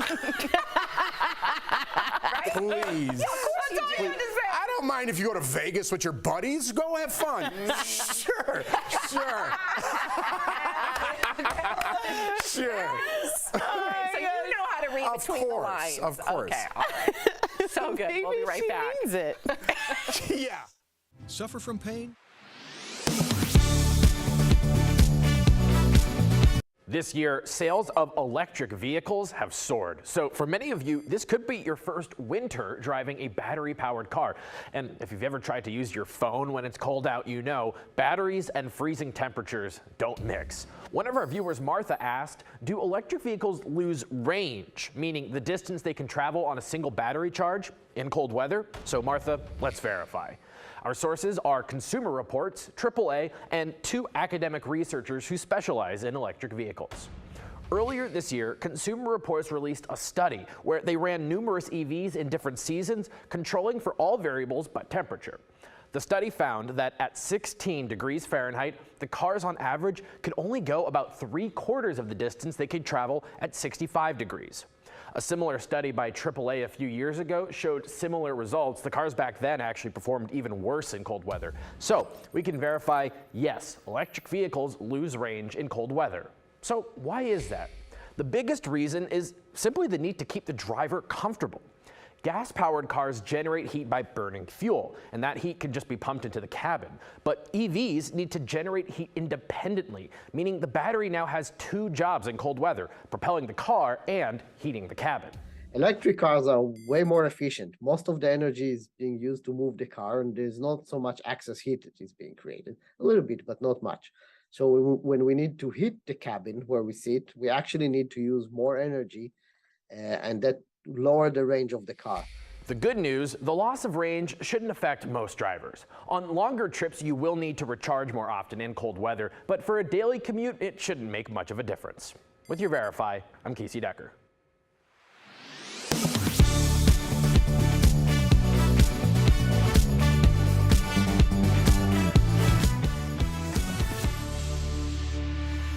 Welcome back. It's estimated that there are nearly 11,000 tire-related car accidents every year. That's today's Auto Alert, sponsored by Ox Car Care. A lot of car accidents can be prevented with basic tire maintenance. First, you should check your tire pressure once a month, even if your car has automatic tire pressure sensors. Next, check your tire tread. Tread wear, by placing a penny in a groove with Lincoln's head facing down. If his head is completely visible, you likely need some new tires. Lastly, you should rotate your tires every 3,000 to 5,000 miles or every 6 months. Ox Car Care is dedicated to providing you with an amazing auto protection plan experience that works with your budget. So if you're looking for better car care, give them a call at 1-800-690-7547. We'll be right back. Promotional Consideration is brought to you by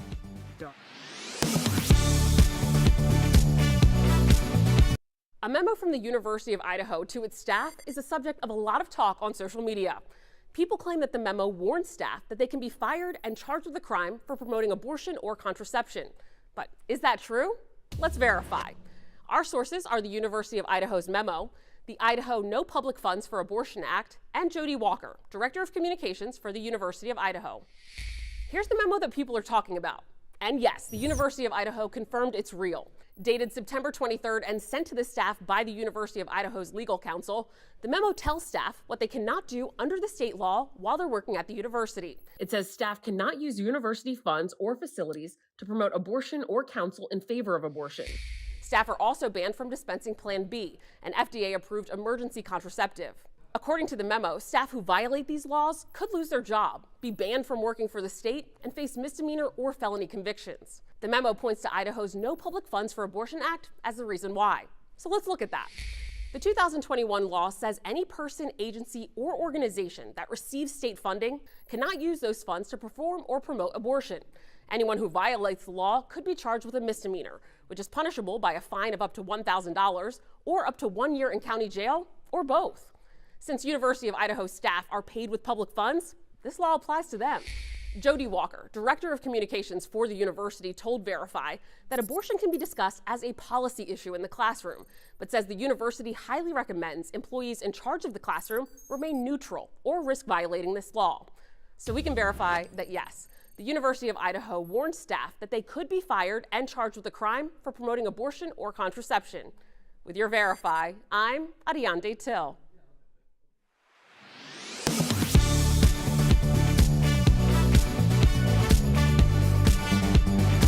I'm Ted Budd, and I approve this message. A line you will hear more and more with the November election right around the corner. A viewer asked, where does that come from, and do politicians always have to say it? For answers, we went to Catawba College political professor Michael Bitzer, the Stand By Your Ad provision of the Bipartisan Campaign Reform Act, and the Federal Election Commission, also known as the FEC. In 2002, the Bipartisan Campaign Finance Reform Act was passed. In it, a provision that requires candidates running for federal office to claim their ads. It is federal law that all candidates have to acknowledge that if they are paying for this particular ad, they have to claim credit and responsibility for it. The FEC is very specific about how the message should appear. The written statement must come at the end of the ad, appear for at least 4 seconds, and must be clearly readable. So why is this provision in place? And the belief was that perhaps if candidates have to take ownership of the ad's message, that perhaps it might tone down the kind of negativism that we have seen in attack ads. Unfortunately, that hasn't been the case. Though negative ads are still abundant on TV and social media, candidates have to take ownership if they're the ones paying for it. With your Verify Fact Check, I'm Megan Bragg.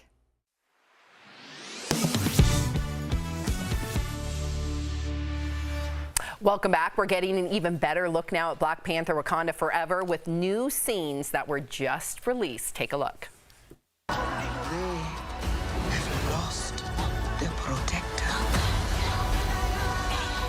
Now is our time to strike.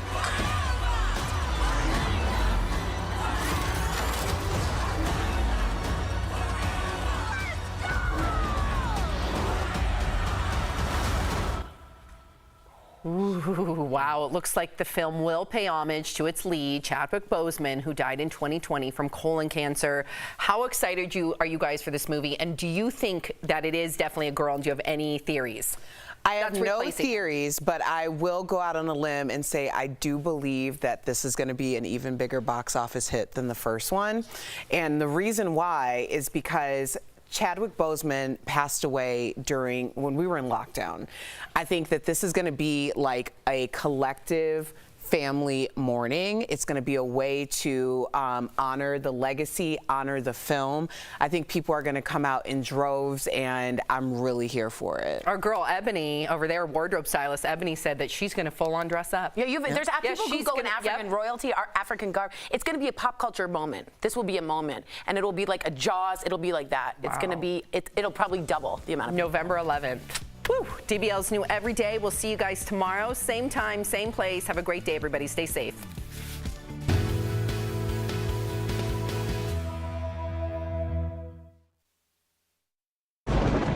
Where hope finds help.